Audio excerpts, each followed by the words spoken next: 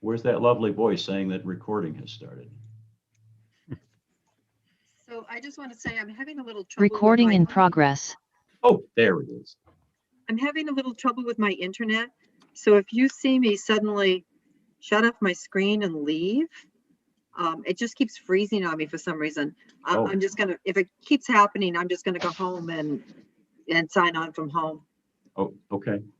I did notice you popping in and out there a few times. Yeah, it just kept freezing on my screen. I don't know what the problem is. We Okay. don't usually, I don't remember having this problem before. No, usually your connection is pretty good. Yeah. Okay. All right, it looks as though we've got most folks back in. Oh, still got some coming. Glenn, any more in the waiting room? I don't see anyone else in the waiting room. Okay. All right. Okay, it is now 7:09 p.m. The board has come out of non-public session, and so we will begin with our public hearings. Apologize to the public and other folks who were sort of waylaid by this process, but it was something we needed to discuss. All right, so we've done the compliance checklist, we've done the roll call. We do have a full board, just as a reminder. We also have our two alternates who are non-voting, but will be here for discussion purposes. And we also have planner Glenn Greenwood and town engineer Dennis Quintal. All right, the first application is for Sarnia Properties, Inc. at 53 Church Street, tax map R34, lot 1.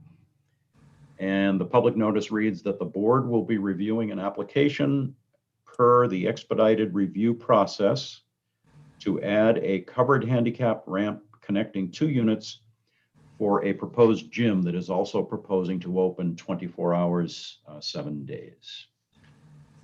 All right, who is on the call speaking on behalf of this application? I guess that would be me, James Kenny. Okay, Mr. Kenny, are you a principal of this business? Are you? Yes, I control the business and the building. Clarify that for me. Are you the owner of the business or of the property? The business owns the property. I control the business. Not the gym, but the plaza. The plaza. Yeah. Got it. Okay. Ellen, have you got all that information? Do you need clarification, Ellen? Can't hear you. No. Okay. Okay, Mr. Kenny. We have some. Let's see. We have some information. We have a letter that was written by Mr. Annis, and I suspect that he is it says he's the president of CJA Corporation, doing business as Vanguard Key Club. So they would be the operator of the business. Is that correct? Correct. Okay. I know that board members have received a copy of this letter. Board members also should have received a copy of the application, as well as a couple of attachments, some photographs, as well as a marked up tax card for the property. If Mr. Annis were on the call, I would ask him to read this letter because it's very long, or I would ask him to paraphrase it. But since he's not, I suppose I should read this into the record. And just a forewarning for all of you folks, there's a lot of reading that's going to be going on here tonight, and I don't plan to do all of it, so I'm going to be calling on people to share in this task, because there is a pile of it as we get through the meeting. Not necessarily this application, but we've got some coming up. All right, so this is a letter, as I said, from Mr. Craig Annis. It does not have a date on it, although no, it does not. All right, so it's addressed to this board. It says, "My name is Craig Annis, and I operate several locations of private 24-hour Key Club fitness centers throughout the seacoast of Maine, New Hampshire, and Massachusetts. Our unique model of fitness center provides large open spaces of general fitness equipment for the members to access 24/7. We are a private, non-staffed, members-only facility, allowing our clients to gain access using an electronic access system, and our facilities are equipped with complete digital surveillance systems. Contractors are on site daily and as needed to provide cleaning and maintenance services, and personal trainers are independent members who are authorized by us to train clients who must be members of our locations. Trainers are required to provide additional insurance to work out of our facilities. We have been operating for over 28 years, and the Kingston location was chosen over other communities because of its rural feel and tight-knit community environment, while being easily accessible to commuters as well.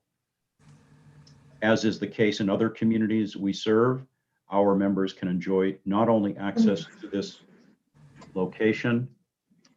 All right, I'm starting to get background,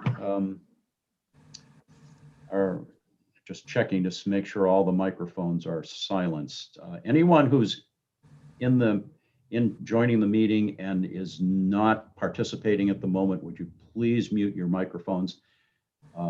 Mr. Frank Chase, if you could mute yours, that might be where the noise is coming from. The only one I see open at this point. Mr. Chase, can you hear me?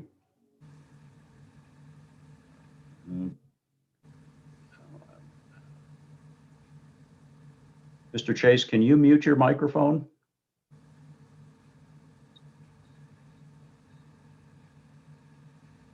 Okay, I'm not getting a response. All right. Let's see.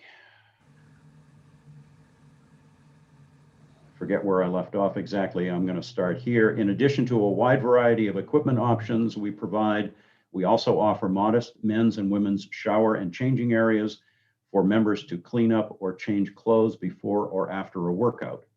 At a minimum, these facilities generally include 2 to 3 private shower stalls per room, 2 toilets in the women's and 1 toilet and urinal in the men's, plus 2 sinks per room. Both areas are ADA compliant. Flooring in the changing and bathroom areas will be tile, and the remainder of the facility will be roll rubber flooring. We will provide 20 to 30 pieces of cardiovascular equipment, a complete circuit of selectorized weight circuit equipment, free weights, racks, benches, and cable stations, as well as a separate room set aside for a heavy bag, stretching, and stability ball exercises. We do not offer group exercise classes in any way. We often refer to ourselves as a home gym away from home, and we attract self-motivated people of all ages and genders who simply are looking for an open, airy, and uncrowded space to exercise whenever time is allowed. Our great success has been in our ability to respond to every member need as if we were on site, only more efficiently using electronic means such as email and voicemail, which are received in real time directly by our management. Our website serves as our virtual front desk, and on-site tours are managed remotely. You could say we have been practicing social distancing long before it became trendy. It is my understanding a fitness business previously occupied one of the units we are acquiring, but has predominantly focused on group instruction. We hope to fill some degree of a void that may have been created upon their departure, and we look forward to building our brand in the Kingston community. Sincerely, Craig Annis, President, CJA Corporation, doing business as Vanguard Key Clubs. Okay.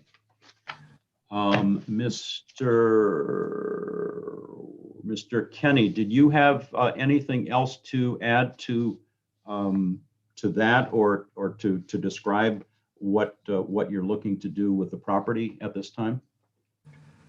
I don't really have anything to add beyond Craig's letter. Yeah, I do happen to go to a facility, not the gym, that he owns in Portsmouth, and I know when I go there monthly, the parking is not an issue. There's relatively few people at any point in time utilizing the gyms. So I can't imagine there's going to be a parking issue in Kingston. Okay. So the letter describes the use pretty well, and the board can certainly have a discussion about that. But there's also the other part of the application, which is the expedited review for the modification to the building for access looks like it's on the rear side of the building. Yeah. Right where two sections of where the building sort of turns, and there's a curve, well, not a curve, but a bend in the. Yeah, it's a pie shape, which most people wouldn't know existed if they're in the parking lot. And he just wants to, I guess generally his clubs are 8,000 square feet or more. And that seems to be the minimum that he can work with. And so we're proposing to join two units. One was an antique store, 4,500 feet. The other was which has been a health club for a number of years, over 3,000 feet, which is fairly simple, except one slab is about 12 inches higher than the other slab. So there's going to be a modest ramp in there, which will be less than 1 in 12 for handicap access between the two. And we estimate the total size of the pie shape will be something like 240 square feet, a very small connector. And that connector will be it'll be accessed from inside the building. It won't be accessed from outside behind. Correct. Yeah. Okay. All right. Glenn and Dennis, I know that you've done your reviews on this. We also have comments from Fire and Highway on this. I don't see comments from the building inspector, but that doesn't mean we didn't get it. I just don't have it in front of me. So Glenn, would you like to start us off on this one? And you should unmute yourself if you're going to do that. Thank you. My comments are as follows. This is an application to add a covered handicap ramp connecting 2 units for a proposed gym that is also proposing to be open 24 hours a day, 7 days a week. The additional construction on the plaza constitutes roughly 300 square feet of new covered area in a V-shaped area detailed in photographs provided by the property owner. The proposed use is a fitness center. This use has been approved on the site before. This proposed use, however, includes the request that the site will be used 24 hours a day by members that each have security access. The applicant has current septic system information proving the use is viable for the site and that the nature of the business spreads parking generation over many hours. Those are my comments. Okay. You don't mention anything in here about invoking jurisdiction. Would you wish to comment on that? You should invoke jurisdiction. Well, I figured we should, but I didn't know if you had a particular recommendation, you know. Yes, in this case, I think that we have adequate information before us to invoke jurisdiction. Okay, thank you. Dennis, would you like to do yours now? Certainly. So I got the 2 photographs, the one sheet of the tax card, copy of the site plan review application. No plans were submitted. Other than that, I offer the following comments. The proposal is for an addition of a connection covered handicap ramp for the proposed gym. This addition is to be 240 square feet over pervious surfaces.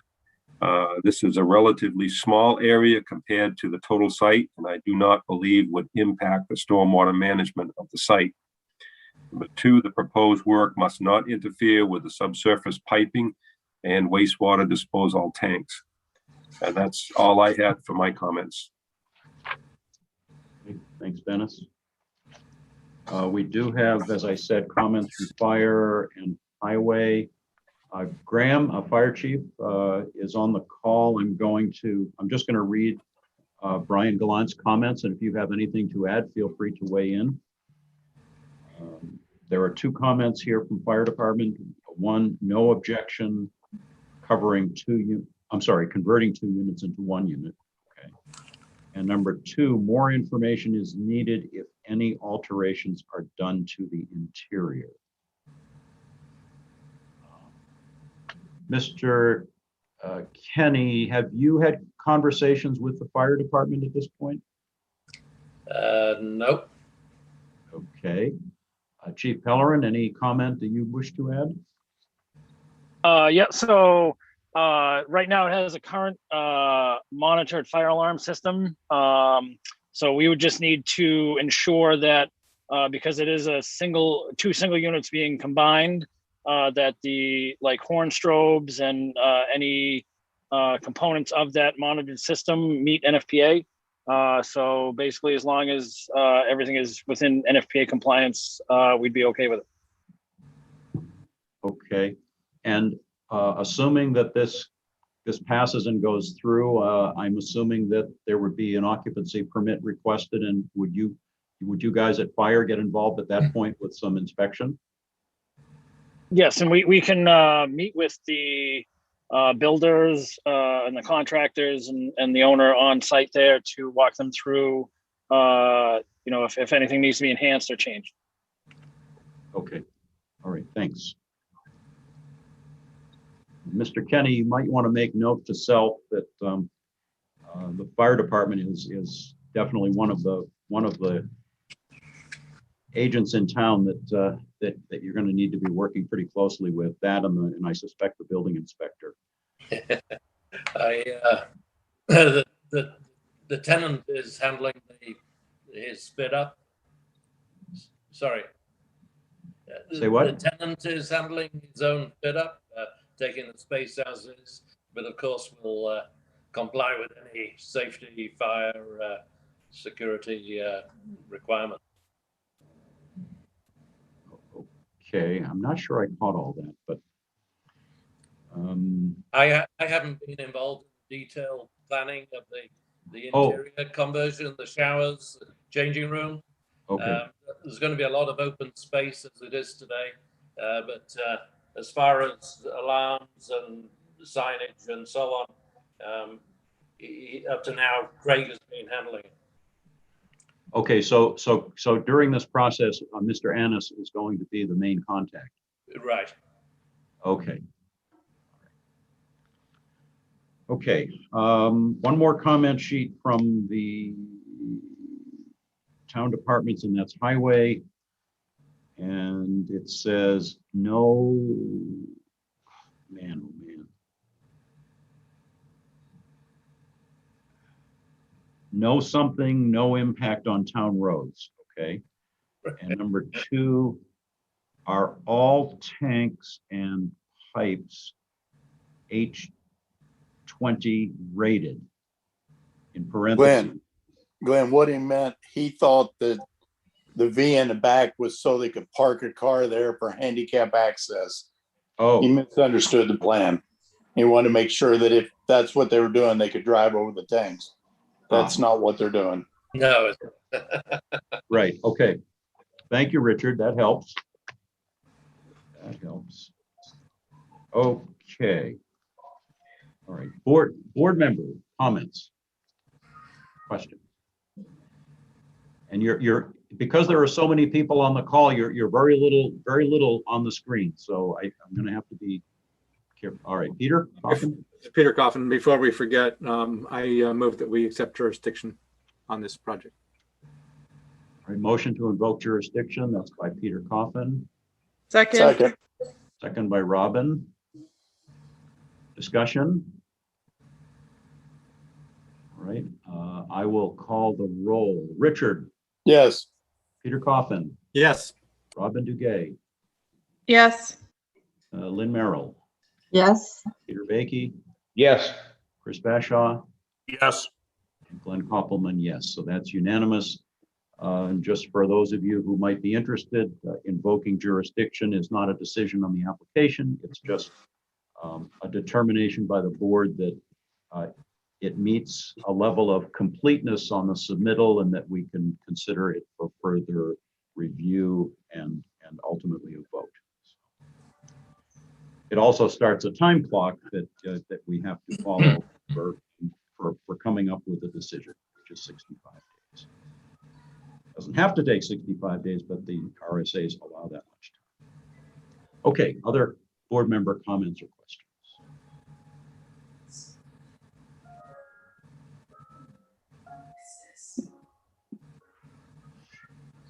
All right, I'm not seeing anything, but so while you're pondering that, this is a public hearing, so if there are folks in the audience as members of the public, Glenn Greenwood will open the chat function, and if you could type, if you want to speak or ask a question, if you would just go into the chat function and type your name and your address in, we can then call on you, recognize you, and allow you to speak. And I see a hand up. Oops, no, never mind. It was my operator error. Sorry. So Glenn, is the chat open? It appears to be. I believe that it is. It looks as though it is. So we'll give it I'll give it a couple of minutes here to give folks time to find, if you're not used to using this Zoom function, if you move your cursor down toward the bottom of the screen, you should see a bunch of different icons that you can click on, and one of them says chat. And if you click on that, it will open up a dialog box on the side of your screen, and it'll give you a place where you can type in a name and an address if you would like to speak.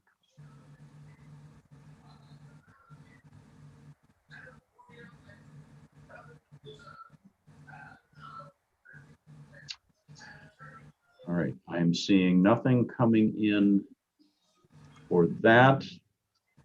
If anyone's having trouble and does want to speak, please indicate so now by turning your video on, raising your hand, or doing something. And now there are so many people on, I can't see the whole bunch at the same time. So, and I'm not seeing anything with this as well. All right, I'm going to go ahead and close public comment then at 7:31. And Glenn, if you would close off the chat function, please.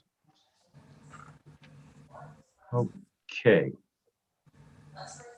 What is the board's pleasure with this? This is Peter Coffin. I'm ready to make a motion that since it's similar or same use as at least one of the units before, and it has been, that we move to accept the plans with the caveat from Dennis that no septic systems will be interfered with, and that even though this comes later, the fire department, all NFTA procedures will be adhered to. Second. A motion by Peter Coffin, second by Chris Bashaw. Further discussion, just a comment that I wanted to make before we get into this part of it, and that is that this is coming to us under expedited review, which allows for applications that that are a limited amount of square footage, and I forget what the number is, 1,600 square feet or 1,200 square feet. Some number. Anyway, the square footage of this is under that threshold. It also allows a site to do up to 2 expedited reviews. And Glenn, do we know that we're under that cap as well? Yes, I did look for that. I was able to see one that we had done one expedited review, but the others that we had done seemed to be, we followed site plan review processes, so. Okay. Presumably we met all the requirements, Glenn Greenwood, as far as numbers of copies of plans and all those, that list. Correct. You've already checked that out. So, Okay. And so, basically it's we- just connecting two units with a, and so card. we meet the requirement under our regulations for expedited review. Are there any, while we're under further discussion, any issues at the board with the use? It's as Peter said when he made the motion, it's obviously similar to uses that have happened here before. It's different in a sense. It's also an expanded number of hours, but that in itself should probably help to stretch out and space out parking in that space. And quite frankly, I think from a security standpoint, that's probably a positive for the plaza. And I'm sure Mr. Kenny will make sure that that the applicant does a proper construction job. It doesn't incur any leaks into the building. So. Yeah. Do my best. Okay, any further discussion on this one? All right, so the motion then is to grant approval as noted. I will call the roll. Can I Richard? just ask, was there a second? Oh, yeah. Yes, Chris. Thank Chris, you. I'm sorry, Ellen. That's okay. I thought we caught that. So Yes. Missed it. Peter Coffin moved it and Chris Bashaw seconded. I had Peter, I just didn't have the second. Yep. Thank you. All right. Calling for the vote. Richard, Yes. Peter Coffin, Yes. Robin, Yes. Lynn, Yes. Chris Bashaw. Yes.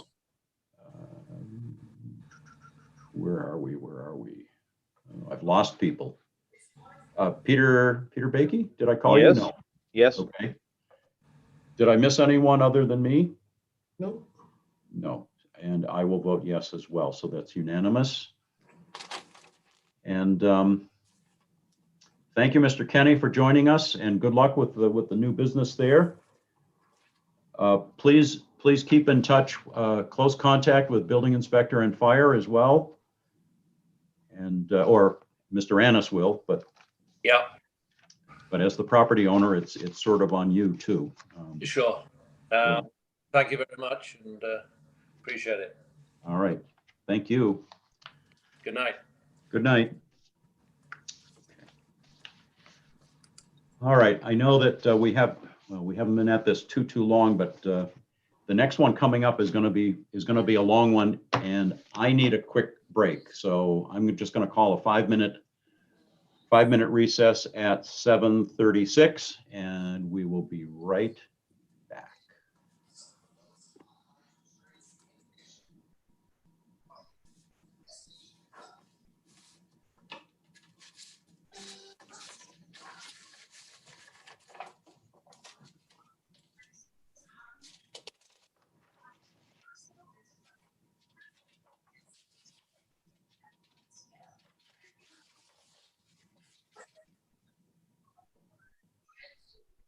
Do we know what's the next on the agenda?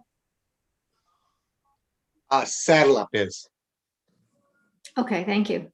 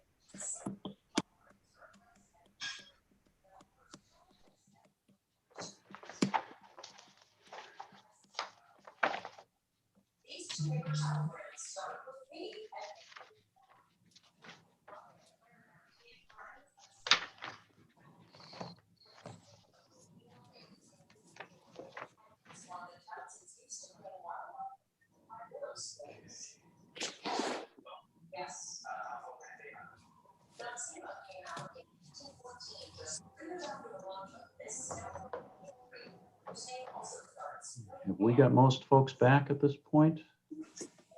Yep, I think so. Okay, it's 7:41. We'll bring the meeting back to order. And let me read the notice for this hearing. It is for Berkshire Dominion Holdings, AKA Saddle Up Saloon, 92 Route 125, Kingston. Tax map R8, lots 40 and 40A. The intent of the application is to make amendments to the previously approved site plan in an effort to bring the site into compliance per the Selectmen's Letter of Deficiency dated June 16, 2020, as well as to clarify operation of the business as desired by the owner. And I believe we have the owner's engineer with us, Charlie Zilch. Good evening. And did I also see Mr. Waters on the call? Yes, I do. You did, I am here. Yes, okay, thank you. Are you two the only folks here on behalf of the application? I have Mr. Pagliarulo from Saddle Up sitting somewhere in the room. And he's here also.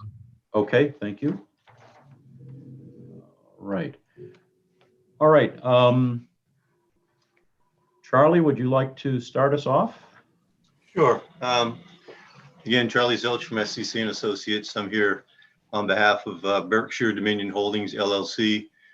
You just spoke with Rob Waters, the property owner. This is on behalf of his amended site plan for Saddle Up Saloon. Again, at the last meeting in the end of April, we received additional comments and some continued comments from the various department and board staff from from that meeting as well as from the initial filing. Also had quite a bit of conversation about the application, and there was some comments from the board from that meeting that we also took in account. And so after that meeting, Rob and I had a pretty good meeting in an effort to make a concerted effort to reasonably address all the concerns as best we possibly could. So in the weeks after that meeting, we put together another application and resubmitted the plans. I think everything you have in front of you is dated May 17th, is the response letter and the updated plans.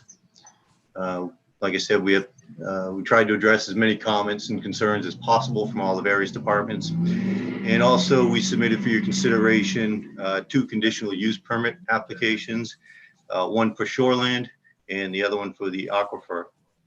The only thing that we didn't quite finish up on is we had the issue of the floating dock. As you know, they're proposing to utilize the floating dock as the previous restaurant had for bar service and patrons. And we wound up getting SFC, the fire department's engineer, involved. They were hoping to have comments ready for this meeting. I haven't received any myself. Perhaps they got submitted to the planning board, and we'll be looking at those tonight, hopefully. The other part of the floating dock is I do not know whether or not there's a state permit, if it's actively permitted or not. I did reach out to DES, and Evan Lewis from the Wetlands Bureau was going to look into it for me, and I haven't heard back from him as of yet. Everything else, I think we've addressed as best we could. I know there's some additional comments generated from both Dennis and Glenn that I have received. Dennis, I think, is just down to the one issue of the floating dock, and Glenn has a number of comments that perhaps we can get into in a little bit. So I'll let you lead in which way you want to go. I know there's quite a few abutting property owners or citizens that have chimed in, and for the reason that you have so many people on tonight.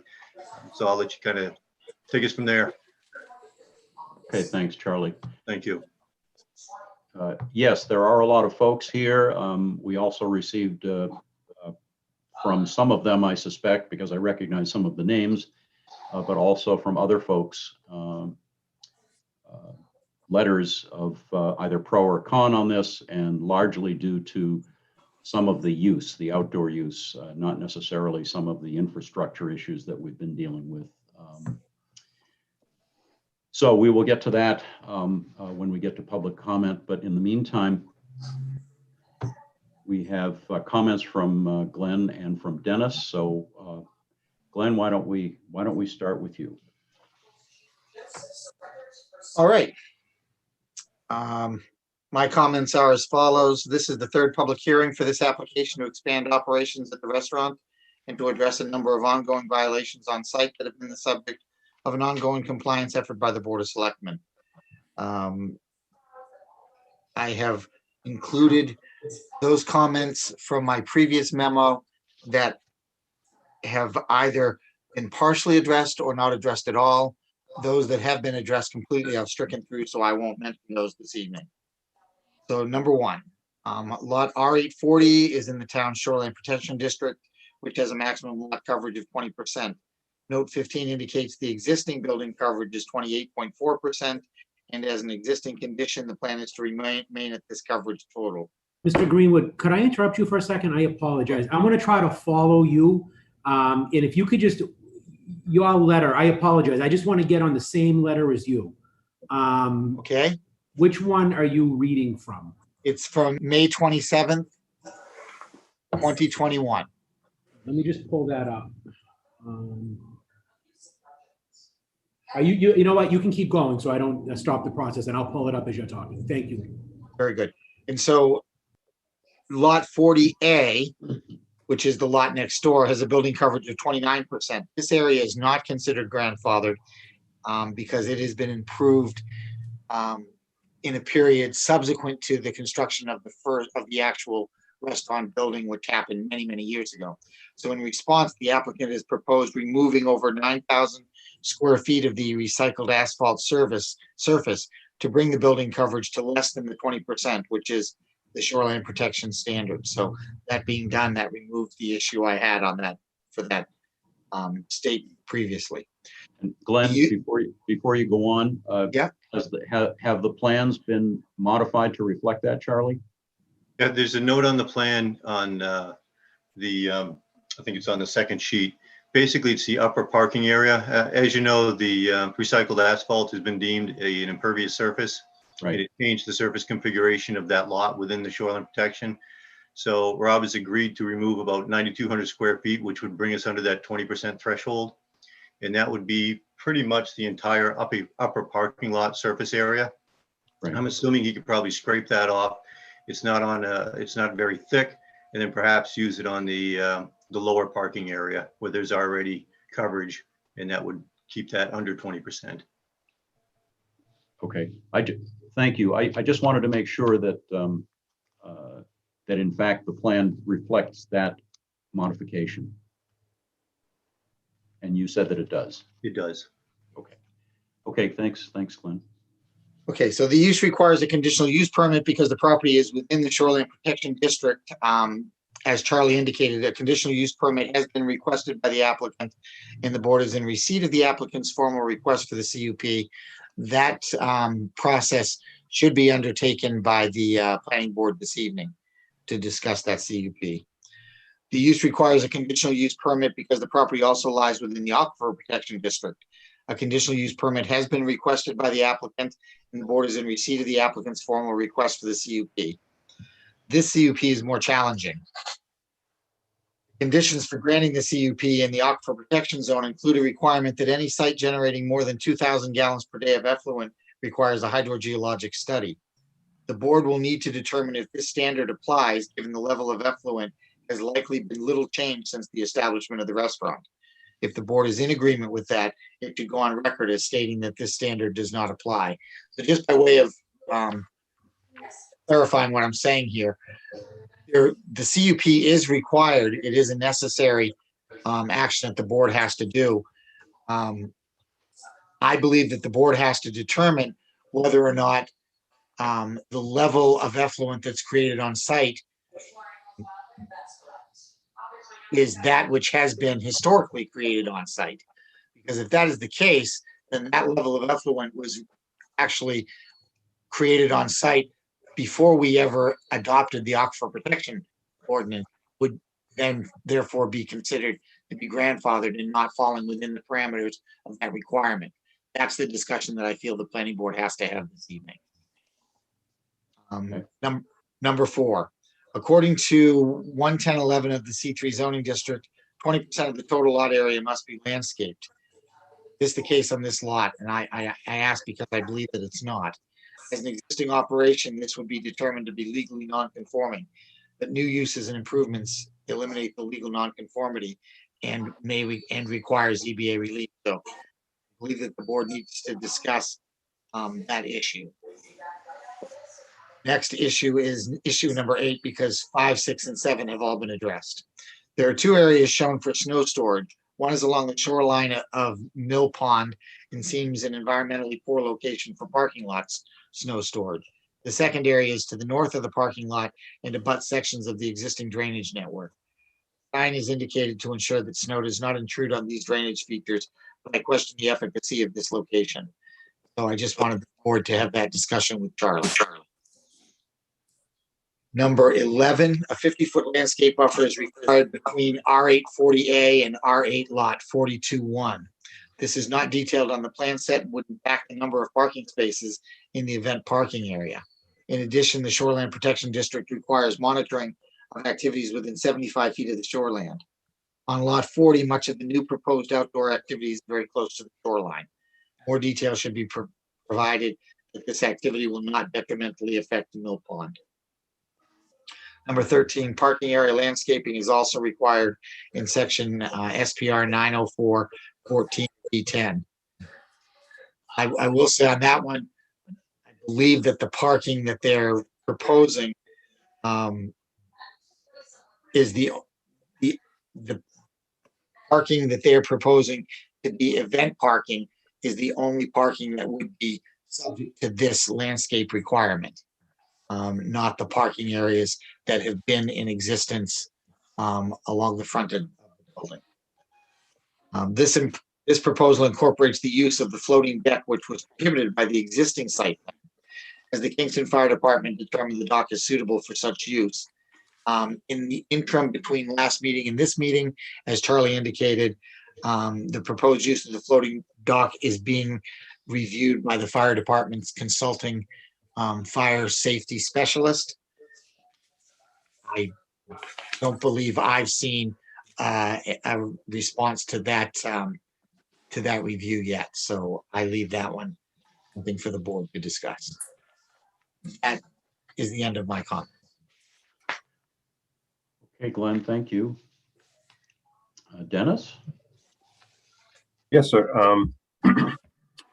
True, I received all the documents May 17th, and I had previously 13 comments. They were all addressed except for my comment number 12, which was about the floating dock, which is what Charlie had just talked about. And the applicant is working with the ES Wetlands Bureau for that permit if it's needed. So that was the only outstanding comment that I had. All the other comments that I had previously have been addressed. So that's all I have to say about this tonight. All right, thanks, Dennis. All right.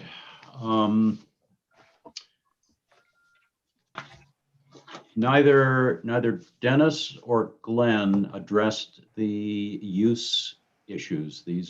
We're still talking about all of the sort of nuts and bolts stuff with regard to the site. Did you guys, the two of you, purposely not weigh in on that because that was going to be a board decision, a board discussion? My perspective, yes, I did Okay. not. All right. Same with me. Okay. All right.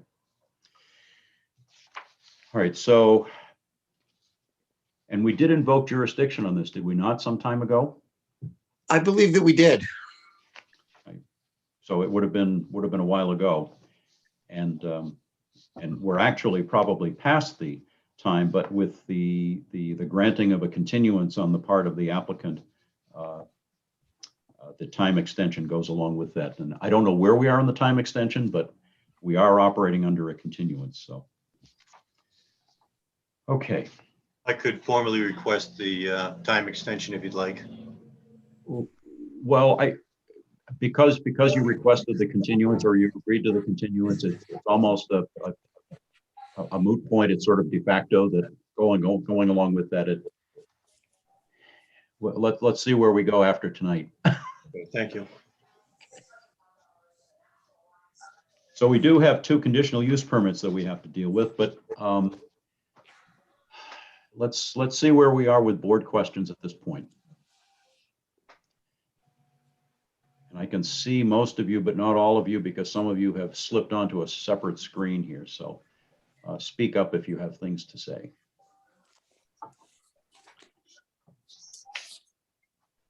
Glenn, it's Peter Coffin. I brought this up before and never got a very clear answer, and that was that, and we discussed this earlier tonight on another property. Generally speaking, we don't review amended site plans on non-conforming sites.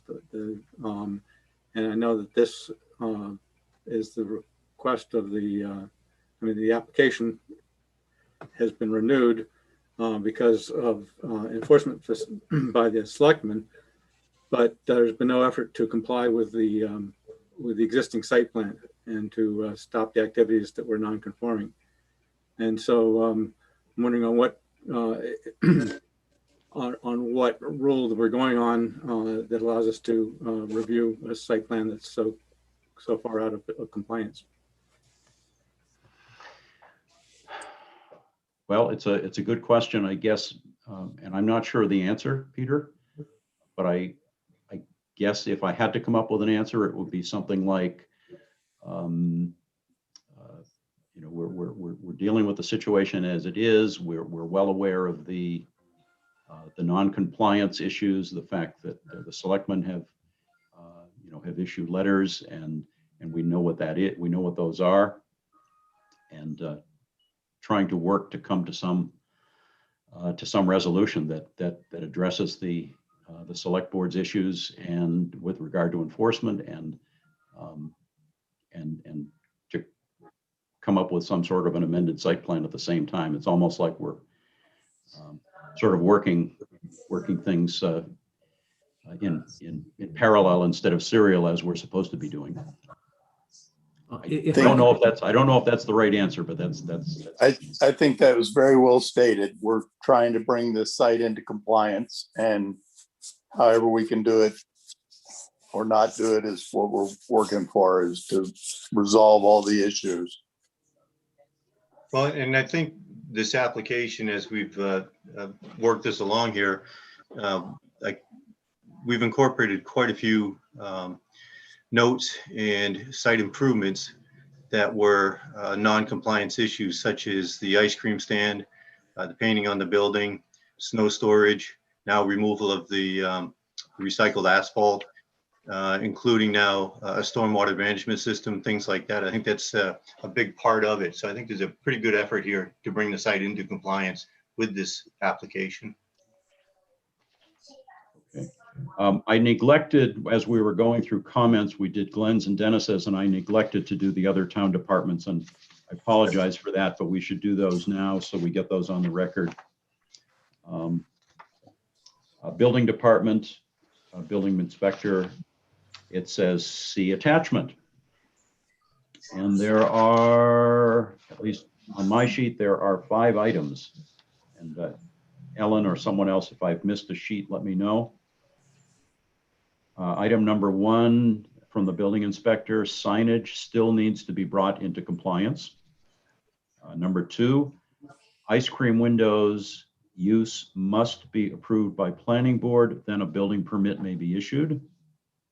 So that, I guess that's another item on the list for the use issues that the board members might want to make a We're note of. proposing to remove it.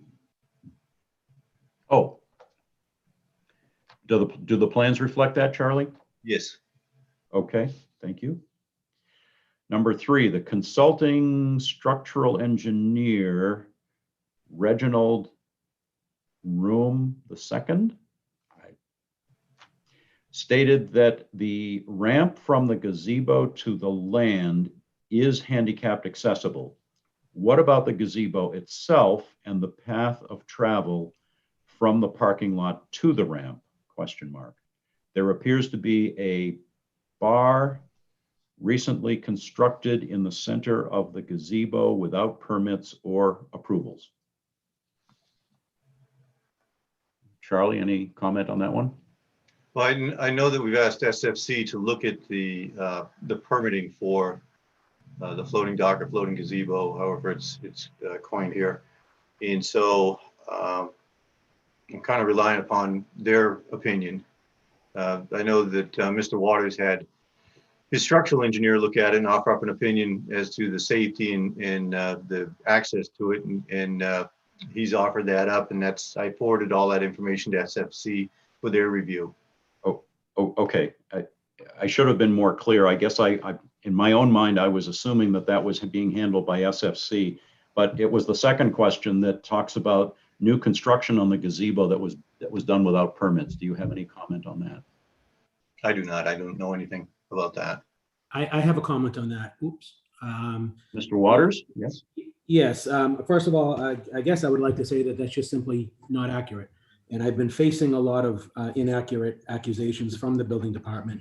And it's just frustrating to try to deal with the issues that we have.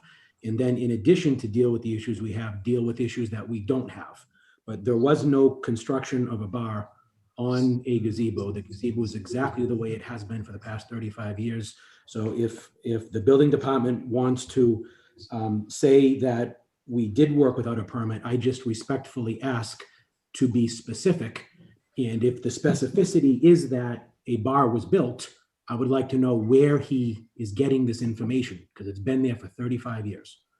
So I don't know how to address a lot of these issues because a lot of them are they're just not there. So I don't know what to do. And I'm open to your suggestion to address issues like this. Okay, well, we have our selectman representative raising his hand, so I'm going to let him weigh in on this. Richard? I sat in the restaurant more than a year ago watching construction on that gazebo, that floating dock. So to say no work has happened there is just an embarrassment to the whole thing. I watched construction being done, whether they built the bar or just re-secured the building, work was being done. Then I suggest issuing some sort of legal governmental action, making the accusations that you are saying that you witnessed yourself, perhaps that you can fill out an affidavit and file it with a court and attest to that fact, because I absolutely that it was renovated. Listen, all right, Mr. Waters. Mr. Waters, can you hold on just a second? Sure. The person with the cigarette, Galaxy J3 Luno Pro, we're not open for public comment, and I would appreciate you not speaking until we do. And also, I'd like you to turn your microphone off, please. Thank you very much. Okay, Mr. Waters, go ahead. All right, so I guess, as I had said in the last meeting, that we are here, again, willing to put forth tremendous expenditures in order to make the site compliant, to make it safe, and to make it enjoyable for the patrons. But what we can't do is address issues that just simply aren't there. So we need to move past these things. And if work is being done, or if the selectmen had seen work being done without a permit, then I would have suggested at that time issuing a cease and desist so that we could be actually clear as to what it was that we were doing wrong. Otherwise, I suggest we move forward. Okay. All right. I appreciate the comments, and we certainly have captured those for the record, Mr. Waters. I mean, it's things like this that really put this board into a tough spot. I mean, and it brings up the challenge that we have that Peter Coffin raised, that you know, we really should be dealing with this on a site that's in compliance, and until it is, we really shouldn't be dealing with it. But you know, in trying to do it in the spirit of good faith, we're trying to do it all, you know, sort of all together, but it does make it very difficult when we have these, you know, multiple perspectives going on. So, all right. I am here, Mr. Kaufman, and I appreciate your input on that. And we are here, and we have been, I think, devoted to making the site compliant, even in a lot of areas where I've expressed that I'm actually confused as to the vagueness as to what is non-compliant specifically. But I think that I can see the town working in good faith, many people in the town, which I truly appreciate. And I'm hoping that the town can also look at the site and say that we are acting in good faith, trying to move forward. So I think that if everybody's acting in good faith, I think that's a great basis to move forward and resolve this, and not to keep looking back and throwing accusations either way that are not going to be productive unless action is going to be taken on them. Okay, thank you. Let me continue on with, which one am I doing here? Building. So that was comment 3. There are 2 more. Number 4, once the second floor office and storage space use has been approved by the planning board, then the building and electrical permit may be issued. Fire department must approve the use of the untreated pine lumber used for construction of the walls and partitions. Hopefully when we get to the fire comments, Chief just again, for the record, can address them. I met with the chief personally, who inspected the area, and just for the purposes of this topic, they had no issue at all with any fire safety issues. But again, I think the best place to address that is with their comments. But as we sit here now, the fire department did not have an issue with anything up there, but we'll address that with their comments. Okay, Mr. Waters, thank you. We're going to get to the fire comments next, and I know that Chief Pellerin is on the line, so I will ask him to weigh in also. And then number 5, the recently paved event parking lot seems to be used on a daily basis. Why not delete the event classification, reclassify as overflow, and show stormwater? And then I have nothing after that, so I don't know if I'm missing anything beyond that. Ellen, do you happen to know? It says as overflow and show stormwater management compliance. Ah, okay, thank you. So could we ask the board to discuss that this evening as to whether or not they would be okay with doing as the inspector recommends? Changing it from event to overflow parking? We're okay with that if the town's. No, okay. that's what you're asking though. It's just a reclassification. I guess whatever it is the inspector is, he is suggesting to make it overflow. So I guess the answer would be yes to your question, a reclassification, if that's what the town would prefer. Well, that's the building inspector's suggestion. Why don't we make a notation on that one, and when it comes back to the board discussion, we'll see if we can address that one. Okay. It's gonna be a while. All right. Fire. I've got 2 comment sheets from fire, and I'm not sure if maybe one of them I already did at a prior meeting. Ellen, you might have to help me out with this, but I know that the one that Chief Pellerin submitted is for this meeting tonight. And it says SFC Engineering is being retained as a third-party consultant. So Chief Pellerin, maybe you can weigh in at this point and make any comments that you feel are pertinent with regard to some of the discussion we've had so far. Sure. Good evening. So I did receive an email from Jeff Murphy from SFC today. I just spoke with Jeff Murphy on the phone. It was not given to Charlie Zilch. It was a draft. He thought the meeting was tomorrow, so I apologize for that. Charlie, I'll forward this off to you, but I'll paraphrase what this says. As for the walls and the partition for the untreated wood on the second floor, I did meet with Mr. Waters on site, and we did not have an issue with that as pertaining to an office and storage on the second floor. So that's what it was. I believe the site plan originally stated was that the owner's office, and he added liquor storage up on the second floor, which we're totally fine with. When we met with Mr. Waters and when I've spoken with Bobby since then, we have recommended that through the building committee that he replace the pre-existing staircase on the south side of the building. And Bobby had said that he would do that, obviously, once obtaining a building permit. But as SFC has emailed, and like I said, I'll do the best I can to paraphrase it. So there's 5 comments they have pertaining to the floating dock. The number 1, the plans do not include any means of egress details regarding the ramp providing for the dock. Therefore, the egress capacity cannot be verified to determine if it is sufficient for the proposed occupant load of 30 persons. Additionally, handrail height, guard height, and pitch cannot be checked for compliance with NFPA 101 and the IBC International Building Code. Additional information should be provided.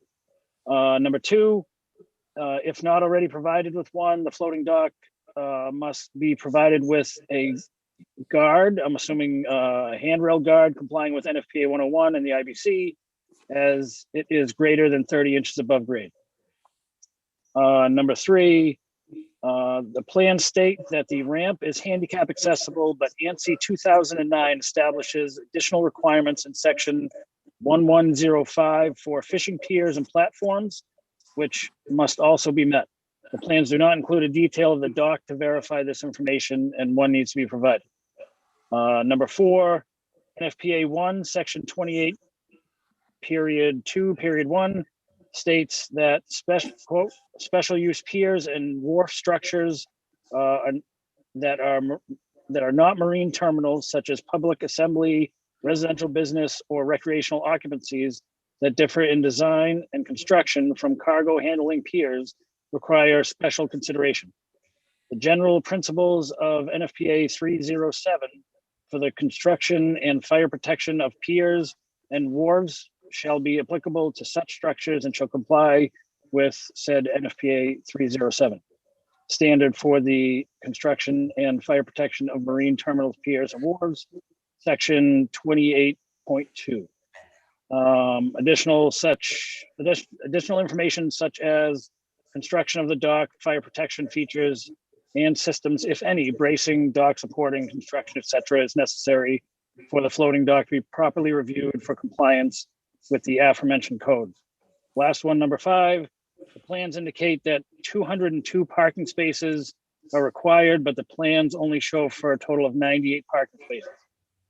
Provide clarification if this is the intent as for the spaces appear on the plan. So like I said, I received that this afternoon from SFC, so I will forward that to the planning board and to the property owner. Okay, Chief, thank you very much. Does that constitute the report from SFC? Is that, or are you expecting more from them? So they stated that was the draft, but when I talked to Jeff Murphy, the owner of SFC, a few minutes ago, he said that I could share that with the board. So I'm assuming they would look at the plans again once any of that information requested was forwarded to them. Okay. All right.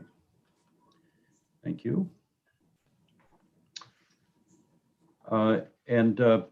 Chief Pellerin, maybe you can tell me whether or not we've addressed this other comment sheet at a previous meeting.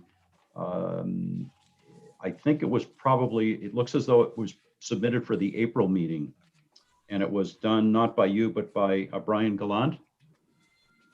And there are several items on here along with an attachment that dates back several years. The first bullet, the second floor office will be used as an office and storage area and will be signed for no public access. Second bullet, the deck off the office is intended for office staff only as an area of refuge. And 3, any alterations, additions, or use of the floating bar is subject for fire code review by SFC. So I'm guessing that we've already done this on behalf of the town, because it's referring to SFC, which you've just referred to, that has done their review. See attached documents for additional info. And these attached documents are from Robert Cummings and Associates, PLLC. And as I said, these date back to 2017. It looks like 2017. Regarding, I'm sorry, but it looks as though some of it got cut off here. Issues regarding the second floor, outside front, talking about reattaching canopy, so forth and so on. Outside rear, it looks like it was an evaluation of the site, but. So Okay, Glenn, so that, I believe Robert Cummings was the Charlie Zilch when Saddle Up first opened. Mr. Waters, am I correct? He was their site engineer. Charlie, is that so? Is that true? No, I don't believe so. I thought he was someone on behalf of the fire department. No, but no. Okay, so Bob Cummings, no, I I'm could sorry, be wrong. Bob Cummings was our fire engineer, and then Okay. he developed the plans, and then SFC was the town's fire engineer that reviewed the plans that Bob Cummings did. So he's been involved in this from the beginning. Okay. yep, and when I met with Jeff Murphy from SFC about a month ago, 2 months ago maybe, about this, and he spoke to Bob Cummings just to get some background information, and both like Mr. Waters had said, both Bob Cummings and Jeff Murphy both worked on this project when Saddle Up first came to fruition. Okay. I think the confusion was that Charlie, they might have been thinking of Steve Cummings, who used to be with your organization, yes? Correct. Yeah, okay. I'm sorry, Graham, did you? No, so I believe most of those were addressed. Like I said, the original intended use for the second floor was an office and storage with no public access. And then the deck, if you will, off the office was if the main egress to the first floor was blocked, that they could have an area of refuge on the first floor roof.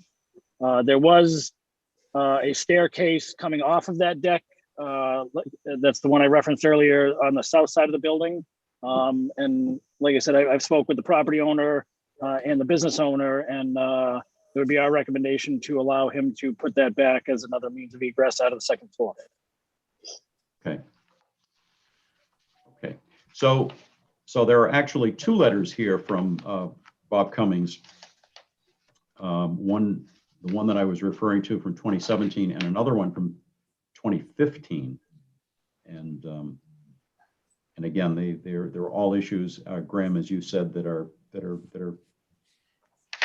being addressed.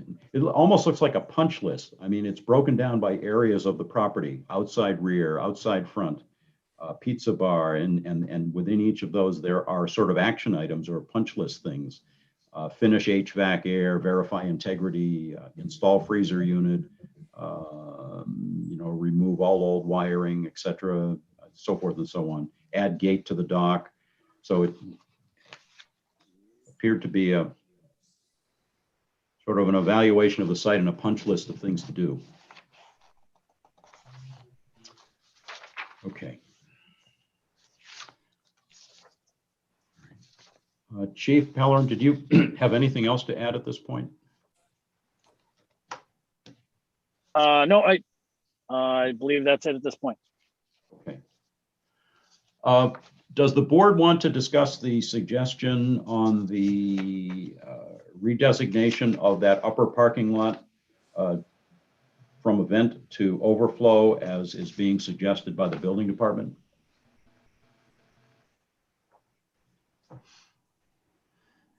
How do you want that, in a motion? Well, I'm fine with it. I'm fine with it. Okay, I don't have a second yet, but Ellen? Ellen's raising her hand before we just. I just wondered if that's just something that you need input from Dennis about. Because of what the building inspector said about just making sure it shows stormwater management compliance with doing that. That would be just if Dennis is okay with it. Usually the board's okay. And this is Peter. I noticed that it doesn't meet the residential setback as shown on the plans. So that would be something we'd discuss if that was going to be converted by having a stormwater management plan, because it's in the aquifer protection zone and the shoreline protection district. And also, I think it would need to comply with the setback rules and buffering rules.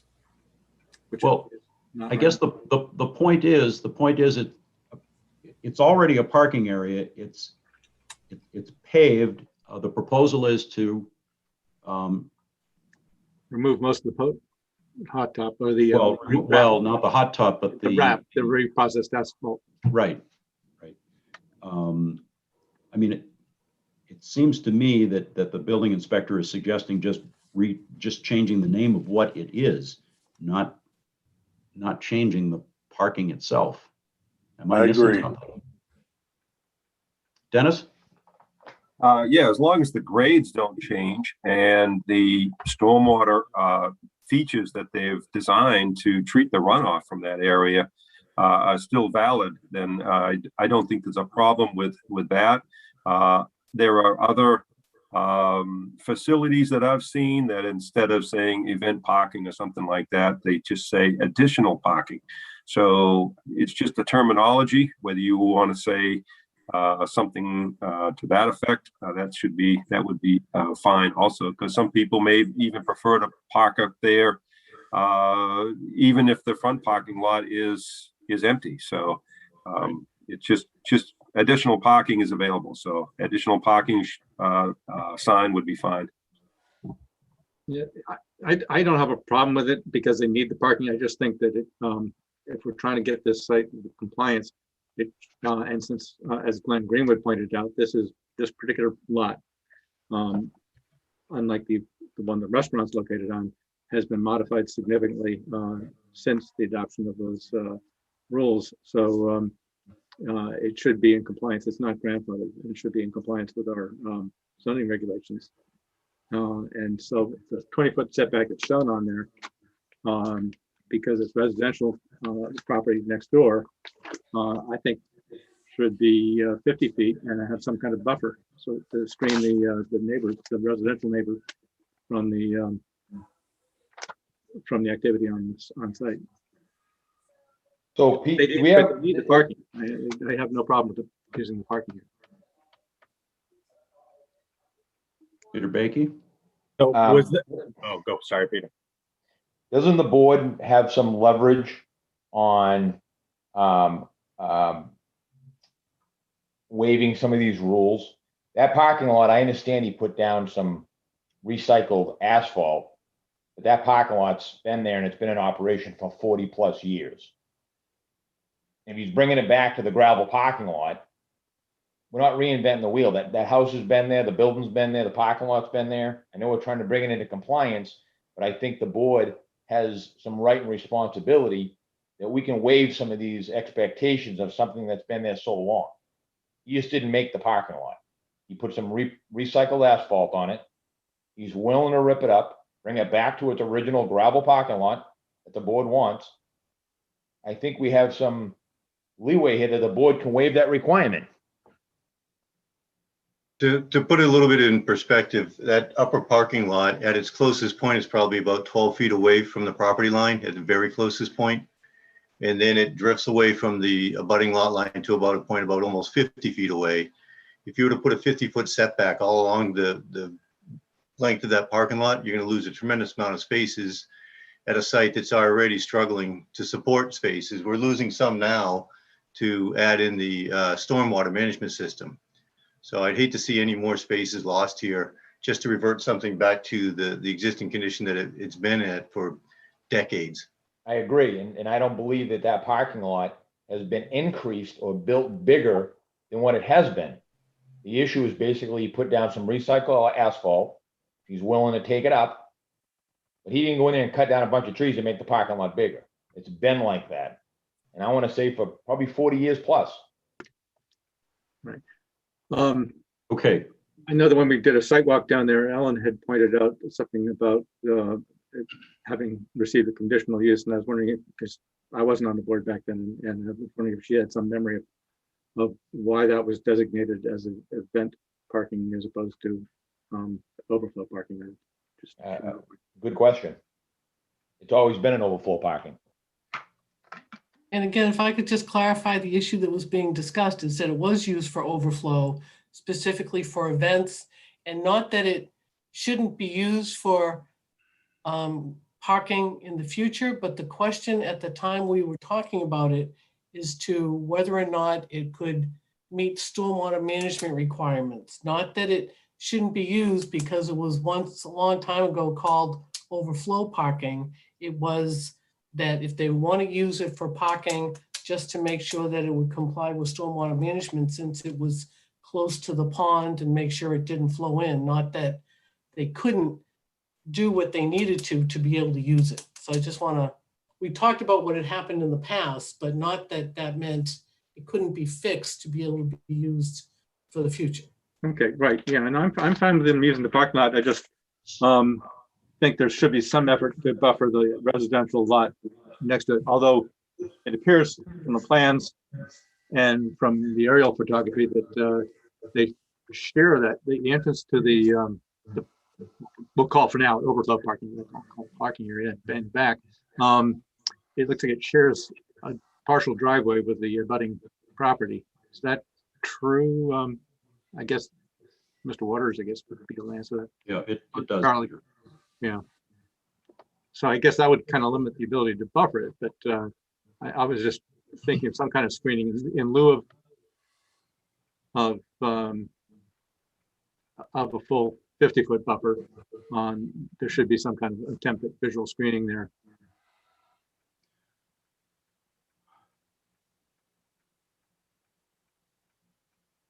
All right, Peter, can you just hold that thought? And I'd like to at least deal with one of these questions that was on the table. There was a motion to change the name of the event parking to something else that would be indicating more regular use, such as overflow or additional parking, which was the recommendation of the building inspector. It sort of concurred with our town engineer, or our town engineer concurred with that. I'll second. Thank you, Chris. Richard, you did make that motion, right? Yes. Okay. Ellen, did you get that? I think so. Okay. You're making a motion Richard- to change Richard, event are- parking to additional parking. Yes. Is that the word? Is that the word you want to suggest, Richard? Additional parking? That's fine. Okay. All right. And I think that suffices for what the building inspector was suggesting, that it really gets used more regularly than just for an occasional event. So Okay, Chris, did you second that? I did. he did. He did. Okay. Further discussion on that motion? This is where I might just put in a suggestion then that that as part of this, we can pick up Dennis's suggestion about the changing of the service and the stormwater management plan being in effect for that. I think that's already noted on the plans. But I won't add that to the motion, to the requirement, but I think that either Well, that, or we can discuss those later on as part of the overall site plan. Well, we've already been told, and I don't have the plan in front of me, that the plan indicates that parking area, the recycled asphalt is being removed and the parking lot's being returned to gravel, therefore helping it to better meet the overall lot coverage. Yeah, I found what they're saying. They're removing 9,200 square feet of existing asphalt. Yeah, okay. There's also a potential alternative parking area layout. And I kind of asked Charlie what the plan is for that. If we're discussing this, it's on top of the, Peter, can we just deal with the motion that's changing the name of this area, and then if you want to get into okay, yeah, that's fine. All right, I'm gonna call for the vote now. I'm gonna do the roll call. Thank you. Oh God, where are we? Richard. Yes. Peter Coffin. Yes. Robin Duguay. Yes. Peter Baiki. Yes. Chris Bashaw. Yes. Did I miss anybody? Glenn Koppelman, yes. Did I miss anyone? Yes. Ellen, did I catch? No, you missed Lynn. Lynn. Lynn, where are you? Oh, she might have dropped away. Looks as though she did. She was having internet trouble. All right. Well, we can't count her vote. So the final vote is 6 in favor, none opposed. And Lynn is missing in action at the moment. So, okay. All right. Peter, did you want to talk more about the? Just, I don't think we can approve a plan that's got two proposals on it. I think what we need to find out is which one they want to do. And I'm fine with the parking lot the way it is. As long as the asphalt, the wrap is taken off. But was asking Charlie about the potential alternative parking area layout. See note 16, sheet 1. So that overlays the parking area that we've just discussed. Okay, that's a carryover from the 2014 approved plan. And that was something that was discussed and voted on and as part of that application and that approval. And I also carried over the note that explains it. It's note number 16 on the cover sheet. And I'll read it to you. It basically says, in the event that the parking space is located within the state of New Hampshire right-of-way, Route 125 right-of-way, are discontinued, the parking area shown on lot 40A, event parking area, shall be utilized for primary parking. And it goes on to say, subject to site plan review, till such time, this area should be utilized for event parking only. So it's kind of a backup plan should the state do improvements into 125 and basically take away that parking area in front of the building. So that, like I said, that was part of the approval for the 2014 plan. I carried it onto this plan as well. Right, but now I think we're taking away that restriction for event parking only by renaming it. And so maybe you want to adjust that. Because it doesn't sound like that's needed anymore. Because right. we're not making it and the just state's event not going to parking. come in and take. Well, even if they do, we're not saying you can't use that parking for regular parking. We've just changed it so you can. Yeah. And the parking is bigger, more parking than what that shows. So I think it's just if you leave that note on, future boards may think that somehow that means it's only for event parking. I just think it's confusing and you don't need it anymore. yeah, I think based on our last vote, you can take it off. I don't care, but I just think you don't need it anymore based on the fact we've now allowed it to not say event parking anymore. But if you like it that way, I don't particularly care. I just don't think it's needed. Charlie, do you see any reason for keeping it at this point? No, because really, honestly, the note says that if you're to construct that parking lot in that configuration, you got to come back through site plan approval again anyhow. Yeah. So I carried it on there because that was one of the resolutions that we had. One of the big questions was having that parking in front of the building partially within the state right of way. Well, Rob has a right to have that parking there now for the duration of his ownership of that business. And so, yeah, I don't have any problem removing it Okay, in that note. okay. It shall be done then. It shall be done. Okay. All right, Lynn, you're back. Lynn? Frozen. Yeah. No, she's not, but she's on mute, so. Okay. Lynn, we did take a vote while you were away, so we couldn't count your vote, but it was to rename the upper parking lot from event to additional parking. Can you hear me? I don't think she can hear me. Okay. All right, hopefully she can rejoin us at some point. All right. Oh my gosh.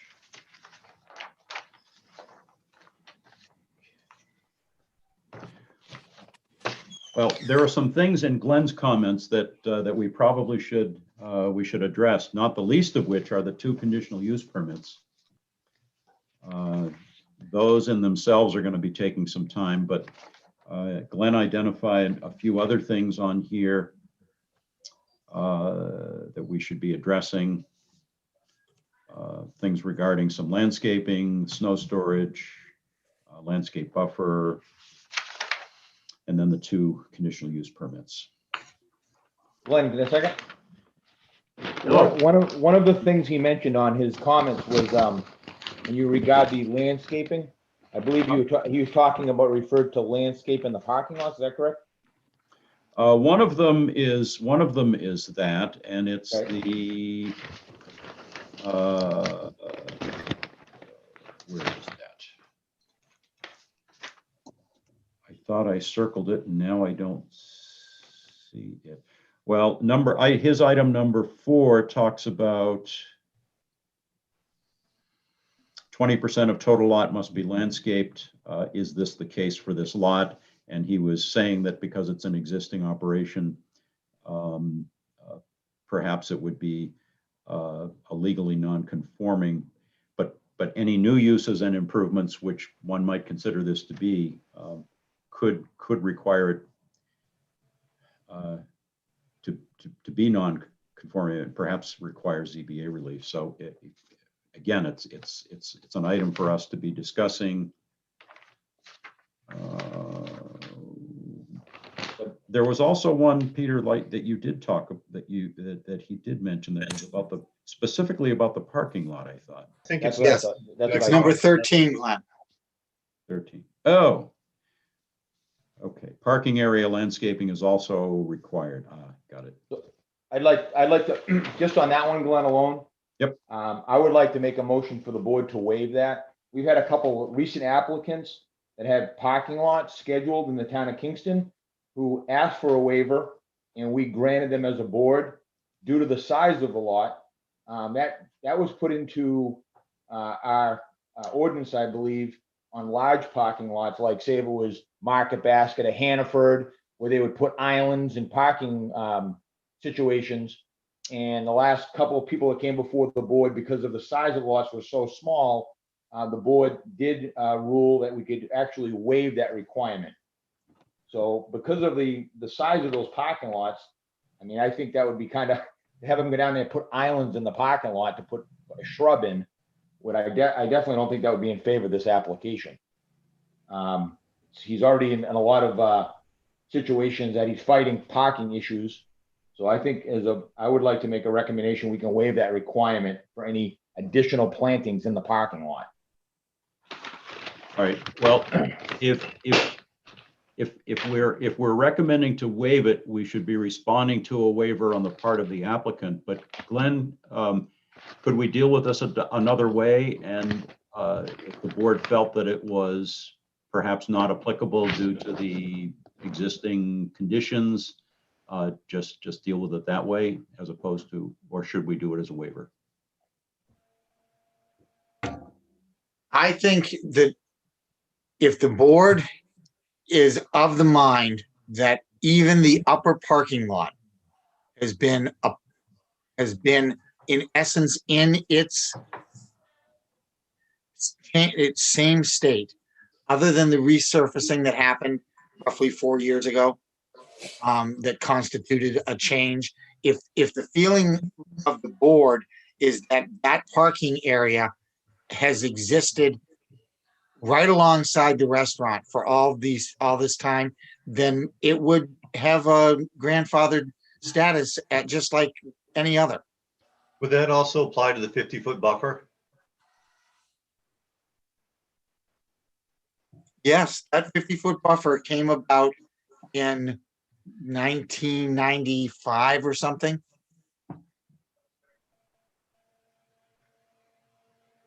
And again, he didn't make that parking lot any bigger. It's always been like that. He just put top coat on it. It So is can we- my understanding that the issue that the town has had with the upper parking lot is the resurfacing that happened 3 or 4 years ago. So can we consider the parking lot grandfathered in and move on? I think that the board has the ability to do that. If they say that clearly, make that the decision of the board. Second, Richard. And is that related to that upper parking lot? Related to all parking. All parking. It's been like that. I went to an event there 34 years ago, and that's how the parking lot was. Okay. Well, we probably should, if that's, I mean, if that is in fact the will of the board, it ought to be done by motion, because that's a significant. Make a motion that we grandfather the parking issues with both parking lots. Second. Second. Okay, motion by Richard, second by, I heard Peter Bakey, but I heard others as well, so we'll take Peter. Further discussion. I think that should be conditioned upon the restoration of the parking lot to its original previous state.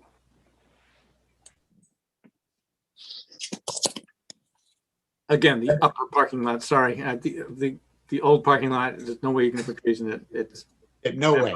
Yeah, I'm just talking about the upper parking lot because that's the one Glenn was talking about. So We're talking about the, I think with regard to vegetation. right, and I'm fine with having it declared grandfathered as long as it's restored to the condition it was before the wrap was added. All right. And that, once again, is on the plans that they're gonna do that. That's come up 3 times. Right. But a lot of stuff has been on plans. Okay. Any further discussion? Ellen? Just so I don't get this wrong, I don't want anyone coming back to me. Motion made and seconded that both parking lots are grandfathered in regards to vegetative, well, that should be vegetation, I guess. And are you adding with the understanding that the wrap is removed or not? I don't think it's necessary because it's on the plan. I agree. I agree. So we're ending with, But who made the motion? Richard and I. Richard and Peter, I think. I thought, yeah, Peter Baiki is what I Right, had. Richard and Peter. So if you guys want to change the motion to include that, you need to do that. Otherwise, I'm fine with how the motion was made. I don't think they ever included it. Somebody else asked for it to be put on. That's why I'm asking the Well, question, so I know what the answer is. that's right, Chris, they did. That's the issue. So that's why I want to know what you wanted to say. I'm happy with Richard's motion and I keep the second. So ending it with vegetation. Or was that not part of the motion either? Oh, I think No it was. vegetation. Right, it says right now a grandfathered in regards to vegetation, or do you just wanted to say grandfathered and that's it? There's been 3 different things and I don't know what you wanted to say. I say grandfather all issues with parking since it's been like that for 30 plus years. That both parking lots are grandfathered with all issues.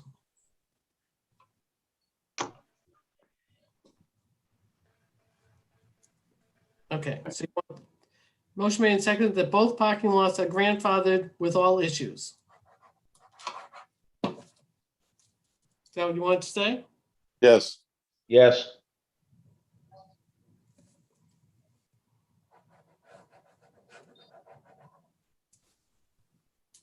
All right, we're still in further discussion. If you go with that motion, that means you're also including any issues relating to buffering, I would assume. Is that right? That is correct. Correct. That is correct. Okay, just so that I'm clear. I'll just state for the record, I know we'll vote on later, but I find it too vague. It's too all encompassing. So Okay. I would not vote the way it's worded. All right. Okay, further discussion? All right, I will call the roll. Oh, where am I? Richard? Yes. Peter Coffin? No. Robin Duguay? Yes. Peter Baiki? Yes. Chris Bashaw? Yes. Lynn Merrill? Yes. And Glenn Koppelman. I will vote no on this because I don't think that eliminating the discussion of buffering is appropriate at this stage, but motion carries 5 in favor and 2 opposed and no abstentions. Okay. All right, Glenn, what else on your memo do we need without going to the CUPs at the moment? I think that Go ahead. the snow storage issue on number 8 is the only one that remains after that waiver that the board just provided. Okay. So just for my own clarification, that last motion also included the landscaping? Yes. Okay, thank you. Okay. And so my statement on the snow storage, Glenn, is if Dennis is comfortable with the stormwater management not being somehow messed up by the snow storage being in these two locations and the signs being adequate to keep the snow areas where they are, then I bring it up only for the board to discuss those points. So if that doesn't remain an issue for Dennis, then I will step away and let the board deal with it as they wish. But we also included fenced areas as well to keep the snow storage away from the drop-offs immediately adjacent to those outflows. Dennis, thoughts? Yeah, so my thoughts on that are such that this is an existing operation here. It's been there for a long time, and the applicant is trying to do the best they can to improve the situation. And so that's kind of the approach that I was taking. I mean, obviously, we don't like to have snow stacked close to rivers or streams or anything like that. I mean, the only thing short of where it's being placed is to say all snow must be removed from the site. And I don't think that's a reasonable request.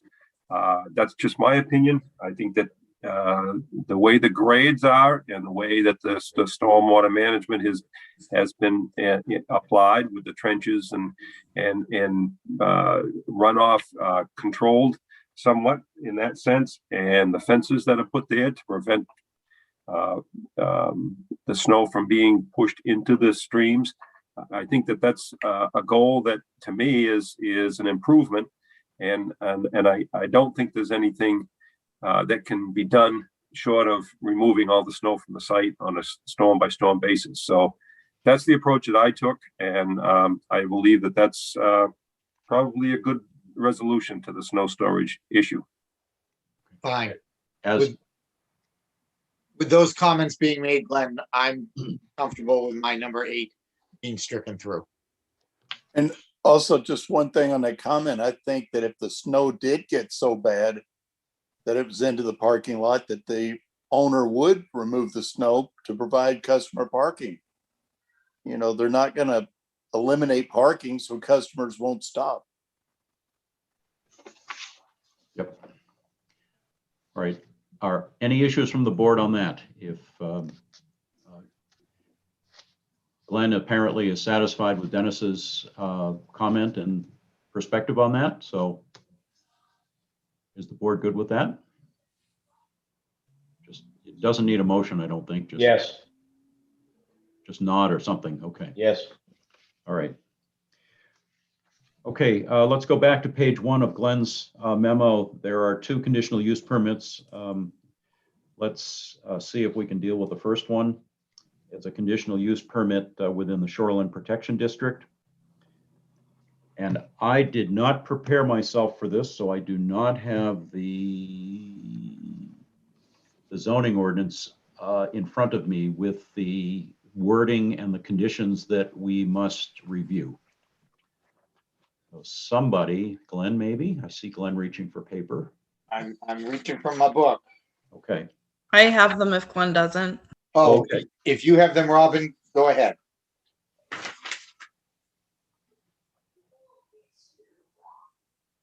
And just before you start speaking on it, Robin, if you could just state which section you're talking from, so we've got that on the record. Sure. So this is Article 205.1. Okay. You want me to read through the whole? Sure.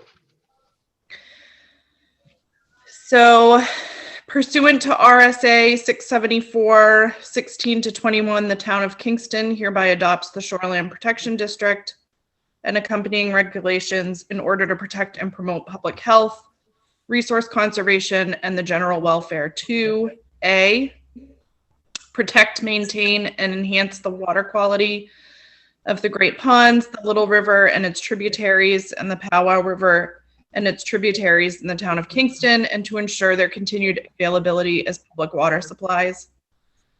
B, conserve and protect aquatic and terrestrial habitat associated with shoreland areas. C, preserve and enhance those recreational and aesthetic values associated with the natural shoreline and river environment.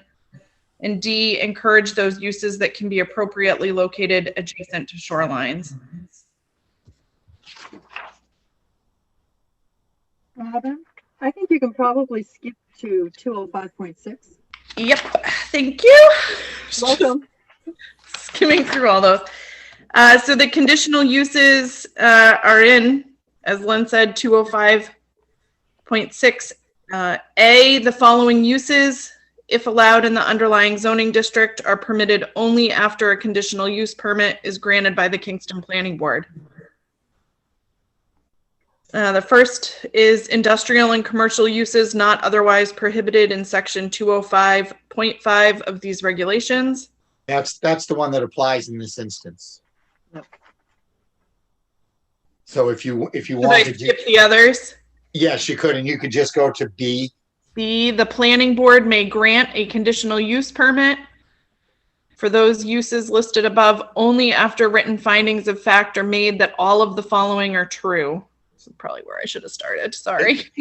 You got us there. 1, the proposed use will not detrimentally affect the surface water quality of the adjacent Great Pond, river, or tributary, or otherwise result in unhealthful conditions. Do we do these one by one? Yeah, we need to affirm each one, and then at the end, after are there 4 or 5 of them? There are 5 of them. 5 of them. Would you like me to read my response after Robin reads the Sure. condition? Please, somebody else speak. Well, yes, and so Robin will read the condition. Charlie, you can do the response, and then Sure. the board will need to vote by motion to affirm or not to affirm each of those. And then once they've gone through all 5 of those, there would be a vote to either grant or not the conditional use permit.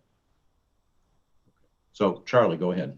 Okay, so Robin just mentioned about water quality. So my response is this is a proposal for an amended site plan for a long existing established restaurant.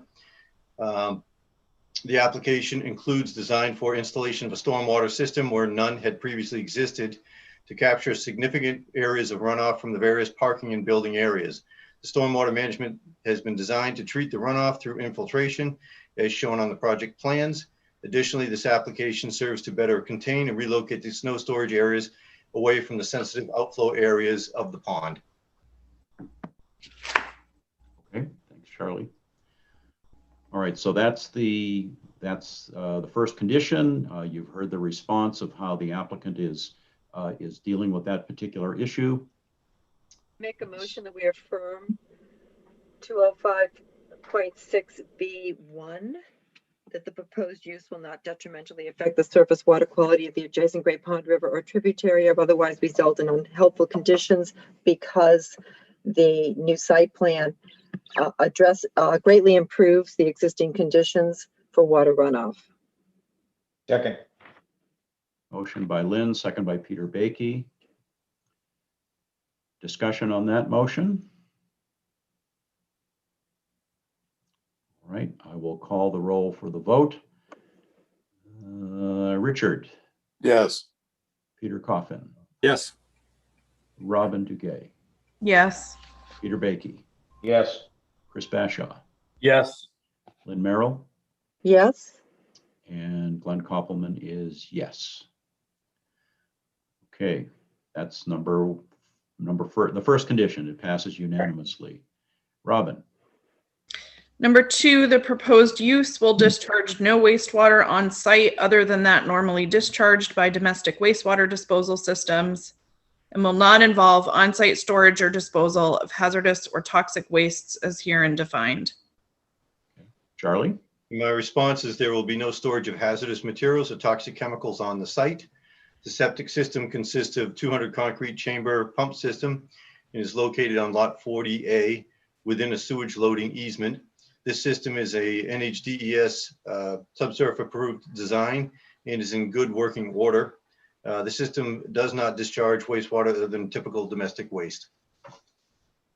Okay, I make a motion that we affirm 205.6B2 because the proposed use will not discharge wastewater on site. It will be Well, properly disposed of. no, it will dispose wastewater on site. Oh, will discharge no wastewater on site other than that normally discharged by wastewater systems. There you And go. that the current system, DES subsurface approved, will handle the wastewater, and there will be no on-site storage or disposal of hazardous or toxic wastes as herein defined. Second. Motion by Lynn, second by Richard. Discussion? Okay, I will call the roll. Richard? Yes. Peter Coffin? Yes. Robin? Robin? She can't hear. Hello? Sorry, I was unstable. I'm back, and I'm assuming you were doing the roll? Yes, I'm calling for your vote. Yes. Thank you. Peter Baiki? Yes. Chris Peshaw? What did you say? Yes. Yes. Thank you. Lynn? Yes. And Glenn is a yes as well. So that's unanimous.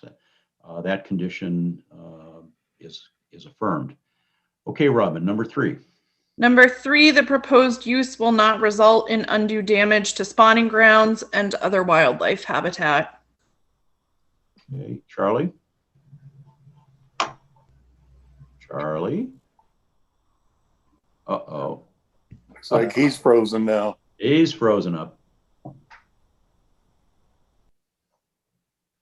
Charlie, can you hear me? Ooh. Do we happen to have his written response somewhere already, Ellen? Yeah. Hang on.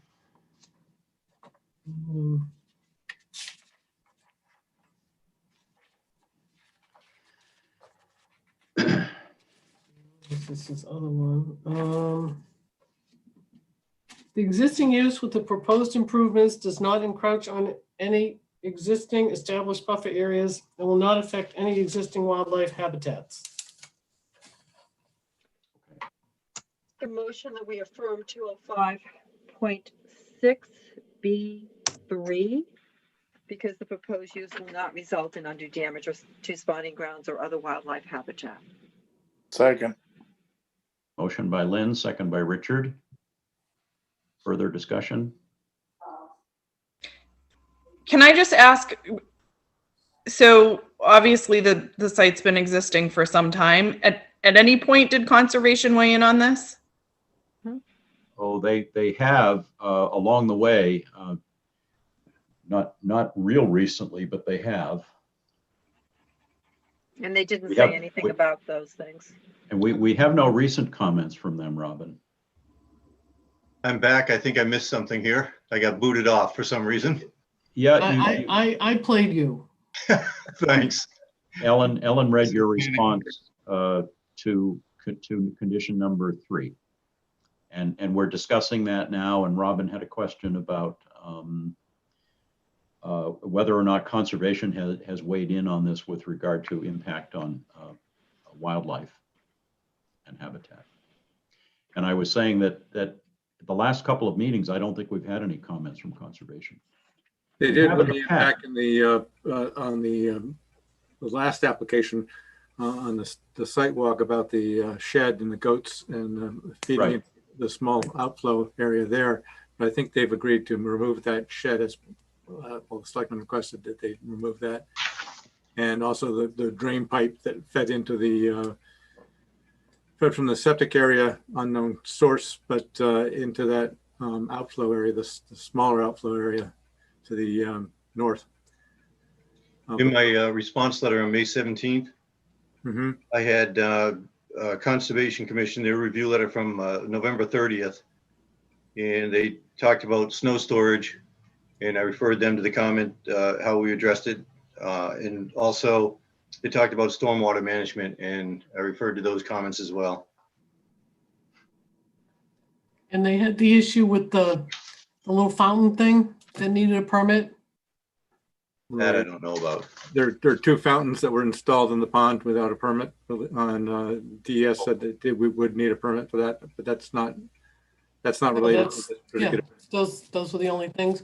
Conservation has commented, and I think that I should just tell this to the board so you'll know that when the board has hearings outside of the normal third Tuesday, they don't meet before you have your Tuesday meeting. So you're not, if we don't get by the time we get the plans in, they don't meet again when hearing's out of order. They just comment on it, so I figured I had to tell you.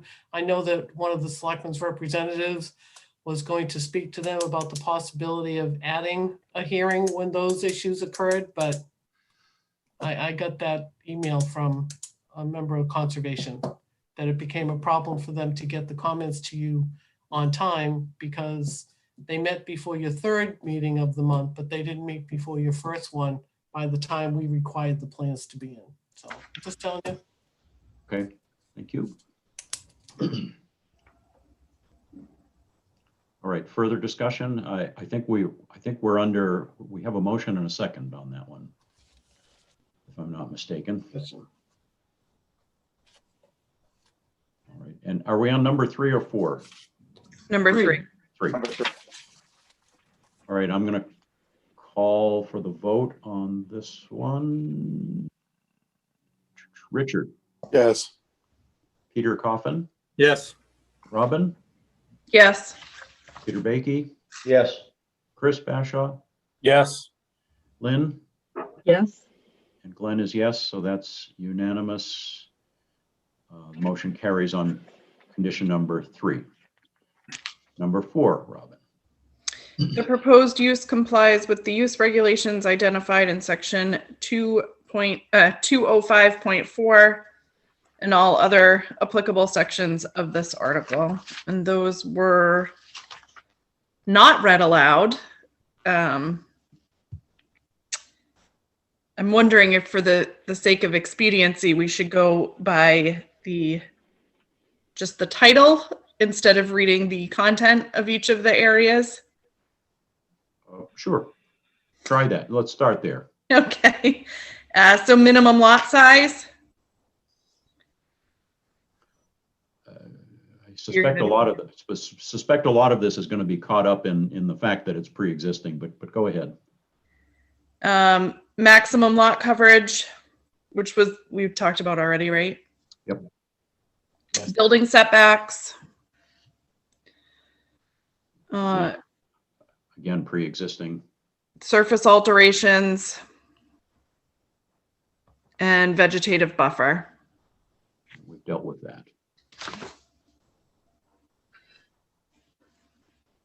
So my response to that is basically we're going to comply with whatever of that is applicable, and that we're going to reduce site coverage of 48 to under 20% to comply. And you get to that point by removing that recycled asphalt, right? Correct. Okay. Correct. I make a motion that we affirm 205.6B4, that the proposed use complies with the use regulations identified in section 205.4, because the minimum lot size, maximum lot coverage, building setbacks, surface alterations, and vegetative cover are either grandfathered or addressed in the new site plan. Second. Okay, motion by Lynn, second by, was it you, Chris? Correct. Okay. Further discussion? All right, I'm going to call the vote. Richard. Yes. Peter Coffin. Yes. Robin. Yes. Peter Baiki. Yes. Chris. Yes. Lynn. Yes. And Glenn is yes, so that carries unanimously on condition number 4. And number 5 and the final one for this one, Robin. The design and construction of the proposed use will be consistent with the intent of the purposes set forth in section 205.1, which were the areas I read initially. Right, which is the Shoreline Protection District, Mhm. and the purposes and so forth of that. Okay. Charlie? Yeah, really, there's nothing else other than I can offer that will commit to the improvement shown on the site plan. Okay. I make a motion that we affirm 205.6B5 because the design and construction of the use of the property will be greatly improved with the new site plan, and therefore meet the requirements of 205.1. Second. A motion by Lynn, second by Richard. Discussion? Okay, I'm going to call for the vote. Richard? Yes. Peter Coffin? Yes. Robin? Yes. Peter Baiki? Yes. Chris? Yes. Lynn? Yes. And Glenn is yes, so that's unanimous as well. So all 5 conditions for that conditional use permit have been affirmed. And now we need a motion on the granting of the conditional use permit for activity within the Shoreline Protection District. So moved. Motion by Richard, Second. Check. second by Lynn. Further discussion? And I will call the vote. Richard? Yes. Peter Coffin? Yes. Robin? Yes. Peter Baiki? Yes. Chris? Yes. Lynn? Yes. Glenn is yes. That's unanimous. That motion carries. So the conditional use permit for the use within Shoreline Protection District is granted. All right, I have to step away for a minute, but Lynn, maybe you can start the discussion, or maybe Glenn could reintroduce it for us on because this one's a little complicated, maybe more so, the conditional use permit within the Aquifer Protection District, and I will be right back. Go right ahead, Glenn. Thank you, Len. You're welcome. All right, so as my comments say, a conditional use permit is required for the applicant because it's in the Aquifer Protection District. And this CUP has likewise conditions for granting a CUP in the zone. And why don't we go to that section of the ordinance?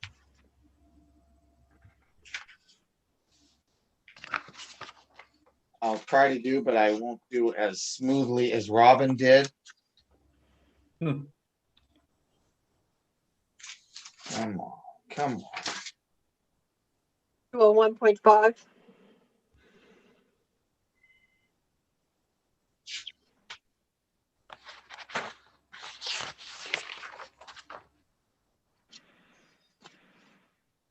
Yes. Well, 201. Charlie has it as 201.4G. Thank you. That is what it is. 201-8 is the page number, Glenn. Correct. Correct. Okay. So there are, again, with this 5 conditions that the board has to vote on. And I just point out in my comment letter that unlike the Shoreland Protection District, there's an additional design standard in the Aquifer Protection Zone regarding septic system effluent. And it's found in item E. And that item says that hydrologic studies shall be submitted for uses whose septic system is designed for more than 2,400 gallons per day in zone A. And this is actually in zone B.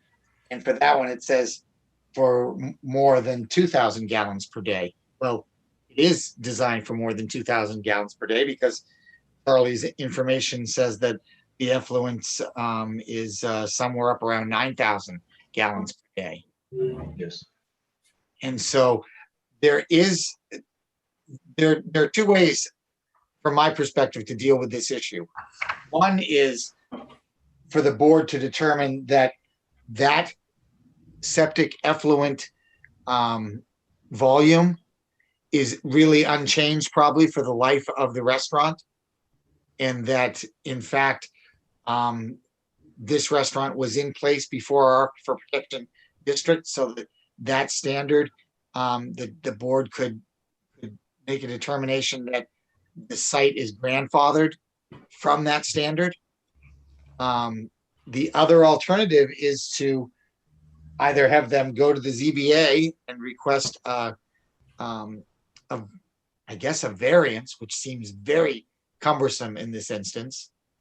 It isn't something that the board can just waive because it is a zoning ordinance. So I wanted to make that clear when the board went into its discussions about this conditional use permit.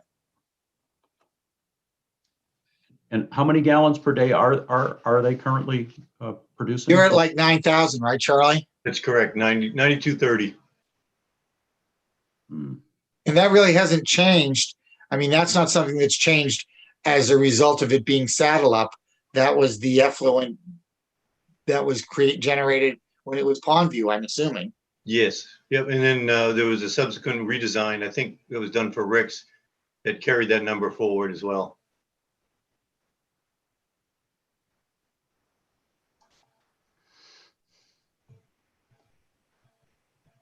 Where'd the audio go?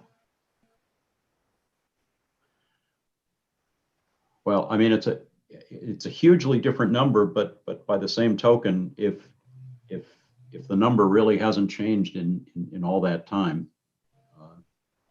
I'd be hard pressed to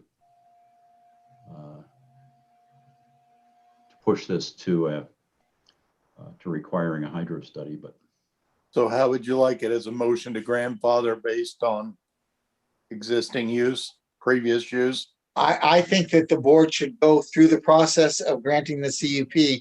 And when you get to that, when you get to letter E, that you go on record as stating that the effluent volume exceeds that found in the zoning ordinance, but it's the historic volume generated by grandfathered use. okay, well, why don't we go through the individual conditions then and see where we are at the end of that. Robin, are you going to do the honors again? I will if no one else offers. Well, That was a yes. You see, you've established the precedent, so you're it. Shame on me. At least for tonight.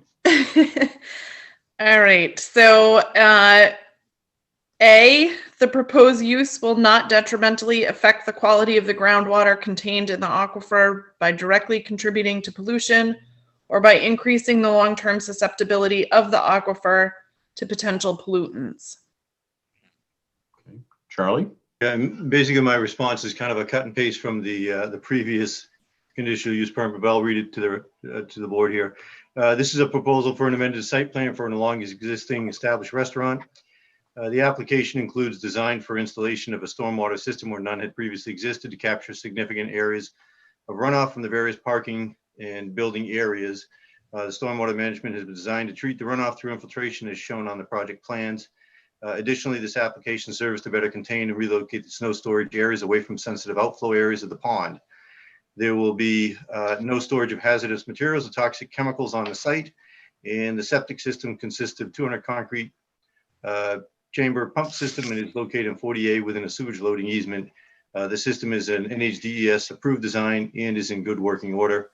And one other thing I should note that I didn't put in this request is that their water supply is tested regularly.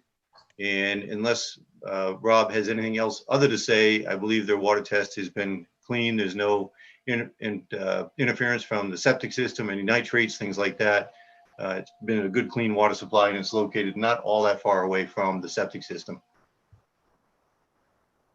Okay.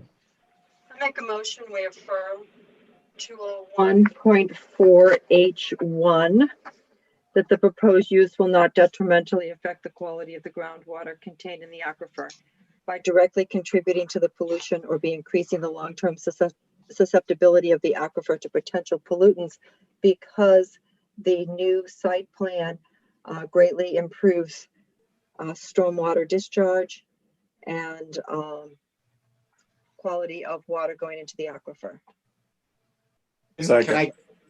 Can we just amend that, Lynn, because you said H1, which is the special exception criteria, Oh, I'm sorry. and we really G1. want GA.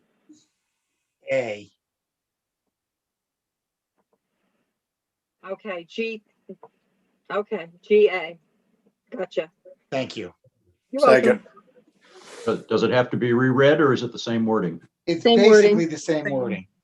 Oh, okay. Exactly the same wording. Oh, okay. All right. So motion by Lynn, second by Richard. Discussion? Okay, I will call the roll. Richard? Yes. Peter Coffin? Peter? Yeah, oh, sorry. I'm soft Robin? screen. Yeah, yes. Robin? Yes. Peter Baiki? Yes. Chris? Yes. Lynn? Yes. And Glenn is yes. All right, that one carries unanimously. Number 2. B. B. We're using letters in this one. Oh, okay. The proposed use will not cause a significant reduction in the long-term volume of water contained in the aquifer or in the storage capacity of the aquifer. Charlie? Yeah, my response, the existing use has been a long-standing use of the site, and the water supply well volume has remained consistent, indicating that there has not been a reduction in long-term volume of water within the aquifer. Coverage of both of the lots subject to this application will be consistent with the amount allowed within the district, allowing for maximum recharge area. Okay, thank you. Thank you. I make a motion, we affirm 201.4 GB. The proposed use will not cause a significant reduction in the long-term volume of water contained in the aquifer or the storage capacity of the aquifer, because the long-standing use of the property is not changing. Second. Motion by Lynn, second by Richard. Any discussion on this one? Okay, calling the roll. Richard? Yes. Peter Coffin? Yes. Robin? Yes. Peter Baiki? Yes. Chris? Yes. Lynn? Yes. And Glenn is yes. So that one carries unanimously as well. The next one, Robin, please. Robin, we can't hear you. Robin. Uh-oh. Uh-oh, he's right. Uh-oh, Robin. Hey, She is. stop. Stop. We Sorry. can't hear you. Am I Oh. back? There you are. So I'm assuming you heard none of that? Correct. Great. Well, C, the proposed use will discharge no wastewater on site other than that typically discharged by domestic wastewater disposal systems, and will not involve on-site storage or disposal of toxic or hazardous wastes as herein defined. Thank you. Charlie? And the proposed use will not discharge wastewater other than the typical domestic waste. There are no flow drains existing or proposed, and there'll be no hazardous or toxic materials on site. Okay, thank you. Make a motion that we affirm 201.4 GD. C, that the proposed use will discharge no wastewater on site other than that typically discharged by domestic wastewater disposal systems, and will not involve on-site storage or disposal of toxic or hazardous waste as herein defined, because the domestic wastewater disposal system that has been in use for many years is not changing and is adequately supported the uses on site, and there will be no shortage of storage or disposal of toxic or hazardous waste as herein defined. It's getting late, guys. Second. Yes. Motion by Lynn, second by Chris. Discussion further on this one? Okay, I'm going to call the roll. Richard, Yes. Peter Coffin, Yes. Robin, Yes. Peter Baiki, Yes. Chris, Yes. Lynn, Yes, and Glenn is yes. That's unanimous. Yes. What? Yep, and that's unanimous as well. Robin, we've got what? One more? We have two more. Oh, sorry. Yeah, so D, the proposed use complies with all other applicable sections of this article, which I did not read in full this time. But the title of the section is? The Aquifer Protection Ordinance. Basically, Yeah. I mean, what it comes down to is that it's the protection of that underground water resource for the benefit of the town and the community. Yes? Correct. Correct. Okay.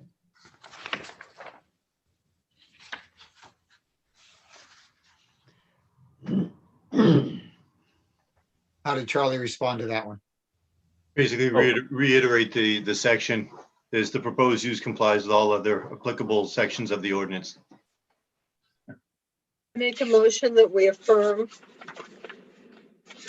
201.4 GD, that the proposed use complies with all the other applicable sections of this article, because, and that it's a long-standing use of the property, and the new site plan greatly improves protection of the aquifer. Second.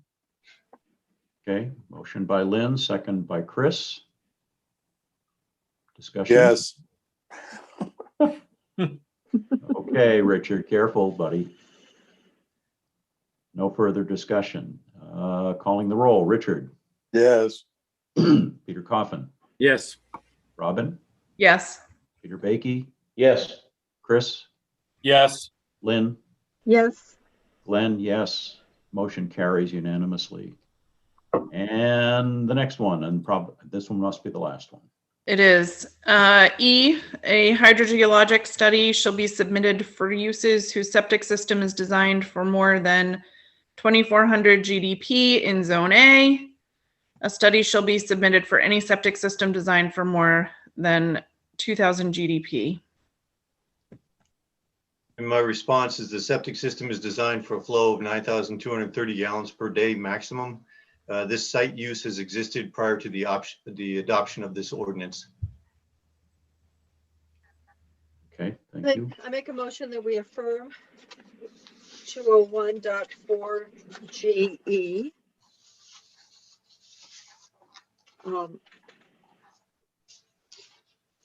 That because a hydrogeologic study is not needed for this property, because the existing septic system has handled the same amount of domestic wastewater disposal for many, many decades, and with no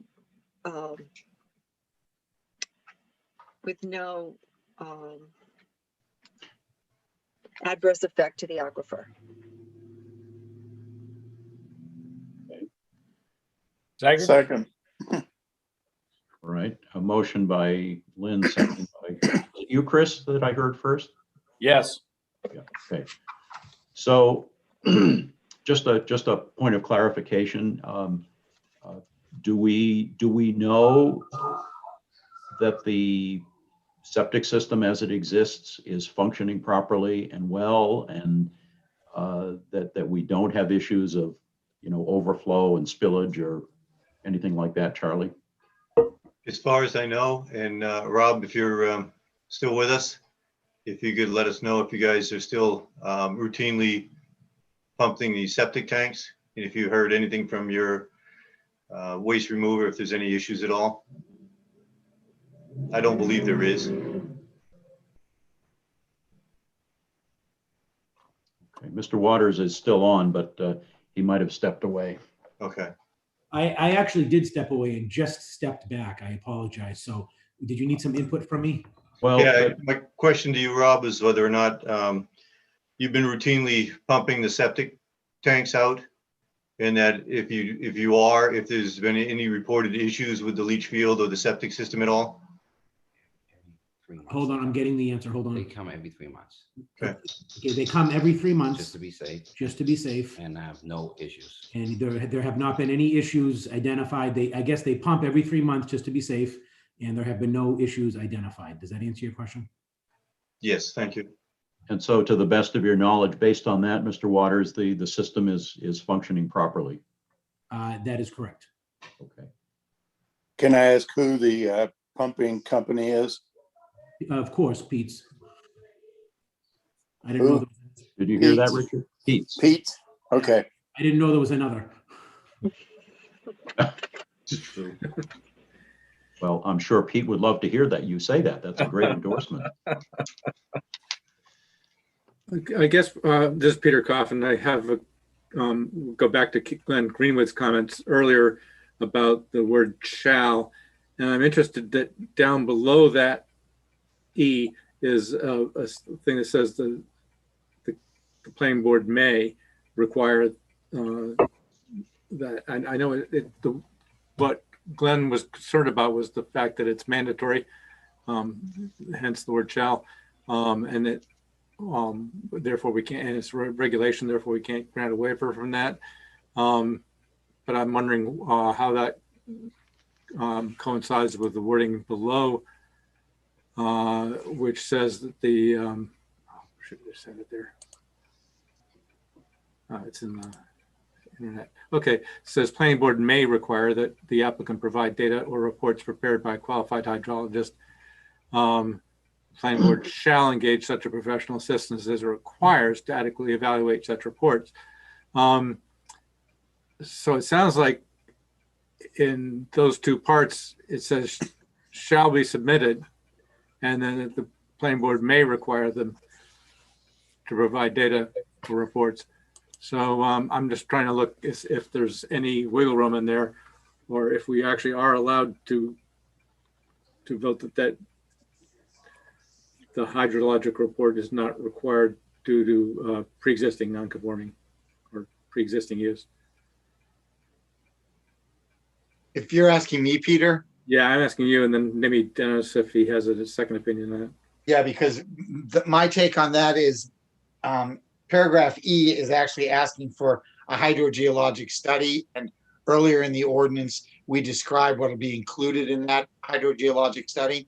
Mm-hmm. And then that follow-up paragraph is to allow the planning board to ask for additional information separate from a hydrogeologic study or any individual questions they might have about damage to the aquifer.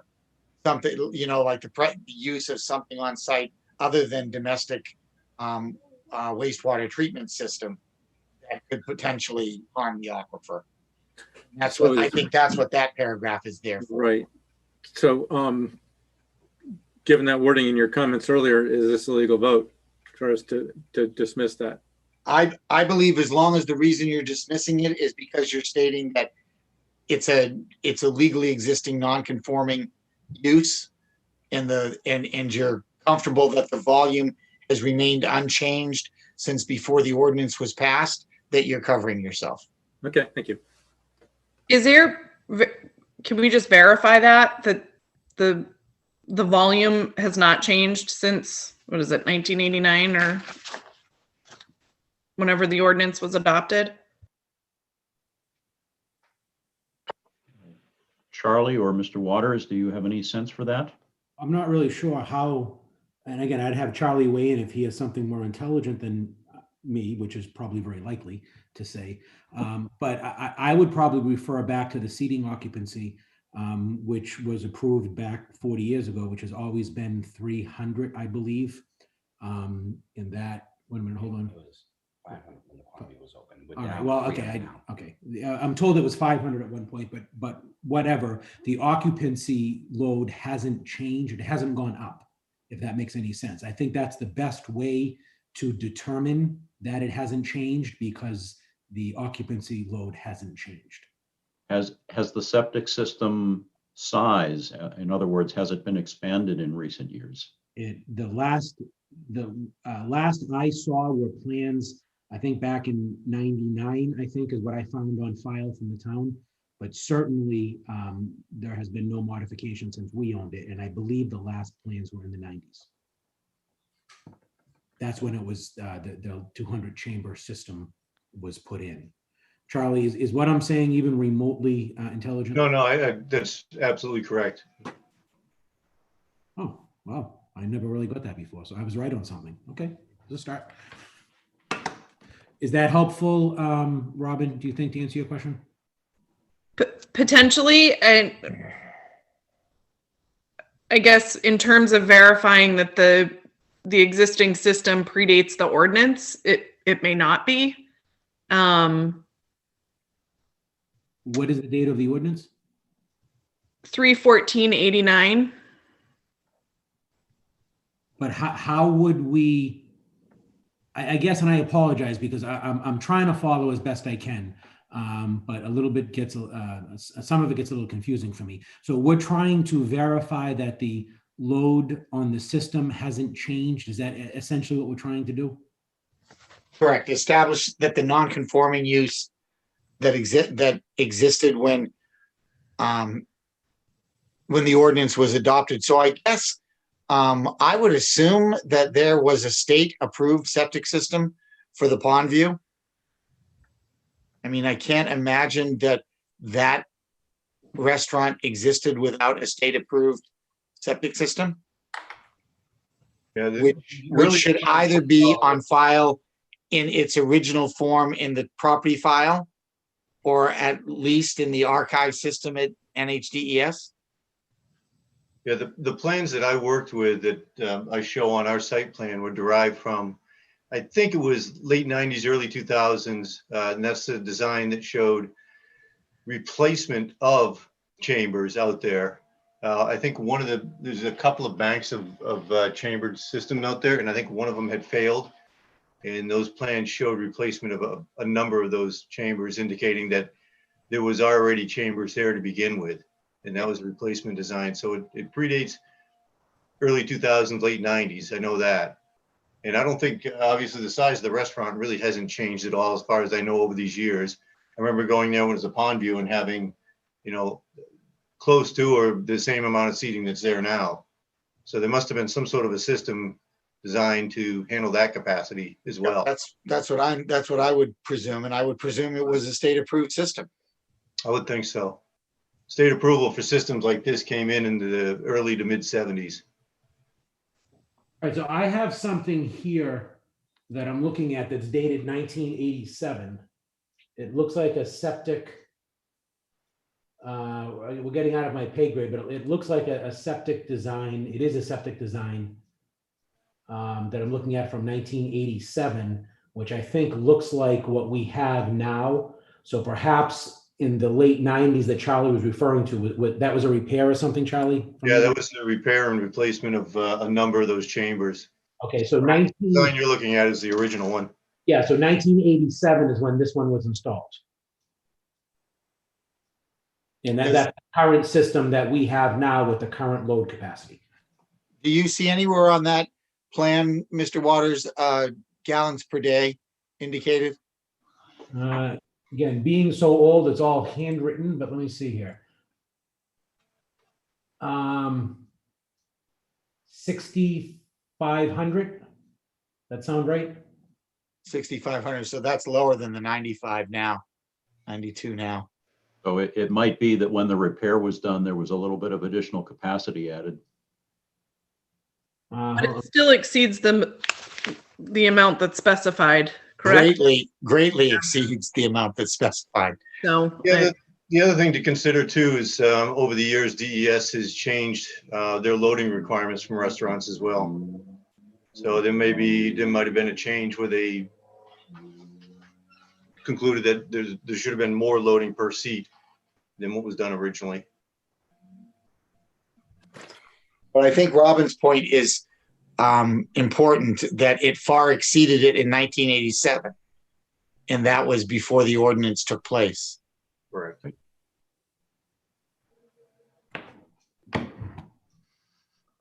which helps us in this situation, I believe, right? Not hurts us. Correct. That's the point that's being made. That was a good find. All right, good. I did something good again, hopefully. I make a motion that we grant the conditional use permit for the Whoa, whoa, whoa. aquifer. Oh, time out. Okay, Did we vote on that last condition? we did. No. I don't believe so. We're in discussion of it. Yeah, I believe that you gave the rationale for it and you spoke to the non-conforming status of the septic system, but I don't believe you did the final vote. Right. So hold that thought, Lynn. I think folks wanted to be comfortable that, because this is kind of the critical condition of this CUP. So is there any further discussion then on the issue at hand? Ellen? I just want to make sure that someone uses the sentence that they feel that the issue is grandfathered, because Glenn mentioned earlier that that would be a good thing to say. And while you've all said different things about it, since the motion and the discussion on the motion, that sort of phrase hasn't been used. That was not used in the motion, Ellen? No. Okay. Or the words pre-existing non-conforming. It does say it is an existing system, but I'm just saying that Glenn had mentioned earlier, he thought the board needed to clarify that they felt it was grandfathered, and that's why, and if you don't think you need that term, that's fine. I just want. Yeah, as long as that motion said pre-existing non-conforming, then that's synonymous with grandfather. Okay. Right.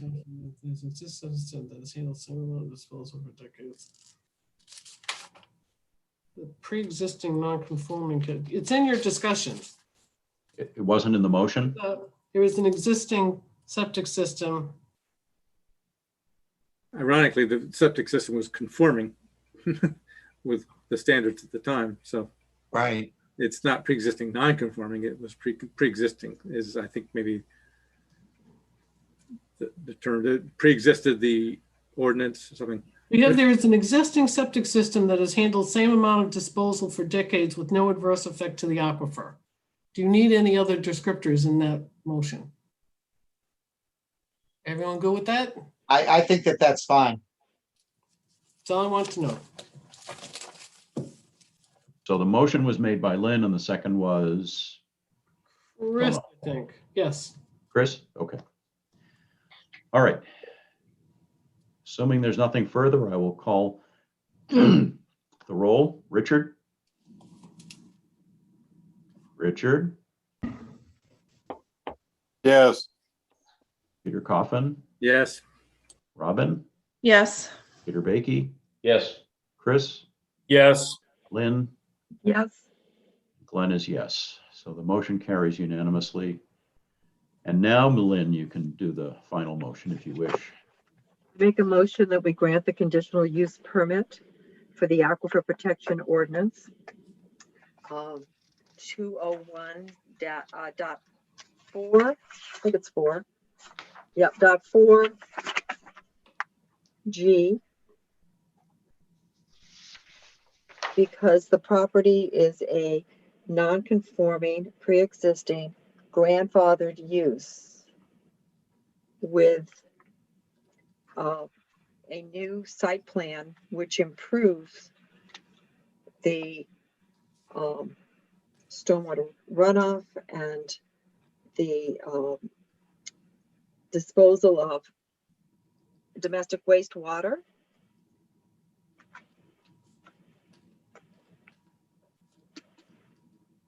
Improves, period. Okay.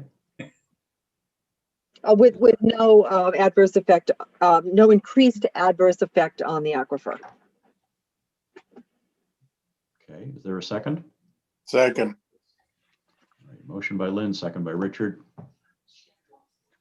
Further discussion on this one? So this is the vote to grant the conditional use permit, having gone through all of the individual conditions, and they passed. Okay, seeing nothing, I will call the vote. Richard? Yes. Peter Coffin, Yes. Robin, Yes. Peter Baiki, Yes. Lynn, Yes. Chris, Yes. and Glenn is yes. That motion carries unanimously. That conditional use permit is granted. All right. Okay, so Glenn, I think that one brings us through your list of things. Is that right? It does. But the only one left unaddressed on mine is the one about the floating dock. Okay, which I guess is still, I mean, it's still an outstanding issue, right? Because it's still being reviewed by SFC. Am I correct? Yeah, Jeff's comments, Jeff Murphy's comments, he cited a number of ADA and NFPA codes, which I have no idea what they are. And so what I'm going to have to do is confer with him as well as with Rob and find out what it would entail to bring this thing up to code and whether or not that's something they want to pursue. So I'm kind of still out there as far as where we are with the use of that floating dock. But the plan that's on the table before us includes the use of that. Is that correct? Correct. That's the proposal. Okay. Also, we might look at the possibility of keeping that as simply a service bar. And I guess we need to look at what SFC is suggesting about that. And perhaps that's a discussion we have with the town where maybe a service bar might be the best intended use. So I guess we reserve the right to perhaps maybe modify the request. Charlie, am I proposing this correctly? It's the first thing I'm saying to you, but listening to what SFC said, obviously it has to conform and it has to be safe. And if we're not able to do that, then maybe there are different requirements if it's simply a service bar. What's the service bar? Just service bar. So where bartenders are, I don't know, how do I describe a service bar? Just not for public access. So just where the servers can go and get drinks. Right. I think there's also a question about the fact that it's on state property on the pond, and whether they have any requirements for a facility serving alcohol that's afloat. Yeah, well, it's not. Although it is subject to the uses and limitations of the state of New Hampshire, it's not on state property. It's actually on property that we own. That's not to say that we don't have to follow the rules of the state, but it's that. Well, the state does own the pond, and so the surface. The state does not own the entire pond. We own a good portion of it. So that's. I can't change the facts. Those are the facts. But again, we're still subject to the state of New Hampshire and the rules that they have. But we do own the property where the pond is. So, anyways, that was just food for thought for perhaps modifying our request down the road. Charlie, did I word that correctly? Yes. Okay. Yep. Glenn, I need to step away for about 5 minutes, so I just want to make you aware of that. Okay, thanks, Glenn. All right. Okay, and Dennis, we've addressed your issues. Is that correct? Yours is your issue was the. Oh, Dennis, where's Dennis? Oh, there he is. The floating dock, which is still. Yeah, that's all. That's all I had. And all my other comments were addressed.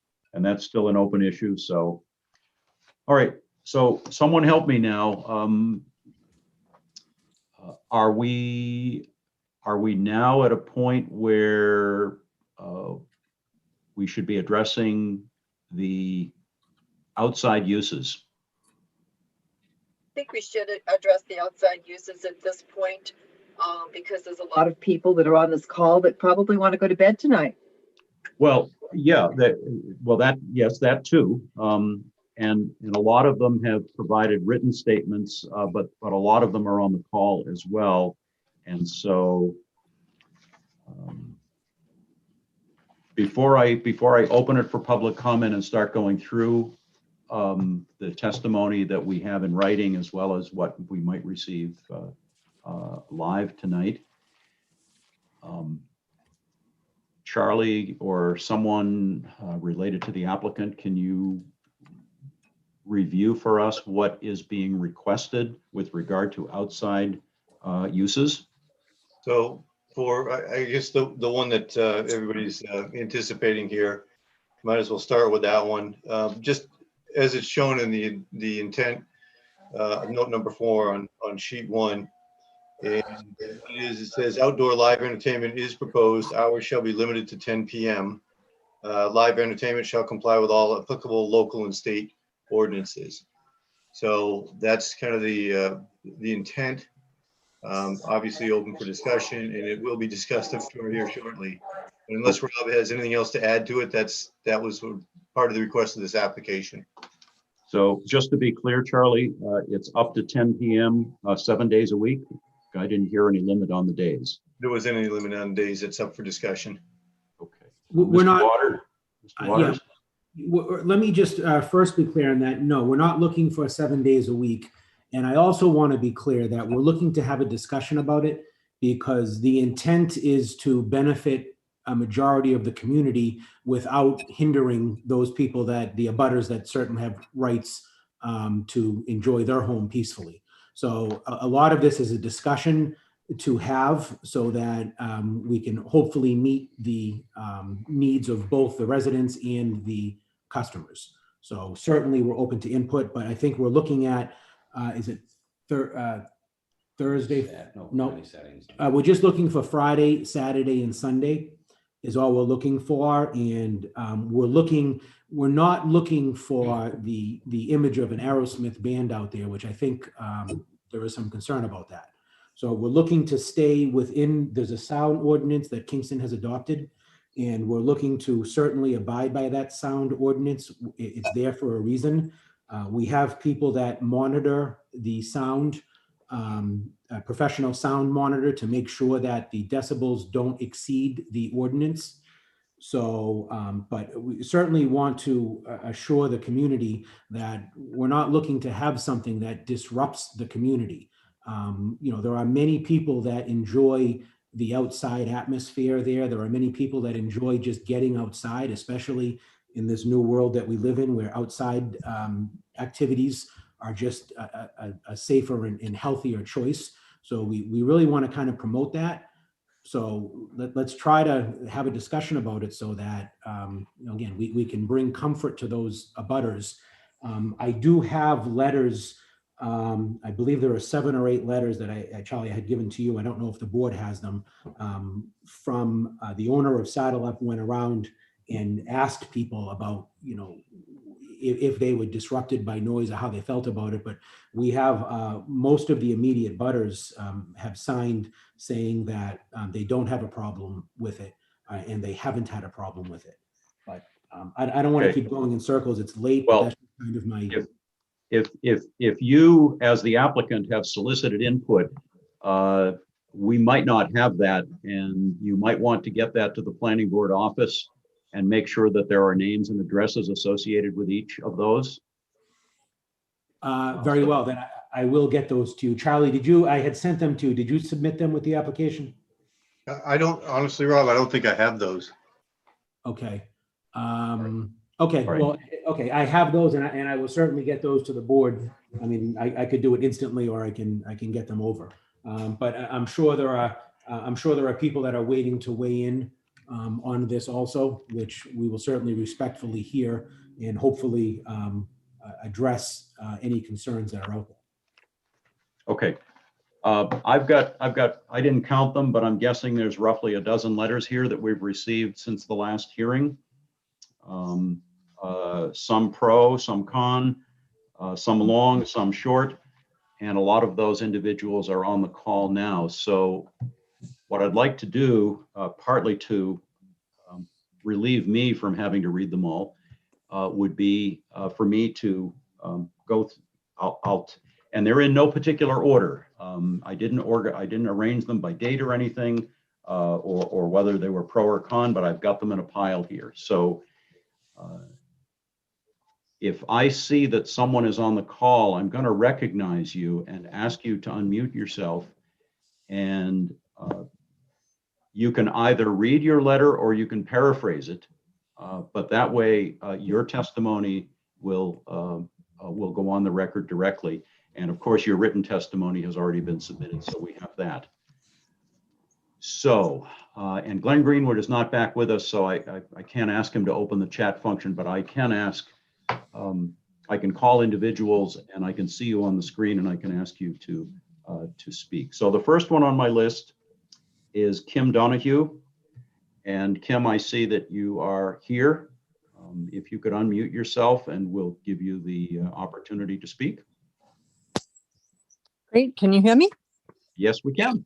Okay. Good evening. I'm going to paraphrase my letter if that's okay. I don't have it in front of me. So, okay. My name is Kim Donahue, 33 Morning Dove Road. First, I want to say I've been a customer of Saddle Up and happy to see they purchased the clam box. As a restaurant, I completely wish them the best of luck. However, as an outdoor entertainment venue, I personally cannot support the request as the music infringed on my peace, my enjoyment of my home, and quite frankly became a nuisance last year. The music was excessively loud. It was played late into the evening. I could feel the vibrations in my home and I could hear the music word for word when I sat in my yard. Now, it's my understanding from reading the prior planning board minutes that this property was approved for use that the prior owners were permitted for. It's also my understanding from the board that prior owners did not have approval for outdoor music.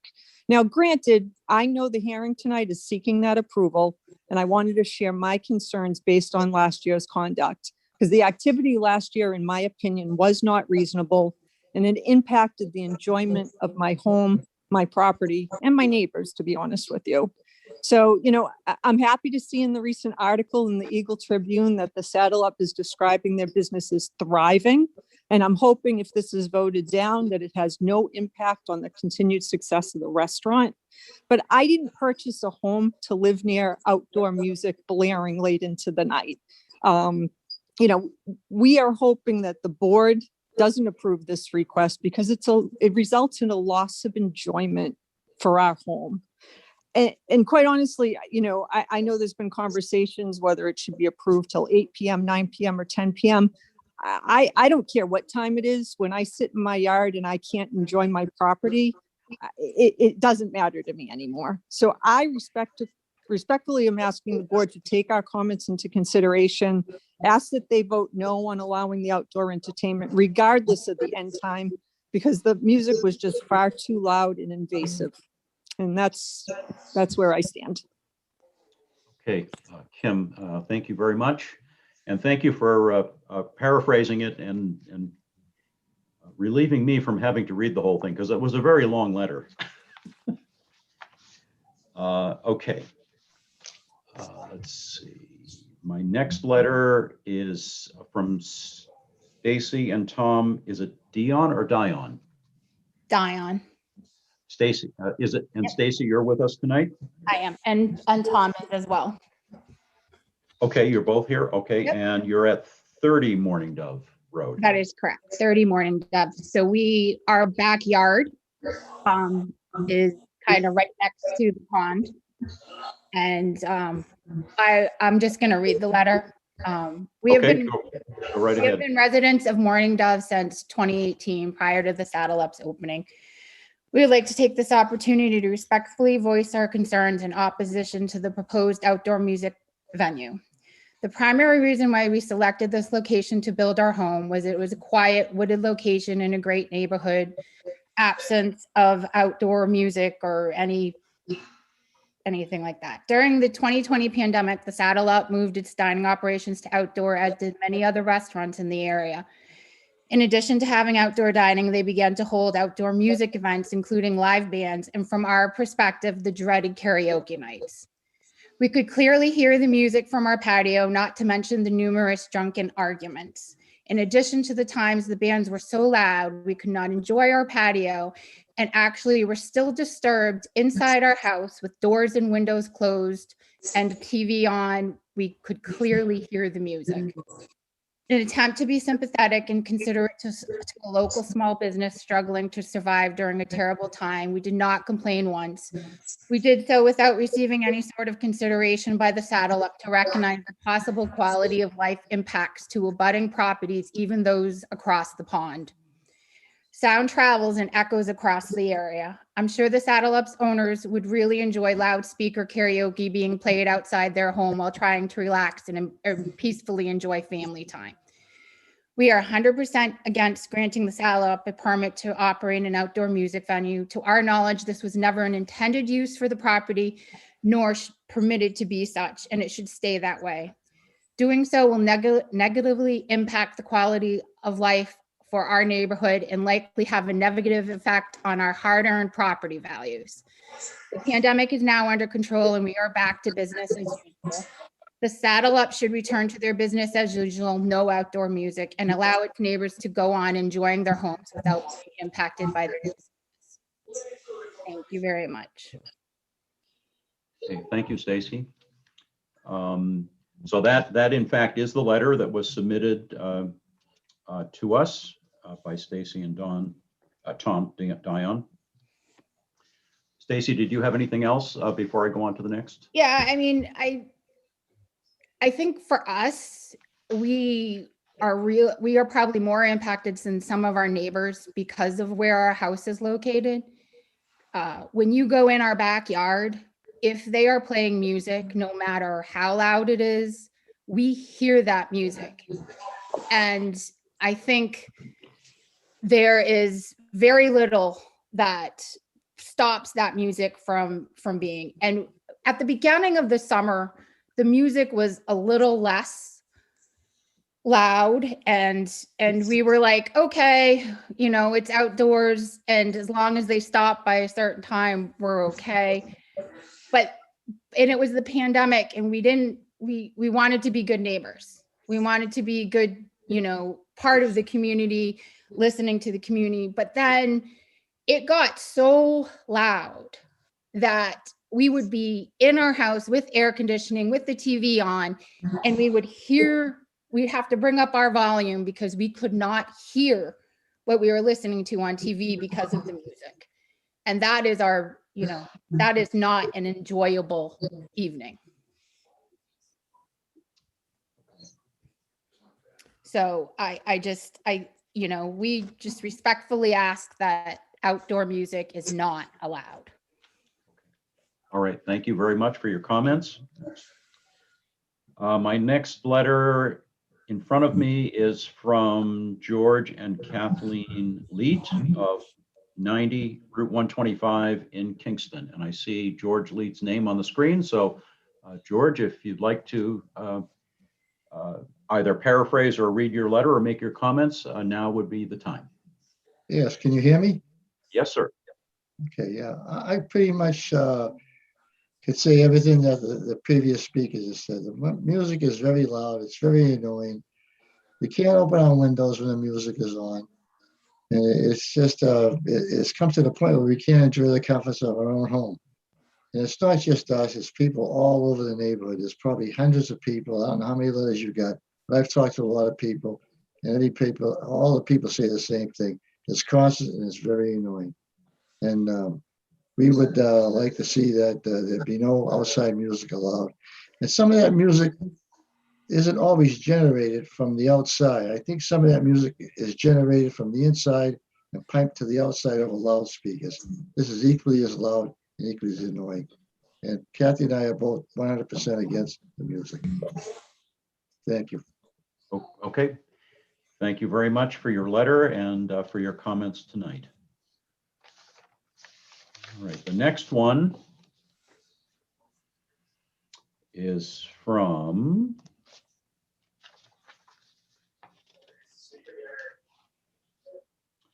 Susan and Richard Jewett of 27 Morning Dove Road. Are the Jewetts on the line?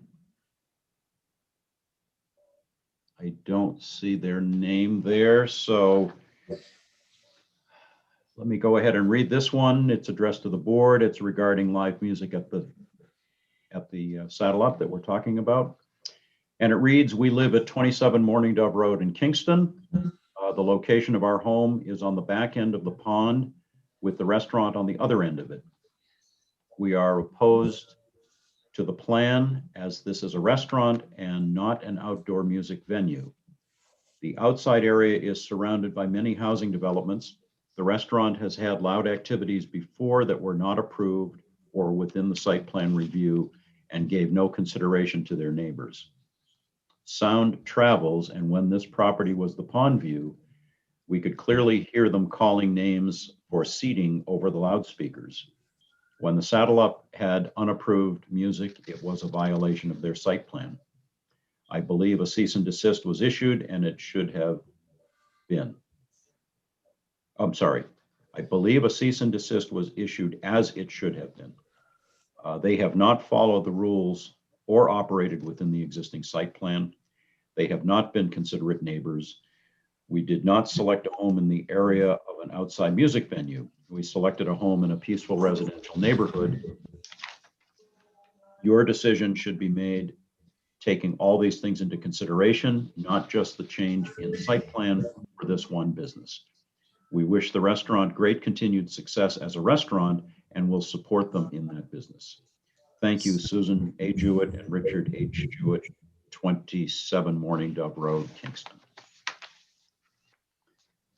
Okay, next one is Deborah Crocklin of 6 Newton Junction Road in Kingston. Deborah, are you on the line? I do not see her, so I will read this one. It's addressed to the board. It says, I have been notified that the Saddle Up Saloon is requesting to play live music outside until 10 p.m. on a nightly basis. I am quite opposed to this proposal. The music is so loud I can clearly hear it over half a mile away. I don't have the ability to enjoy the music that I prefer, nor enjoy a TV show with the windows open. Last summer, I called the police department to see if they could do anything to decrease the noise. Unfortunately, they were unable to. Before last summer, I was able to enjoy my backyard, but the Saddle Up Saloon playing their music so loud, it was no longer enjoyable. I beg you to not allow them to play outside music at all. I would really like to enjoy my property. Sincerely, Deborah Crocklin, 6 Newton Junction Road in Kingston. And there's a PS at the end. It says, the other factor is listening to the loud groups of motorcycles and cars as they leave at closing time. It makes Route 125 sound like a drag strip. Okay. Next letter is from Jeff and Ree Sluder of 13 Hunt Road in Kingston. Are they on the line? Yes, we are. Oh, there you are. Would you care to read your letter or paraphrase your comments in some way? So I guess I'll read the letter. Sure. Please deny Saddle Up Saloon's request for playing outdoor music. Last summer, our evenings were hugely impacted by loud outdoor music coming from the Saddle Up Saloon, which accumulated in a fireworks display several nights during the week. The music was loud and intrusive. It felt like it was coming from our next door neighbors. We could not sit on our patio and enjoy the summer evening or have a peaceful conversation with somebody else's intrusive music being imposed upon us.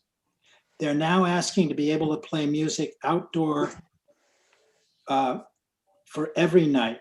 If granted the tranquility of our neighborhood, one of the main reasons we moved to Kingston 17 years ago would be lost. Please don't do this to us. Okay. Thank you for the letter and for reading it. Do you have anything else to add before I go to the next one? Well, I would commend them for how quiet they've been in the last few weeks leading up to this meeting. Okay, that's positive. Thank you very much. Thank you. Okay. The next letter is from, oh, it's from David Crocklin but it's at D&D Sewing at 160 Plasto Road in Plasto. Is Mr. Crocklin with us? I don't see that name. I just want to make sure, because if it's the same letter we read from the other person by that same name, I don't want to reread it. And no, it's not. It's different. Okay. So I will read this one. It says, I have lived at 6 Newton Junction Road for almost 40 years. I am strongly against any outdoor bands or music or events being allowed at the Saddle Up Saloon at all. I believe that they were supposed to operate under prior use restrictions. That did not include any outdoor entertainment. I was horrified at the excessive sound volume last summer. I don't think that it is right for a business to make so much noise that I have to shut my house up in nice weather just to hear the TV. My grandkids can't sleep over because I don't want to keep them up so late. At closing time, the noise that is generated by the squealing tires and loud exhausts is deafening. Please help keep Kingston sane, and sane is in quotations. And it's signed David Crocklin of D&D Sewing in Plasto, but his home is at 6 Newton Junction. Okay, the next one is from David and Karen. Is it Miel or Meal or somebody help me? And they don't appear to be on the call. Okay. Could you spell the Sure. last name for me? It's spelled M-I-E-L-E. Thank you. Yep. First name, David and Karen. Mhm. It says, my wife and I retired to 5 Mill Road in Kingston 3 years ago. We specifically chose this location for its tranquil location. We are not in favor of any form of outdoor music or entertainment, regardless of the end of time at the Saddle Up. Thank you. Regards, David and Karen Meal or Miel. Okay, next one. This one is from Alexandra Salerno or Styles. There are 2 names here. Is that person with us? No. Okay. This one reads, my husband and I are writing in regards to, oh, and it doesn't, Ellen, this one doesn't have, it doesn't have an address. Technically, we should not be entering these into the record if they don't have an address with them. All right, suffice it. I'm not going to read the whole thing, but suffice it to say that. Glenn, I'm Hello. sorry, but it's Rob Waters here, but should we probably should be somewhat cautious about what we're putting into the record to make sure that who's ever, all of these comments are certainly helpful, but we need to verify that who's ever making comments actually has standing to do so. Wouldn't you agree? I would think their addresses, without addresses or without them being on the line, wouldn't it be a little bit unfair to? Well, this is, well, you're right. And that's why I raised the issue. And this is the only one so far that does not have an address attached to it. So, so that's why I'm not going to read it.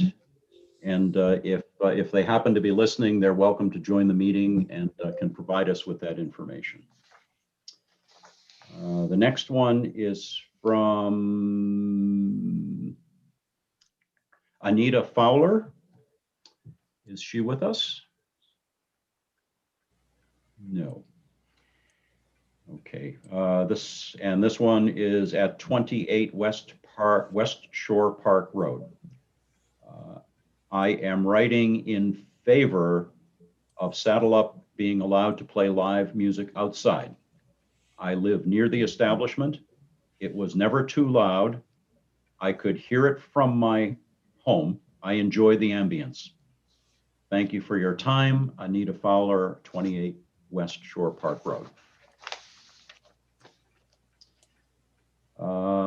Next one is from Richard Shaw at 5 Hunt Road. Is he with us?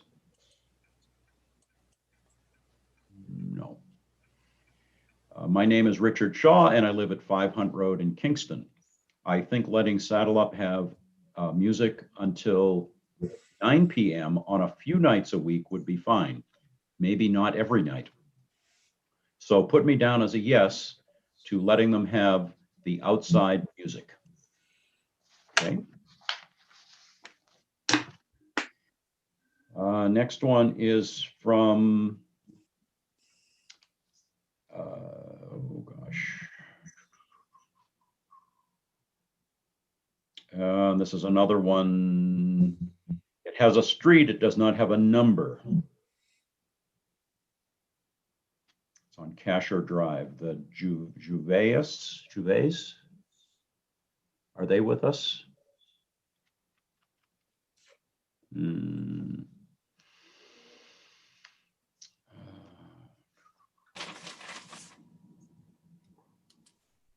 Okay, since it doesn't have a full address, I'm not going to read it.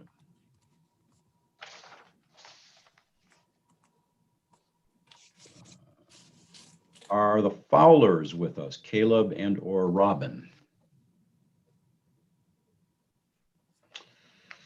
All right, this one, the address is 9 Newton Junction Road. And it reads, we are not in favor of outdoor music at Saddle Up Saloon. Our neighbors were especially impacted by the noise level as they don't have air conditioning and leave the windows open. The music is pretty loud here at 9 Newton Junction Road. I can imagine it must be super loud for those homes close by. Please do not approve the request for outdoor music. Thank you. Caleb and Robin Fowler, 9 Newton Junction Road, Kingston. All right, that is the extent of the written correspondence that we have. Excuse me. But I suspect there are other names, and since we've opened it for public comment, I want to take any other testimony that might be out there. And let's see, Janice, I see. Can I read into the record the letters that I have, and then I will get them over to the board? Well, technically, they should have been provided to the board, and we would have entered them into the record. What, Glenn or Ellen, what say you? I think that the board should have a copy of it. If they want to send it to us, then we can look at them. And you can do it that way. Rob, can you send them to the board now and then he can read them for you? I can absolutely. Where should I send them? pb@kingstonnH.org. So PB. P is in planning, B is in board, at kingstonnH.org. They're coming over now. Thank you. Okay. And I also want to tell you, Glenn, we do have another one. I did send it out, but it was late, so I don't think you've even had a chance to copy it. So it's by a P. Brisson. So I don't know if they're here, but if not, there is another letter. But I haven't confirmed that we have the address, so let me look. I believe we do. Ellen, you broke up as you were saying it, so I didn't catch the name. Oh, I'm sorry. P. Brisson, Brisson. Okay. I don't see that name on the screen, but if they're That's here, me. Yep, that would be me. That's is Can that you hear me? Paul? That's Paul Brisson. Okay, and can you give us your address, please? Yes, it's 40 Morning Dove Road. I had sent an original without the address, so I just sent another. Oh, okay. Well, we've got your address on the record now, so that's Okay. fine. Okay. Why don't you go ahead and make your comments? I'll read my comments. Thank you. peterbakey@gmail. So it has come to my attention that the Saddle Up Saloon is seeking approval to use its venue for outdoor music events, live or otherwise. Firstly, Saddle Up Saloon, in my opinion, has been a welcome addition to Kingston, providing an alternative for food and entertainment experiences. We have seen as a result of the pandemic, more and more establishments resorting to utilizing outdoor spaces to serve its customers. Forward-looking, this is unlikely to change. It is profitable to the provider and appealing to a portion of the customer base. And because Saddle Up Saloon provides entertainment within its building structure, it's understandable that its owners want to provide entertainment outside. The issue is, what extent is entertainment outside acceptable? Noise levels and times are areas worthy of scrutiny. While the owners of the Saddle Up Saloon want to be able to have live music until 10 p.m. every night, others would like to have zero entertainment. Obviously, the concern for surrounding neighbors, i.e. those who are in close proximity enough to be affected, is a level of noise and the perceived degradation to their own outdoor and possibly indoor experiences. If people are outside enjoying a quiet evening, having conversation, they do not want to find themselves competing with overly loud music, having to raise their voices, or worse, having to curtail their own activities. That would be unacceptable. Yet, I understand the proprietor's desire to provide entertainment to customers.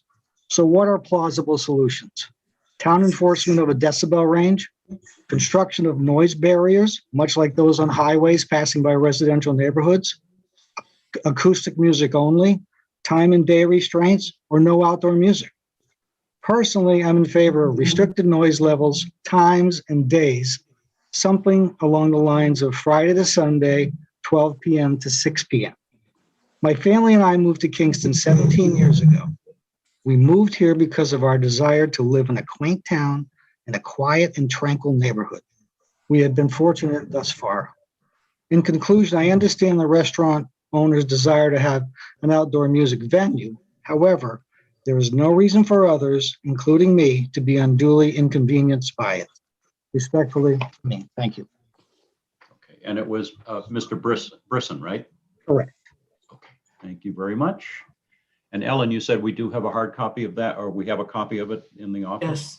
Yes, yep. Okay. We do. All right. Was there any, I see your hand, Janice, hang on. Ellen, was there any other written testimony? I'm still waiting for that email to come in. Let me see if it's here. It is here.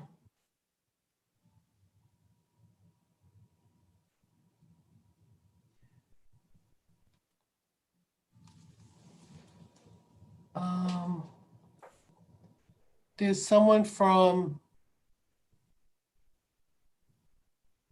let's see, I think they're all the same letter with just their names and addresses filled in, if I'm reading this correctly. So it would just be one letter that you'd have to read, Glenn, with people's names, because they're all the same letter. It's a form letter that just has the name and address filled in and then the signature. Okay. Do you want to forward that to me and I'll just pull it up on my email and read it? Sure. Okay.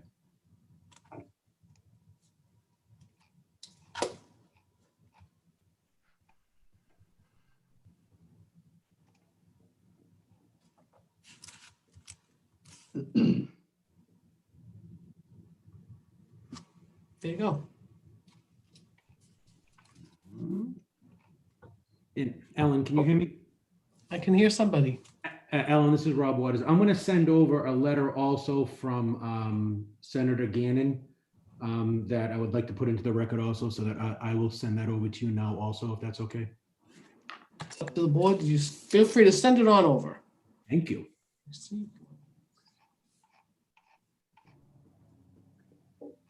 All right. I'm looking at my email now, so I do have it, Ellen.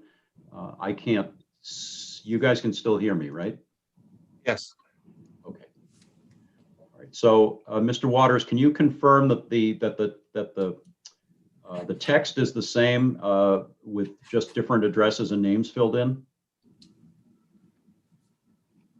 That is correct. It's a form letter.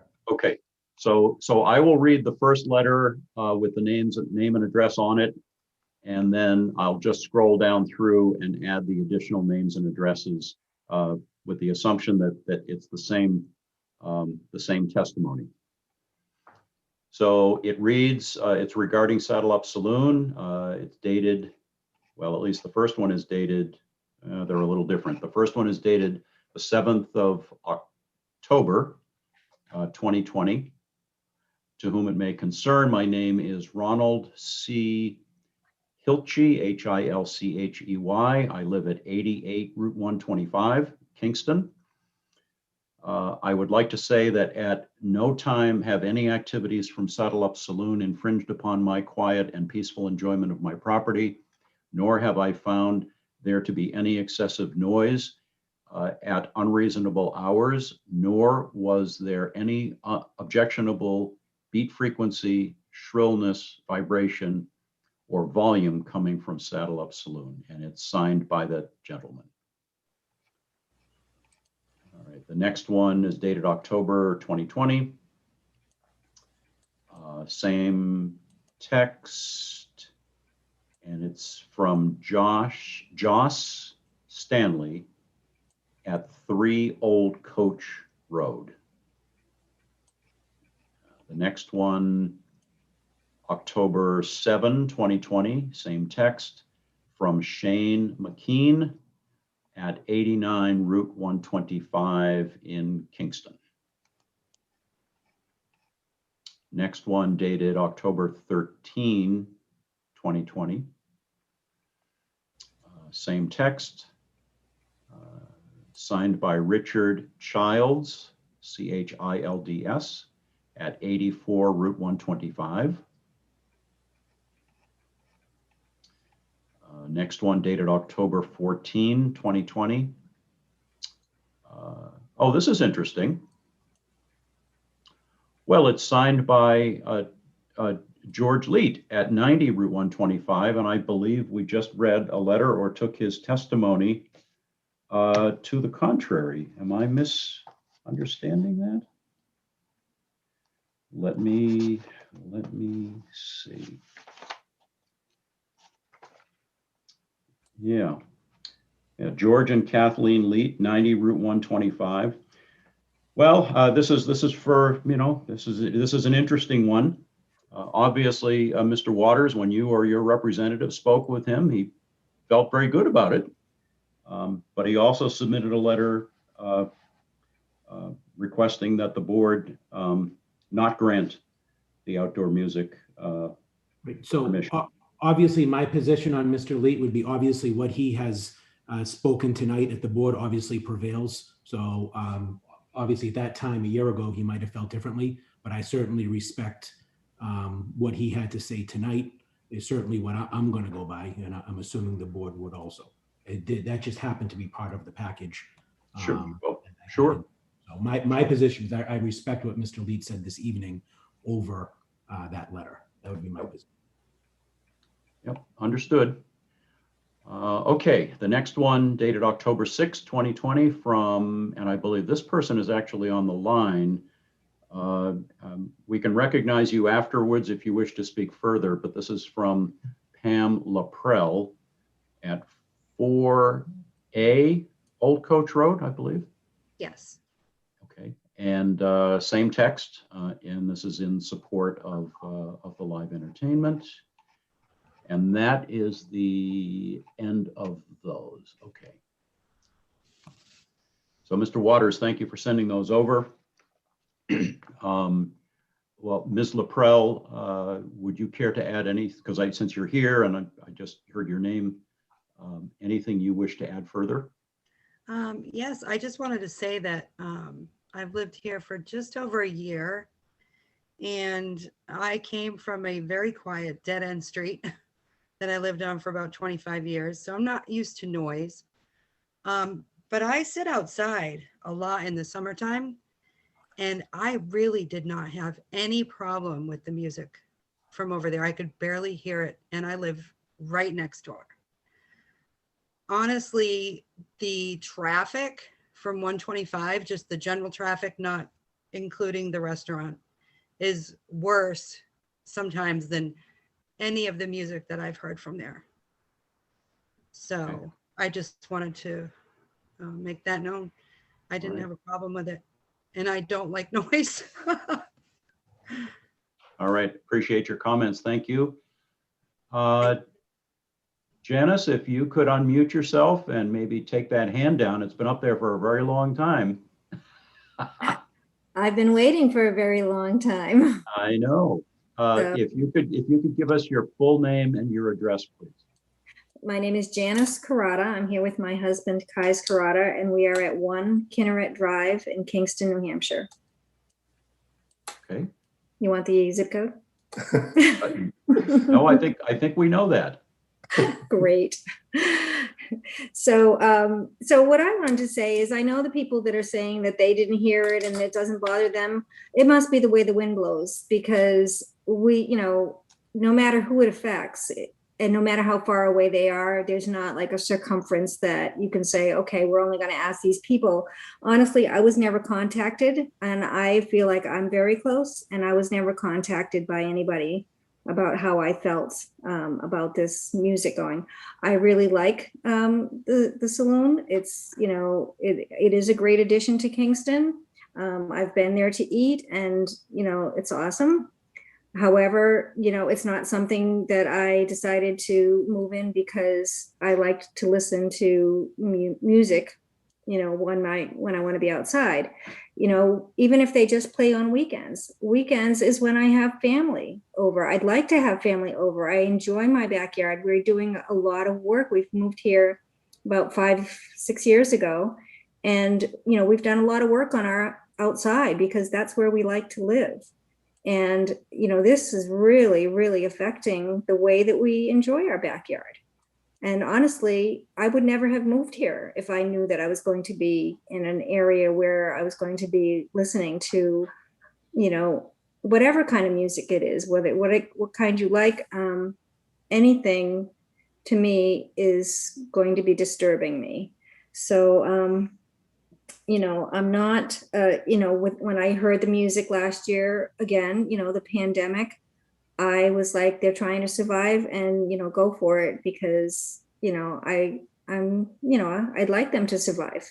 I would like them to, but I don't think that this is about them surviving. I think this is about them just trying to, enlarge and, make changes to their establishment so that they can serve more customers and, everybody wants to do that, but I don't think they should do it at the detriment to the neighbors that live there. I mean, they joined this community knowing that there was houses around here. And, the old establishments that were there never created the kind of, disturbance that this one is going to be. So I am going to ask them to please do not allow any music anytime. It's just really disturbing. I won't be able to enjoy this house that I built. It's just interfering with our peace, and we would respectfully ask them to please keep the music inside. Thank you. Okay, all right. Thank you very much for your comments. Ellen, did you catch the last name for spelling, or do you need that? I'll look it up. I mean, if they want to tell me their last name, that'd be great. Kirata.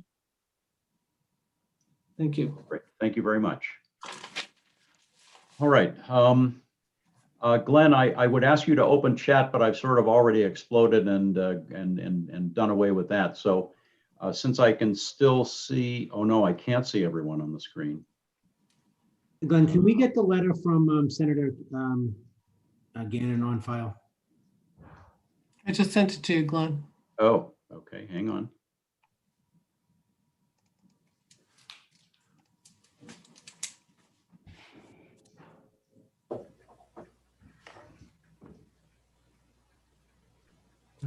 Okay. This is from State Senator Bill Gannon, dated May 17, 2021, addressed to this board. I had the pleasure of meeting and dining with Robert Waters and Robert Pagliarulo this last Saturday at Saddle Up Saloon. We had a lengthy discussion regarding the restaurant and the steps the owners are taking to move their business forward in a manner that will bring great benefit to the town, its employees, and the business itself. As a New Hampshire state senator, I was eager to hear about their plans and excited about the prospect of sustaining and creating jobs that will bring revenue to the state, as well as the overall benefit to the community. I remember dining at the restaurant when it was the Pond View. Memories of the outside dining, live entertainment, and the ever famous gazebo, bandstand, and floating dock stand are still in my mind. There are so few places where the beauty of New England outdoors can be captured and appreciated while having a meal and enjoying live entertainment. As an elected government official, I can also speak to the importance of small business in our state, the jobs they provide, and the tax revenue they bring in, not only for the state, but for the local municipalities as well. I am hopeful that the town of Kingston finds the same value in our small businesses and promotes the idea of outdoor activities in this new and ever-changing world that we now live in. Promoting outside activities over inside activities is a sure way to help keep our communities safe now and in the years to come. I hope that the town in their review process will take into consideration the benefit that Saddle Up Saloon has brought to the community. The restaurant made a significant investment into a local landmark and attempted to provide a safe, friendly environment for its patrons to enjoy the beautiful weather while it lasts. After meeting with the owners of the restaurant, they earned my support with their ideas of outside dining, musical entertainment, and carrying on the tradition of the famous location. Thank you for taking the time to read this letter and consider my thoughts. I would ask that fair and reasonable consideration be given to their ideas, that the benefit to the community outweigh any personal likes or dislikes, and that the town and the restaurant can work together for the common good. Sincerely, Bill Gannon, Senate District 23.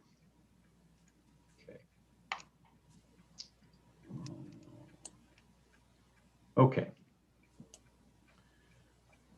So if there are other members of the public who wish to ask a question or make a comment, either type your name and address into the chat function or use the raise hand function, or however you want to get our attention, and we'll recognize you.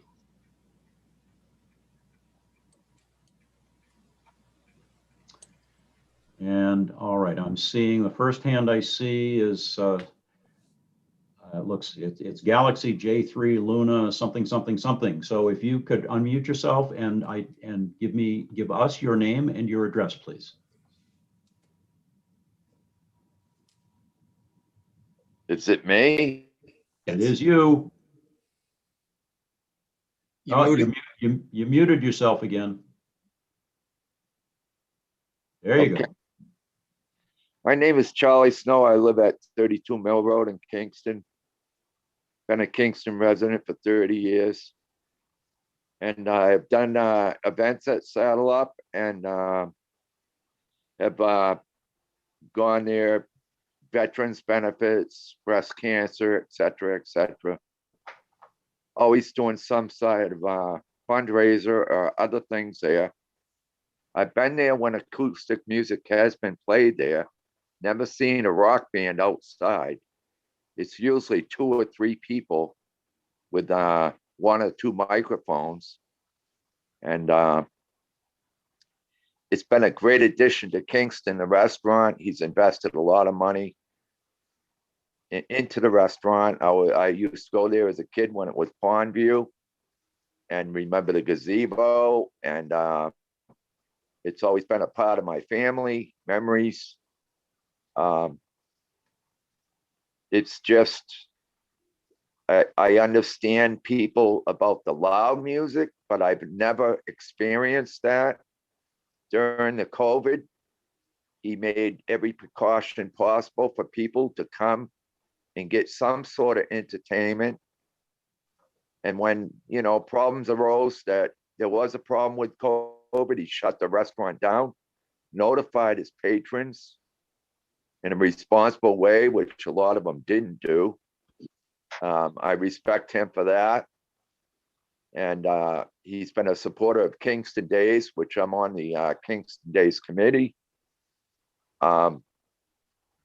It's just one of the things that I kept hearing throughout this meeting of real loud music. And like I was saying, it's usually an acoustic guitar, 2 singers, or 1 singer alone on the outside.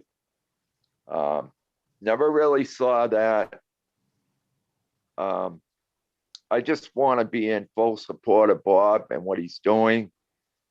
I think he's been responsible. This whole last year has been, as we all know it, pretty hard for every business. And he's struggled, but has made it through. And I hope Kingston supports him 100%. Thank you very much. All right. Thank you, Mr. Snow. Kevin Khalil. Yes, good evening. How you doing? Good, good. So I live on 39 Morning Dove Road. Okay. And I would just like to, I really appreciate everything that Saddle Up has done for the area. They've been a great addition. The outdoor dining obviously was a necessity during COVID, and I certainly hope they continue to provide that for their customers. But I'm completely against the outdoor music and do not see the necessity for them to continue that. As you've heard from many of the people on Morning Dove, it's very loud. I'm not sure if it is the way the wind blows or what, but I live closer to the Hunt Road and, a distance away from the Saddle Up Saloon.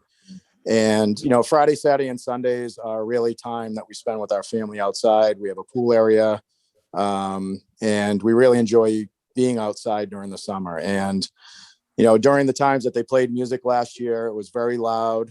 We'd have to turn up the music in our yard because all we could hear was their music. And it really took away from our enjoyment, that we really look forward to on the weekends. So I would just like to reiterate everything that has been said tonight about the music, and just hope that the board does not grant them access to that. But I hope they do still continue the outdoor seating and having that for their customers. Okay, thank you, Mr. Khalil. Appreciate it. I saw a name in the chat. Someone by the name of MDAME said they would like to speak on this matter. So if you could unmute yourself and give us your name and your address, please. Hi, good evening. My name is Cara Dame. I'm here with my husband, Michael. We reside at 35 Mill Road here in Kingston. I would just like to say that we are in support of the live music for Saddle Up. We live approximately 1/8 of a mile, give or take, from the restaurant. We live here with our 4-year-old. We have never had a problem with music. We don't hear it here at our home. I can tell you that traffic is definitely not an issue. There may be a handful or 2 more motorcycles that may come down our road. My 4-year-old thoroughly enjoys watching them go by. So the excitement in his eyes is definitely something that we do enjoy watching. And the outdoor entertainment when we've been there has been fantastic. We get to eat and enjoy live music. Our son gets to dance and get some energy out and enjoy himself in what was a difficult year for adults and children alike. I can tell you that I am the president of the Kingston Fire Department Auxiliary, and the Saddle Up community has been amazing when we have reached out to them to ask them if they could help us to provide food and whatnot for our men and women fighting the fires. I think that that's important to know, that they do give back in many ways, and they wouldn't be able to do that if they weren't continuing to be successful. The area has definitely been cleaned up, and again, we just support what they're doing and wish them the ability to continue to do so. Okay. Well, thank you very much for your comments. Thank you. All right. I don't see anything else in chat, and I don't see any other hands up. So if anyone has not yet spoken but wishes to, speak up now. Hi, my name is Pat. Right. Going from 33 Morning Dove Road. Clearly, the people that are Oh, supporting. hang on. Ellen, did you get that? Because it was breaking up when I was listening to it. I think his name's Patrick Donahue on Morning Dove Road, but I didn't get the number. 33. Thank you. All right, go right ahead, sir. Just clearly, the people that are supporting this aren't within distance of hearing this. It is a disturbance, and it does disturb our nights here. So that's all I want to say. Okay, thank you very much. All right, I'm not seeing any other hands or, oh. I think you've already spoken, but do you have an additional, do you have something different, sir? Yes, this is Kai Skirata, and my wife just spoke earlier about it. I just wanted to just mention something, and I really wish restaurants to success, throughout, this business. But it's for us, it's not a matter of business. It's a matter of enjoying our life. We moved to this place, to Kingston, to enjoy the peaceful time, to enjoy the birds, watching them singing, not singing somebody else's music and then interfere to our life, enjoyment. So I wanted to really, wish them the good success, but I would strongly go against playing and music and interfering into our peaceful life in here. All right, thank you, sir. I think that Janice made those comments, and you're in support of that, so we'll take that. Something else came into chat. It says Jason Whitney of 26 Route 125, Kingston, New Hampshire, is in support of live music. Okay. All right. Okay. It is now 10:44 p.m. I think we've heard a lot of pro and con on this issue, and I think folks have had their opportunity to speak. So at 10:45, I'm going to go ahead and close public comment and bring it back to the board. So, my fellow board members, what say you, and what are your thoughts having heard that? Glenn? Peter? Yes. Listening to all the people, I can agree with the people that are not in favor of the music. It seems like a majority of them come from down across that pond, river, brook, whatever you want to call it, that echoes, I'm sure, up through that valley under Morningstar Drive. But I want to remind the board that we have many establishments in this town that enjoy outside music, and I'm sure we all have issues with it. I have one close to me, as you know, and I hear it quite frequently. They've been in business long before I've been alive. I think this is not going to set a precedence for the Saddle Up Saloon. This is going to set a precedence for all of the businesses in the town of Kingston. I am definitely a person, and ask many, that I keep saying over and over and over again, these businesses have to be treated as an equal. So if we're going to set a precedence with the Saddle Up Saloon, we're going to have a job for our new code enforcement officer, because everybody will be treated the same. We do have town noise ordinances in town that have to be adhered by. I believe the last thing I heard, and please correct me if I'm wrong, but the town of Kingston has no physical means of recording noise ordinance. We do have a noise ordinance. We have no way of capturing that. I was told the police department has a decibel meter. The police department has access to one. They do not own one. They do not own one.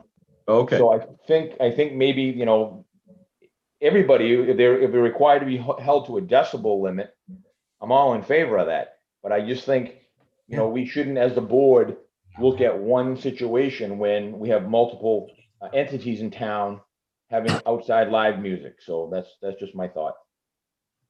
All right. Thanks, Peter. Anybody else? Robin? Sorry. So while I understand what Peter's saying about precedents, I also heard people say clearly that they, through the pandemic, were willing to sort of look the other way. And though it sounds like some people reached out to the police for enforcement, we weren't able to enforce an ordinance that wasn't requested during that time. And in looking at the decibel levels, I'm not an expert by any means, but in looking up comparisons, I don't know how outdoor music could comply with the noise ordinance. Particularly when you look at the abutting properties and the decibel levels, which, again, for comparison's sake, are a refrigerator, and soft music in homes is the maximum comparison. So I don't understand how it could comply. Okay, thanks, Robin. And just for Peter, before I recognize you, just as a reference, I believe that the ordinance calls for the compliance on the noise ordinance to be at the property boundaries, if I'm not mistaken. So, Correct. Okay. Peter Coffin?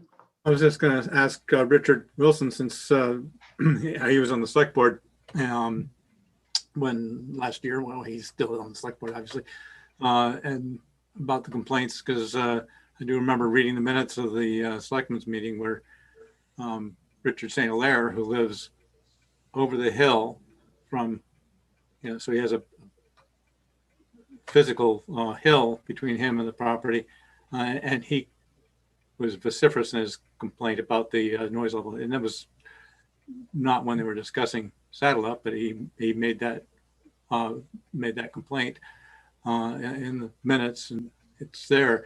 But obviously they received an awful lot of letters there, so and complaints. So I just wanted to get his input as to what his experience has been as a selectman in terms of the response to outdoor music. Basically, my phone rings off the hook. I mean, it's very loud. I can hear it in my backyard or my previous backyard, loud enough that I can sing along with the songs. I mean, that's how clear it is that far away, which people know where I live. I'm probably, I don't know how far I am as the crow flies, probably excess of a mile.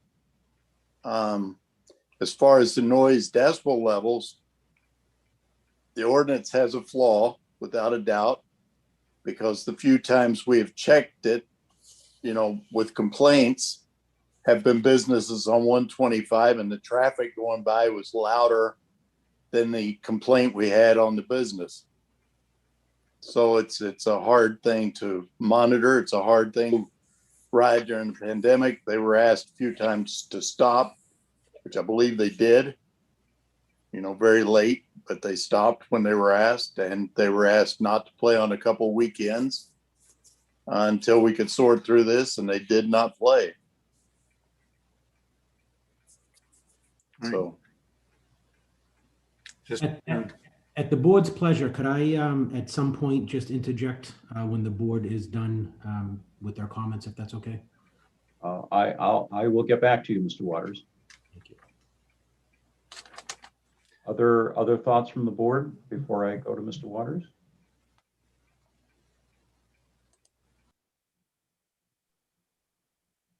All right, Mr. Waters, why don't you go ahead then? All right, so I was grateful to hear all of the input tonight. It is seemingly obvious that most of the issues are coming from Morning Dove Road. It looks like that's where we kind of need to focus on that road.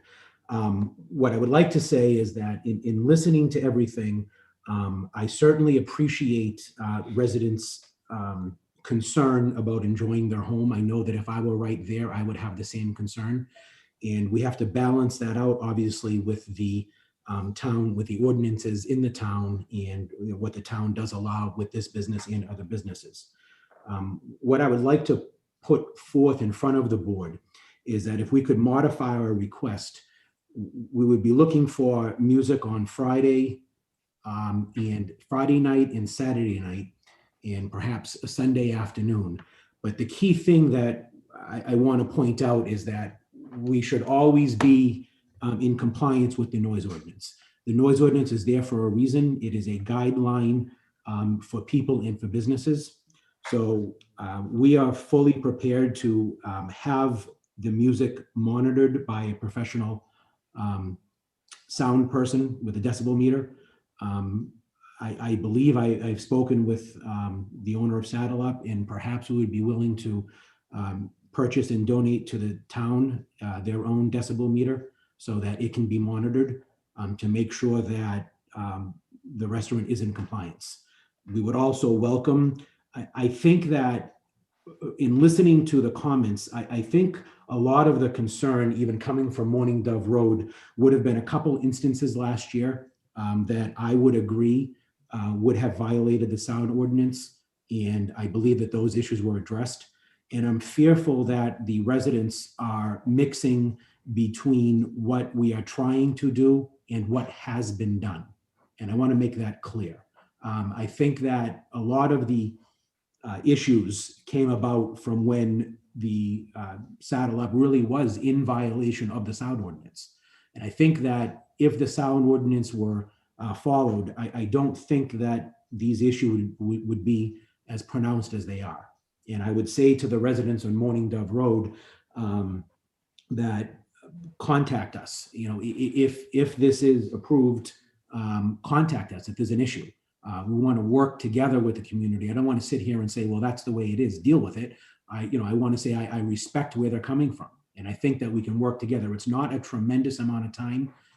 So a few hours on the weekend during the summer months, hopefully it can be beneficial to everybody and not be a detriment.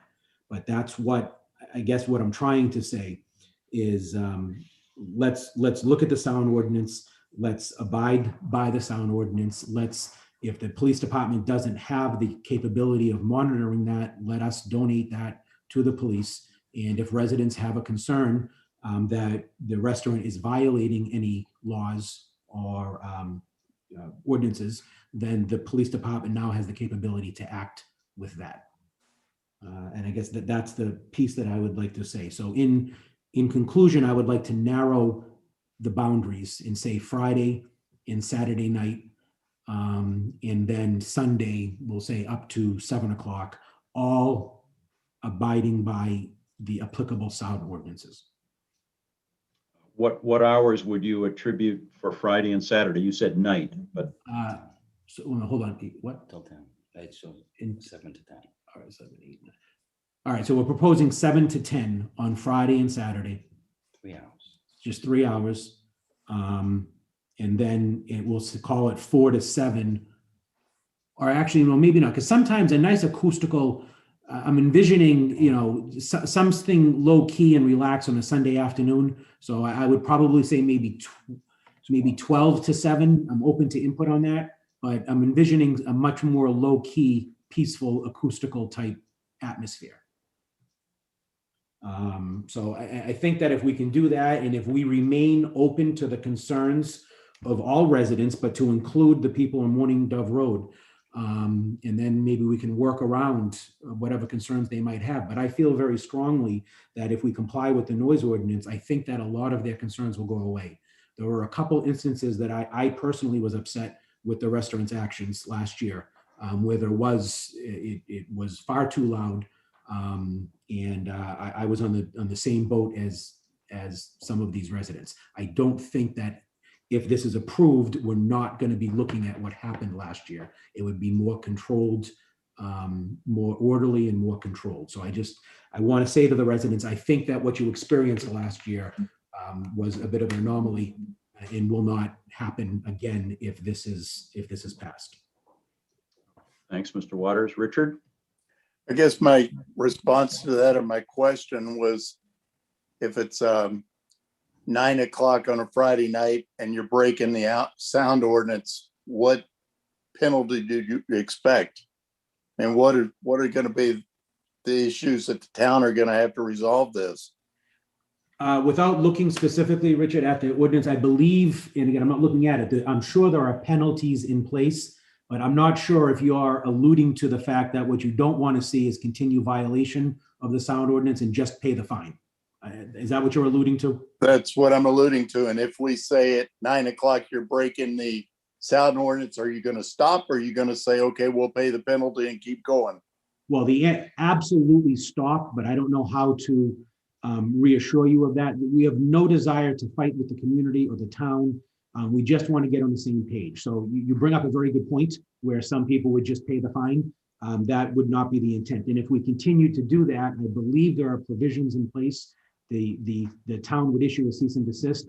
And then if we violated that cease and desist, there were further penalties and attorneys with that. So I think there are provisions in place to prevent that. But I will say, for the purposes of this meeting, that if we are found to be in violation of the sound ordinance, we will either bring it into compliance immediately, or we will stop at that time when the police arrive. So Robin and then Lynn.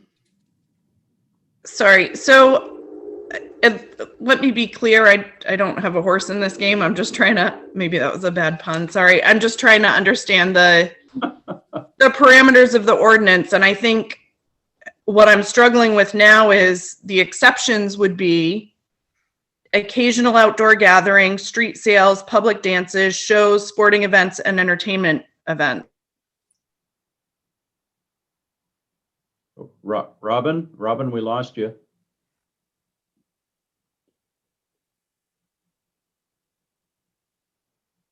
Oh. Let me say, I'm not, until Robin comes back in with us, I don't think we're looking for. There she is. Robin, are you back? I'm back. Sorry about that. We lost you again. Yeah, so I guess I'm just trying to understand how an ongoing request complies with the exemptions that are written in the ordinance. The exemptions were set in there for a special event type thing, which people have asked for, like if they have a wedding or a sporting event. Obviously some of the things that don't comply, but it would not be as standard for a business. Robin, to be clear, I'm not sure if I was clear. We're not looking for an exception to the sound ordinance at all. We're looking to comply with the sound ordinance. Was that clear in what I had said? Well, yes and no. I mean, I'm hearing that, but the time frames and the decibel levels don't comply. So I'm still stuck there, I guess. Okay, so without knowing specifically what you're referring to, what I'm merely proposing to the town is, it is what it is. So in other words, whatever the limits are in the ordinance, we have to abide by them. It's that simple. So if that means that it's the volume of a refrigerator, I think you made an analogy earlier. If that's what it is, well, then that's what we've just constricted ourselves to. You follow? Then we'll get a refrigerator that makes a nice noise. But whatever the rules, it's really simple, because we have a sound meter that goes on the end of the property, and the decibels can't, the ordinance is clearly defined, and it is what it is. The decibels can't exceed that. And if that means a bunch of refrigerators out on a Friday and Saturday night, then that's what the town approved. I try to keep it I really do try to keep it simple in textbook, so that it's really easy. The rules are in place. We follow the rules. If we don't, well, then, you know, then we heed the punishment, whatever that may be. Okay, Lynn. I don't think there's any question that there's been a really big issue, a big problem here. And, you know, once you've let the horse out of the barn, it's really hard to get him back. And I also think that there's an issue where some people are concerned about trust. There's an issue about, you know, how severe a penalty do we need to put on something on a event should the decibel level be broken, and you know, how much is enough? I think there's a lot to think about and talk about. And my thought, and it appears that Saddle Up Saloon wants to become really become a reasonable and thoughtful neighbor to everyone. But I do believe that the neighbors have a feeling that that's not going to happen.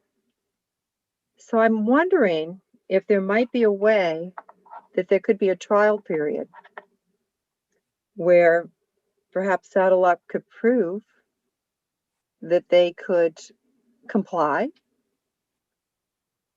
and the neighbors could feel comfortable that complying is happening. You know, maybe, you know, just an incident where there might be a couple of weekends where they could try it. And then at another planning board meeting, before we've actually given permission for this to become a permanent change, we could get more input from the neighbors and see if some sort of compromise is being reached. So my reaction to that is I think that that's a wonderful concept to build trust in the community. And I agree with you. Some of that has been broken. I agree with you. When the horse gets out, it's tough to get back. So I'm certainly open to some creative ideas to reassure the town and the community that the rules will be followed. And again, I don't defend not following the rules, but I can only make a bit of an excuse in that I think that there was sometimes where the rules were just a little bit cloudy, and then some people take cloudy rules and they move them to their favor. Some people move them the other way, but I think that a lot of that has to do with just some cloudy rules with COVID, some cloudy, there was some, you know, the site plan, there was talks about the site plan, there was some disagreements about what the existing site plan allowed and it didn't. I think that we all agree on that. So a lot of this is to clear that up, but I can tell you so long as I am involved and I know what the rules are, I'm pretty good at making sure they're followed. I'm not absolute, but I'm pretty good at it. So that's all I ask from the board, and that's why let's define some parameters that are clear, and they're clearly definable, and they're clearly if they're violated, it's clearly noticed, I guess. So I'm open to something like that. Perhaps you know, if you did something conditional for a period of time, we would welcome the police or anybody to monitor the sound, and we would be very cooperative in the initial stages of this. If it's approved, we would be very cooperative with the town, with the authorities, and with the abutters to make sure that again, we are in compliance, and that hopefully at the end of the day, the residents of Morning Dove Road will hopefully be in, you know, not indifferent, but actually in support of it. So that's really what we want to try to do. So yes, I'm open to ideas like that, and I appreciate that input. Ellen? If opening to ideas is the thing, why wouldn't it just be that Saddle Up was allowed to have music inside and see how that sound went to begin with? I just want to bring up that there seems to be discussion on just Morning Dove Road. Let's not forget Mr. Leet, who's lived in his property much longer than Saddle Up has owned the property.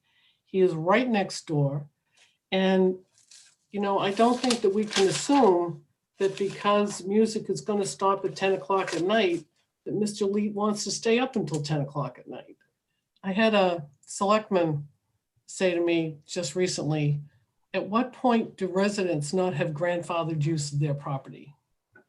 I think that Saddle Up having outside music, no matter how quiet they try to think that it may or may not be, is still going to be impacting significantly some close by residential properties who have been there just as long. And if Saddle Up is doing this, I think that it would be a amendment to their site plan, and that it's not anything that's grandfathered.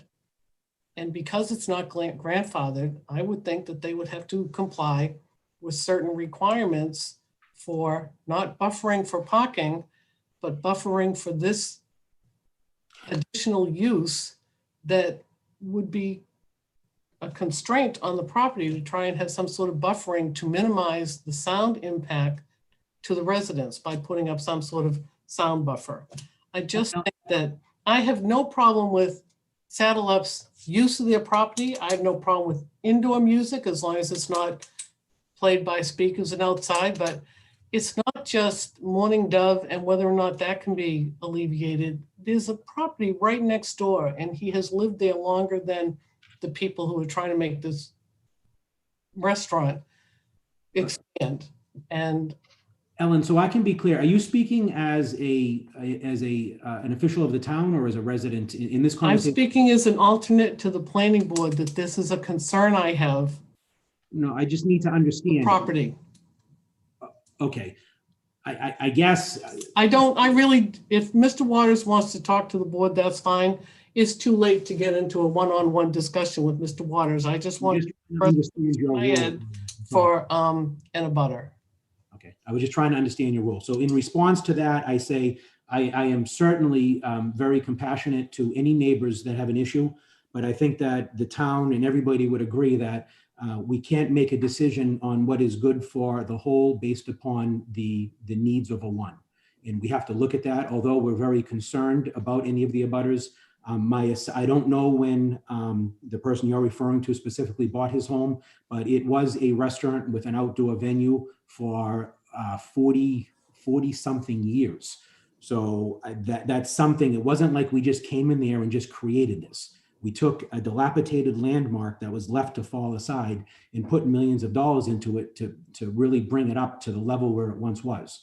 So we can certainly be very concerned about the abutters and the needs of everybody around, but the town and society needs to make decisions based upon what's good for the community as a whole. And I think that we would all agree with that. Doesn't mean we look past the needs of anybody else, but we have to make decisions based upon the whole and not just one or two different people. And I keep And just to clarify, I was using Mr. Lead as an example, but there were other people on Newton Junction Road, on West Shore Park Road. It wasn't just Morning Dove Road as I well. get that, but there were also many people that had no problems on those roads. What I did hear on Morning Dove Road is I did not hear any favors, any far on Morning Dove Road. That's why I bring it up.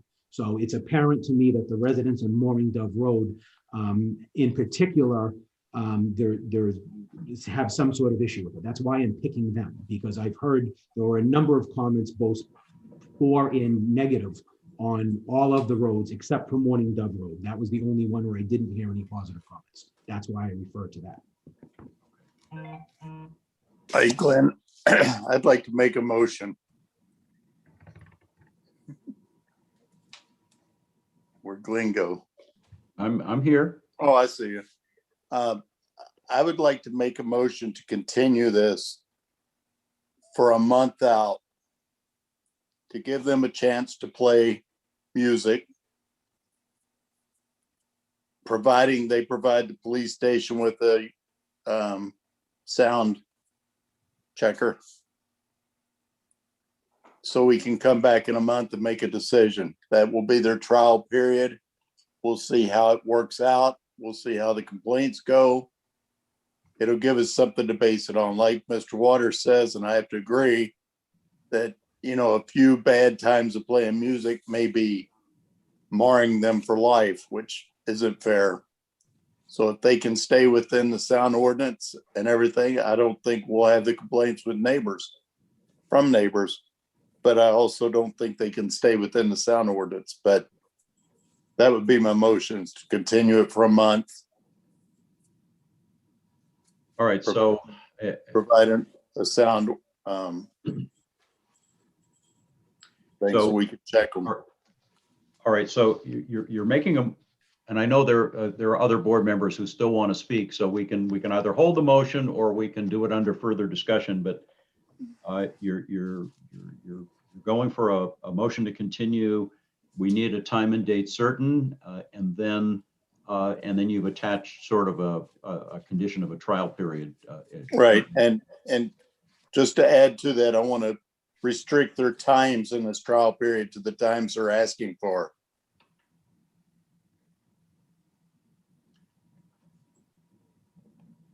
I'm wondering if we should separate that into two different motions, because That's fine if you want to do that.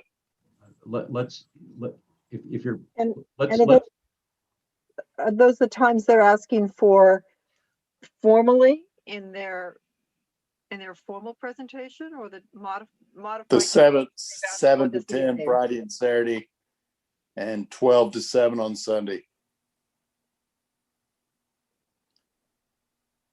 all right, so Richard, why don't you go ahead with a motion for this trial period that you're talking about? Okay. And then Motion. Can I just ask a sort of question about this? It's not the planning board who has a cease and desist on the part. The planning board can continue for a month, and then Richard can tell the Board of Selectmen that he'd like the Board of Selectmen not to enforce a cease and desist and let them play music, but the planning board can't override the vote of a. That is my plans exactly. Right, so we can continue knowing what Richard's plan's going to be. Okay, all right. All right, so Okay. Richard, before you make the motion to continue, Peter Coffin, you had your hand up. Yeah, I just had some other thoughts about that. What was talked about earlier about precedent. I know that Rick's Cafe on Main Street in Kingston, when it was no longer Rick's and it was being operated by somebody else, we had complaints about extremely loud noise being played out on the upper deck from neighbors there, and it's in a residential area. And we told them they needed to stop. It wasn't part of their site plan, approved site plan. And they did. So I think the precedent is that when outdoor entertainment becomes a problem, and especially when it's not approved, that we yield to the fact that people's enjoyment of their property is lost when they're being annoyed. So I think that's the precedent, not that we stop it. I've lived here more than 30 years, and last summer was the first time I'd ever heard anything out of Rick's. And now the fact that they are presumably following the cease and desist order right now, I know they haven't had, I don't think they've had outdoor entertainment, but on May 14th, which was a Friday at about 8 o'clock at night, I could clearly hear Only the Good Die Young being played. And I think it was when I was driving by, because I could hear the music up here, and I drove by down there to see. And I think it was probably either being played on the porch, or being piped out, as George Leet had mentioned. He's right next to it. So my concern about the enforcement is that as soon as they see somebody show up with a meter, the volume's going to go down, and you're not going to get the ability to enforce that. It's I think it's very difficult to enforce that sound ordinance, and I think that right now the only way of making this a legitimate peaceful condition is the same thing we did in whatever Rick's was when it was between the times it was Rick's on Main Street, is that you say no outdoor entertainment. Originally, I had proposed it completely no electronic or electrical amplification, just acoustic guitars or acoustic music and singing without microphones, whatever would have been a success, probably a successful proposal, but they didn't do that. They elected not to do that, and that's their decision. But I think the problem with the trial period is that they might or might not comply, but that as soon as anybody shows up with a sound meter, it's gonna suddenly drop below the decibel level.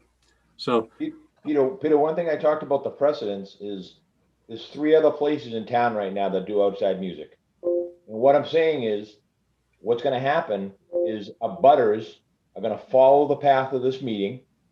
They're going to file a complaint with the board, and you're going to be expected to stop them having music. well, these 3 other places, is it approved in their site plan? I mean, that's what we're discussing right now. Peter, they wouldn't be coming back to this board anyway, because if, I mean, unless it's not an approved use, but if it's part of their site plan, then it would go to the Board of Selectmen for enforcement. Correct. Okay. Could I make a quick response to Peter's comments? Sure.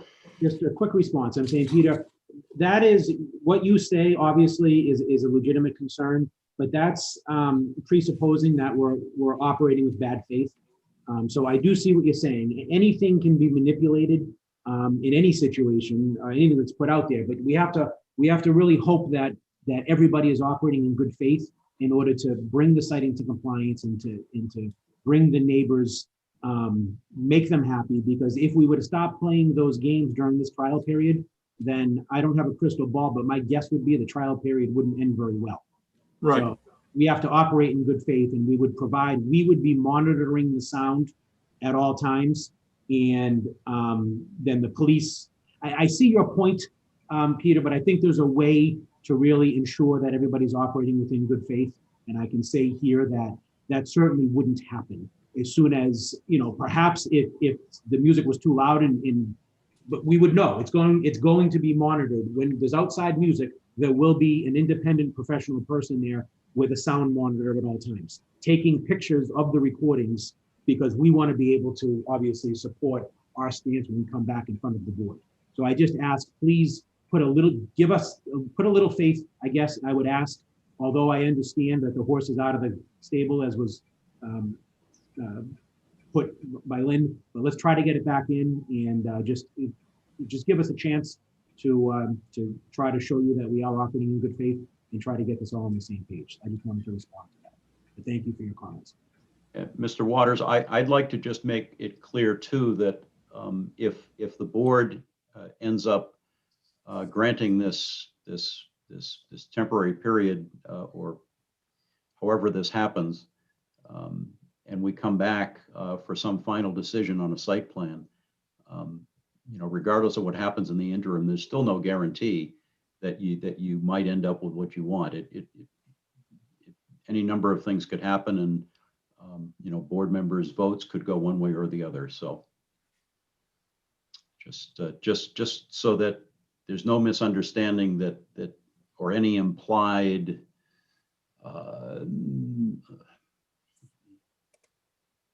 consent, if you will. The implication that I got was that you were going to postpone, or the motion was, I think if that's what, was that what Richard put up? I'm not sure. But anyways, the motion was to extend the hearing, and then to have this issue voted on at a later date after this trial period. That was the impression that I got. Yes, and just so that it's clear that even if for whatever reason things go really well during this interim period, there's no implied consent that's going to lead automatically to approval for that. So just to be clear, just so there's no misunderstanding in that regard. Yeah, of course. It seems as though the board might not feel. I know I would love to get a vote on it tonight. I would love to get a vote in my favor, obviously. But I'm really going to start. I'm going to try to take direction from the board as to how they can get the most information they need so they can make an accurate vote. Oh, okay. Ellen, you had your hand up, and then Robin. Let Robin go. No, so help me here, because we're asking to continue something that complies with our ordinance. So if the proposed activity complies with the ordinance, why do we need to do anything at all? Well, there's still an outstanding issue. We need to continue it anyway because we still don't have the whole floating dock issue resolved. No, I mean specific to the noise standards. Well, the music part would be handled under the select board's auspices. I think what she's asking is about why we would have to continue it to get for a trial period. And that's because the motion is not whether they'll follow the ordinance, but not the motion, but the proposal, but whether they'd be allowed to have outdoor entertainment at all. Because right now it's not part of their approved site plan.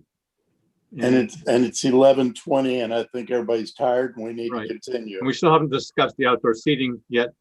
I do have a question about that, which is that I don't know when the governor's emergency order that allows for outdoor seating is going to expire, but that is not approved use. So if that expires, I would expect that the satellite would have to stop their outdoor seating. So any delay in approving outdoor seating, if that's what we're going to do, might impact them. They would have to stop that after the governor's order expired and before any approvals came on to their site plan that approved outdoor seating. Ellen? I'm fascinated. I just would like Peter to tell me the 3 restaurants in town with outside music. I don't know what I'm not being facetious. I don't know what they are. So I didn't know if Peter could tell me. Bolton's, the Vets Club, and the VFW. And I'm sure you knew all 3 of those. No, so VFW, Bolton's, Club, and the Bolton's, Lakeside, gotcha. VFW. But I don't think any of them have them approved use.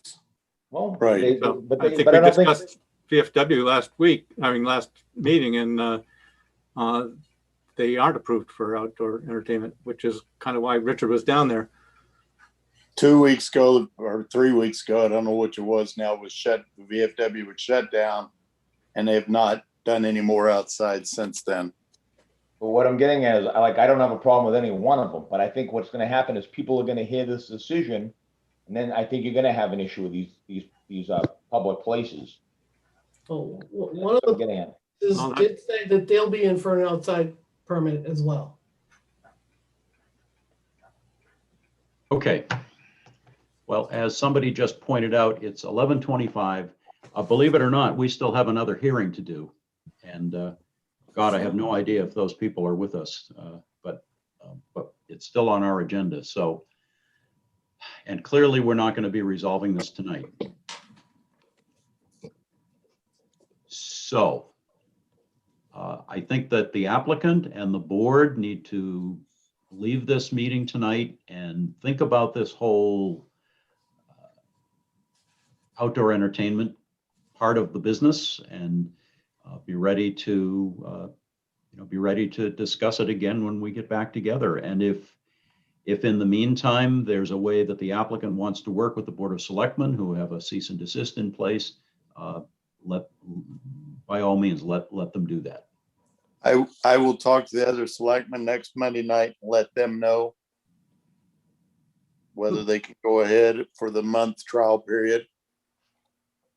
And I'll put my motion out to continue this to 1 month ahead with Ellen's help with the date and time. The next one is July 20th. Can we get a vote on the seating anyways? I mean, I feel like we just need to make some progress here. Is it possible to? Are you telling me that you don't think after all this time that we've made some progress here? You know what? I guess whenever we don't reach the end of a road, we always feel like we want to go further. I shouldn't say that. I take that back. We made a ton of progress. Do you think, is the board able to at minimum vote on the seating, do you think? And then we leave the gazebo and the outside entertainment for the next meeting with, I think, somewhat of an understanding that I don't know how we word it. We talked about a trial period, and I know Robin brought up a point. I just want to be clear because I don't want to go against anything the board is saying. But what I'm hearing is that we continue it, and then there's going to be some sort of trial period. But I'm a little confused on that. So I guess my question would be is, can we vote on the outside seating? And I want to clarify what Ellen's shaking her head, and I don't know why. We don't do piecemeal. We can't vote on a partial of a site plan proposal. Okay, so that's why Ellen was shaking her head. Okay, procedurally, this, I'm not all there. Okay. And just to be clear, Mr. Waters, this board is not voting on any sort of trial period for, say, the music. That's an issue you're going to have to work with the Board of Selectmen on. I will talk to the board next Monday night on that and let Mr. Waters know. All we're doing at this point is coming up with a time and date certain to get back together, and with the understanding that in that month interim, there are still a number of things to be worked on. Okay, so Richard, you were continuing to July 20 at You can say 6:45, but we'll say 6:45, whatever. Okay. Whatever. With new materials due by when? Whatever Ellen says. oh God, I don't have my calendar. Hang on. Lynn does, I guarantee it. Okay, so if it's being continued to July 20th, the materials would need to be in the selectman's office by noon on Planning board Thursday, office? July 8th. Planning board office. Planning board's office? I'm sorry, planning board office. It's late, guys. By what date? July 8th. July 8. Okay. All right, so that's the motion by Richard. Is there a second? Yeah, I'll second the continuation motion. Second by Peter Coffin. Further discussion on the board for this one, for the motion? Okay, before I take the vote, Charlie, are you with the understanding that you need as far as moving forward? Yes. Okay. I'm going to call the roll then. You're in different spots now. So Peter Coffin? Yes. Robin? Yes. Richard? Yes. Chris? Yes. Lynn? Yes. Peter Baiki? Yes. And Glenn is yes, so that's unanimous. And for those folks from the public who are still on, this is your notice that the meeting is continued to July 20 at 6:45. And FYI, unless something very unusual happens, we will be back in person by that time. So the meeting will likely be at Town Hall, but the notice will appear with the appropriate location, and check the website if you have any questions. Okay, thank you all for joining us, and Mr. Waters, Mr. Pagliarulo, and Charlie. Thank you. Have a good night. Okay. Are you folks ready to roll into the next one, or do you want a minute or two? Is anybody here for the next one? Hi, Celine Costa's here. Oh my goodness. Yeah. You're still awake. I am. I made it. Oh, I thought maybe you would have taken a nap in between. I may have. Okay. All right. So this is the app. Let me just read the notice. It's VFW Post 1088 regarding the Upstreet Food Truck LLP at 93 Route 125, tax map R10 Lot 6. And the notice reads that the board will be reviewing a request for approval for a mobile food unit parked in the upper lot with customer parking in the gravel lot. And we met a couple of weeks ago. The board continued it to tonight with the provision that we would seek a bit of guidance from council, and our selectman representative did that. And so how do you guys want to, Oh, before I throw it to the board, Ms. Costa, I'm assuming that you're still planning on moving forward with this. You still want us to consider it. We would still like you to consider it, but we have found alternate options to open the food truck, and we have been operating successfully in Exeter. So. Oh, Yeah. okay. Yep. Okay. So you're not withdrawing the application. You still want us to proceed to a decision. Yes. Oh, okay. I was hoping you'd save us a lot. Save us some time, but that's yeah. okay. That's okay. Glenn or Richard, how do you want to start this discussion? I'll let Glenn. Okay. My segue would be, we've heard from council. There have been 3 recommended actions, avenues for action, and the board should vote as to which avenue for action they choose to take.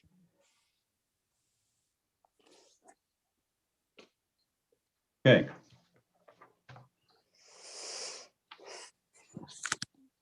Glenn, are you ready to entertain a motion or is? Can I just remind everybody that one of the things from last week, which I'm sure they've done, but you should probably say so on the record, one of the issues that was brought up at the last hearing was to make sure the site was in compliance. I believe they've probably done everything they need to, but that was one of the reasons why, for example, Lynn mentioned continuing it. Right. Ms. Costa, you might not know the answer to that because I know that it falls onto the VFW to have brought the site into compliance, but. Correct. Yeah, we're totally separate entities, so I can't attest to what they have or haven't done. Right. Right. And we don't have anything from them indicating whether they have or have not. Is that right, Ellen or Richard? I don't. I was just looking to see if maybe anything came in, but I don't have anything. Yeah, I didn't request anything. So my guess is that they didn't probably send anything. Yeah. Okay. And I had asked one of the inspectors to go take a look, so we'd have that answer tonight. But I don't think that person's been in the office.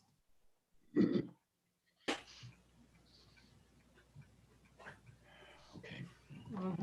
You didn't happen to notice as you drove by, did you, Ellen? Well, I noticed the tent was still up. Oh. But they called right after the hearing about what they needed to do to get the site in compliance. So I'm surprised that we haven't heard anything from them because we spoke to them several times. They just wanted to clarify, and They did eliminate their outdoor music, after they were talked to. Right, but how about the outdoor eating area, the picnic tables that were blocking the act? I can't tell you, it's behind a fence, and without going on the property, I couldn't tell you that. they said they were going to get rid of them.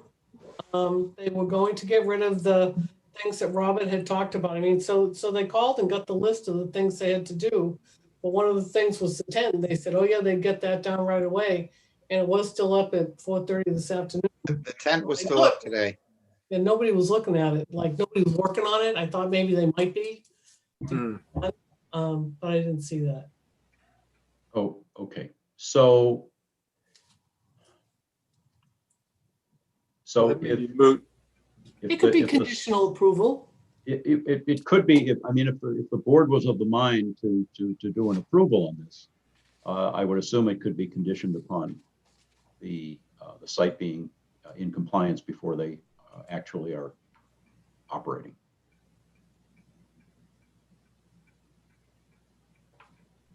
Okay, I mean, that sounds very reasonable. Well, I said that, but I didn't hear any response from anybody else. So that might be an empty statement.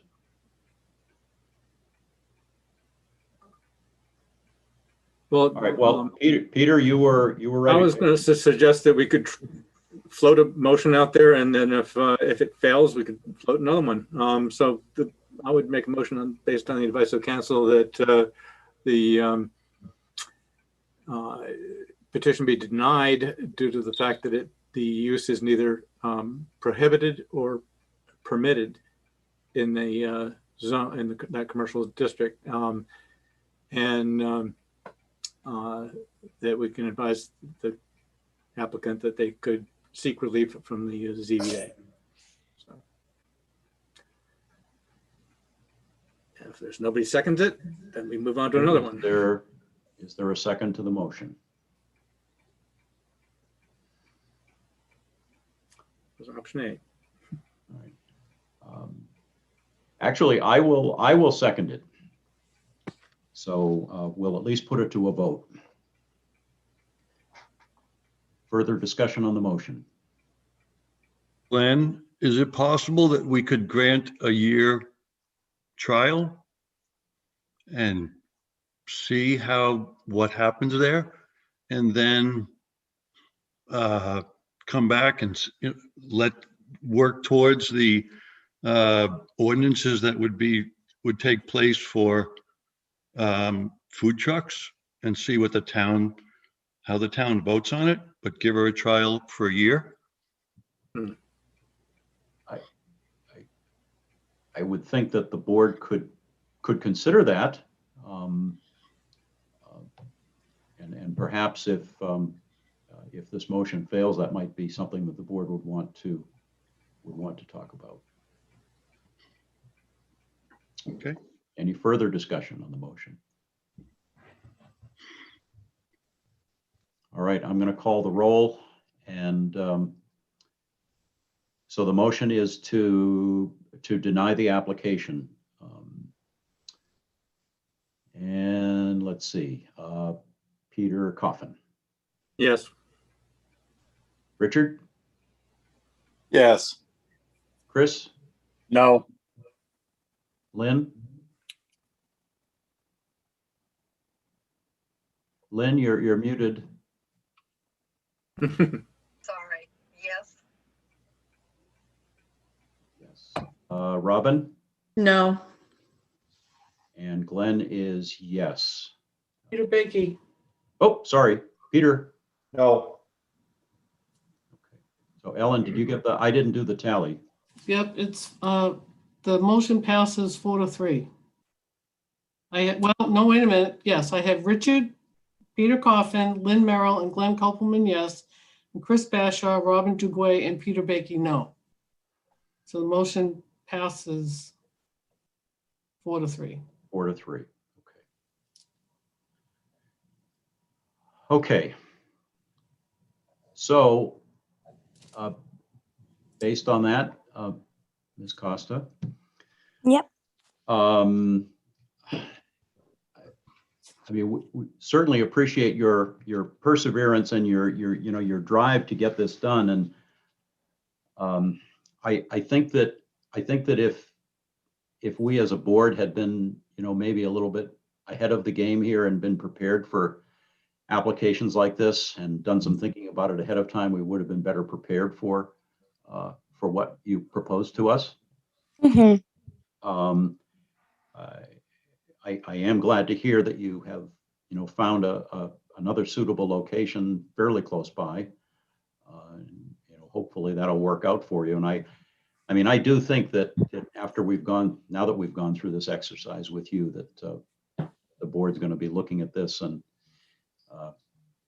probably coming up with some proposals for the town with regard to mobile food vendors and that sort of thing. So, And Glenn, she can appeal our decision to the CBA, correct? Actually, I believe our decisions are appealable to Superior Court. Unless the decision is based upon zoning, which I feel you've just said this is. Oh, You've said that you think that it's not permitted and it's not prohibited, right? Which is distinctly an interpretation of zoning. In which case it would be appealable to ZBA. Yeah. And Ms. Costa, if you're, if you want to call the planning board office on Thursday, either Glenn or I can walk you through what that process is. So if you choose to go down that avenue, we'll explain it all to you. You probably don't want it explained to you at 11:45. Yeah, exactly. No, good plan. And the Link, reason just to for, let you know that even though I put this forward, I can't speak for everybody who voted yes, but I, for one, am in favor of the concept. We just didn't have the procedures in place to do that yet. Right? So I'm hoping this is a temporary condition. and I actually voted in favor simply because whenever we have a use that isn't permitted or prohibited, that's the procedure that we follow. Right. And I just think that everybody should be treated the same way. Alrighty, well, I appreciate everybody's time and consideration, and yeah, thank you all for staying up this late and dealing with this again. Well, thank you, and we're sorry that you had to sit through all that other stuff. Yeah, thank you yeah, for your well, patience. I'm well informed. Especially to end up with the decision that you got. So. Right. Yep. Well, I'm not going to let it keep me down, and I'm sure you'll see me in the future. Well, and I would encourage you to speak with Ellen and or Glenn in the planning board office if you want an explanation of how you could proceed, from here with this town if you wanted to challenge what we just voted on. Okay. All right. Well, thank you very much. All right. Thank you. Bye-bye. Oh, gosh. I have two more things. One is a letter that I think, Ellen, you sent out to the board. It's about the potential new bakery at Church Street Station. Mm-hmm. Did everyone have a chance to read that letter? Okay, because at this hour, I really don't want to read this. It's from, I believe it's a young woman by the name of Taryn Merrill of Fresh AF Bake Shop, LLC, and wanting to open a bakery and probably, it sounded like some on-site service as well, and possibly tables at 34 Church Street, indicating no exterior changes to the building. Describes the dishwashing and the sink arrangement, counter service, however, would like to have tables and chairs as well. Staff would be small. It sounds like her and her husband and perhaps some family members, at least as a starting point. And she actually does teaching at the culinary program at Lakes Region Community College. Has a lot of experience in commercial kitchens and so forth. So I guess the question before the board is, how much further do we need to go with this before we can do something with it? I mean, is it? Well, Glenn, it sounds to me like this is similar to other uses in that shopping center. My only issue is the septic. I would have to check and see what's there because there's a dog grooming place. There's, several restaurant already to make sure that they have the capacity to handle what basically is a restaurant. Glenn, taking over the dog place? What's that? I was asking Glenn Greenwood if they were taking over the dog place. Do you remember? Don't remember. Okay. It looks like it's just one unit, whichever one it is at 34 Church Street. It doesn't say the unit. It sounds like maybe one at two tables at the most, just because of the size. I mean, there's a lot of factors that come into it. Are they baking on site? Are they baking somewhere else? Dishwashing capacity, all that type of stuff. Yeah. Well, Certainly sounds like they're baking on site. Yeah, I got that. Right. Well, I mean, the board could certainly move it forward with the condition that, it passes all muster with health and so forth. Or if you think that some of these issues need to be resolved before you weigh in and make a decision, we could ask her to get some more information and get back with us. Well, certainly, in my experience, the things that use the most water and septic are children's centers, preschools and daycare, and beauty salons. And the beauty salon that was there is no longer there. So that may, if it's, water thing, chances are that they may use, from the description, may use less water than the beauty salon did, but I do think it's something that should be verified. However, our role is merely to determine whether this use would be permitted, and whether it requires further review.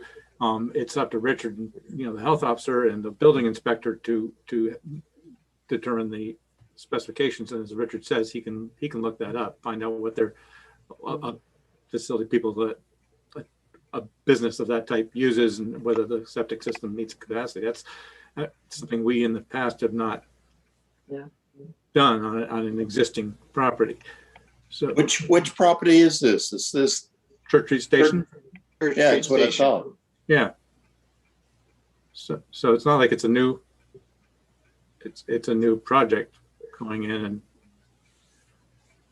well, I don't think the letter mentioned hours of operation either, and I had a question about that would be part of the things that we require. Number of employees. She did say number of employees. It's her and her. She addressed the employees and basically the operation of the business, but the hours weren't in here. Better be 24 hours a day so the gym people can go get a donut. There you go. Do you need a motion for no further review? We do. If that's how you feel about it. I think we do need to have the standard issues, the number of employees and hours. Or sorry, you got the hours of operation should be there. So, but we can make a conditional approval based on them providing that information. I make a motion that we conditionally approve this use for the Church Street Station. The condition being that she needs to provide us with hours that are consistent with the hours that are currently that the plaza is currently open. Okay, I'll second that. And do you also want to include verification of septic capacity? I don't know That's that a we need health to. issue. That would be part of the occupancy. Yeah. Okay. All right. I think I've already told her that she needs to contact the health officer to confirm septic before she really gets too into anything else. But we can send her an email to tell her what the condition of approval is and to remind her she's got other places she's got to visit before she can do anything. So we can make sure that happens. All right. So we have a motion by Lynn, second by, was it Peter Coffin? Okay. All right. Further discussion? Call for the vote then. Peter Coffin? Yes. Robin? Yes. Peter Baiki? Yes. Lynn? Yes. Richard? Yes. Chris? Yes. Glenn is yes. So that passes unanimously. So Ellen, you and or Glenn will get back with Ms. Merrill. Okay. All right. I have one more thing, and it relates to our meetings. Most of you probably know that the governor extended his emergency order back on the 28th. He granted an extension, but only for 14 days, which ends on The 12th. I thought it was June 14th. No, it's the 11th. 11th. I think it's the 11th, yeah. 11th, okay. Normally, when he granted extensions, they were for longer periods of time, and the municipal association has provided guidance to towns that given the short amount of time that he granted an extension this time, and the fact that the pandemic numbers are steadily improving in this area, that it's highly unlikely that he will grant another extension. And the municipal association is encouraging boards to be prepared for going back to in-person meetings starting at that point in time, and that would include our next meeting on June 15th. And so Ellen has already started preparing renoticing and re-notification of abutters. And so this is the last time, at least for now, that we will probably be meeting in this fashion. When can I drop my couch off at town hall? Well, if you're going to do that, you better bring a refrigerator too. There's one there. Oh, that's true. That's true. Does it comply with our noise ordinance? I only charge a small amount for you guys to use it, so that's the problem. Small. Right. Sardines in the hallway. Yeah. That's true. All right. Glenn? Please let's not start a long discussion, but No, I just want to very quick, I mentioned to Richard that I'd ask about the Fieldstone update. That is not very quick. Oh my. Oh, it's not? Because you said. Well, first of all, driving just from say your in house to process. town hall, I can't believe that's the only thing you would pick on. What's that? I said driving from your house to town hall, I can't believe that's the only thing you would pick on. It's a much longer list, but it's the one that he's thinking of at the moment. Yeah, only because I mentioned it to Ellen and she said to contact you, so. Thank you, Ellen. Anytime. And is it something If you can't give a quick update, then we'll just delay it and put it off. Yeah, if you can't do it quick, Richard, we're going to put it off till next meeting. Basically, he's saying the sign is bigger than the sign ordinance allows. Who says? Peter says. Oh, which it is. Yeah. I mean, the sign ordinance allows 3x3 real estate sign, and that one's probably 4x6, something like that. Yeah, probably 8, but it's also not on their property. The property is a civil issue, not ours. Okay. Well, except you'd have to give a permit. You can't. Exactly. Permit's required, and the property owner didn't request for a permit. Well, it's also we don't not for. request- It's we also don't not. Permits on real estate signs. Yes. So- Greater than But 3x3 requires. It says right there in the ordinance.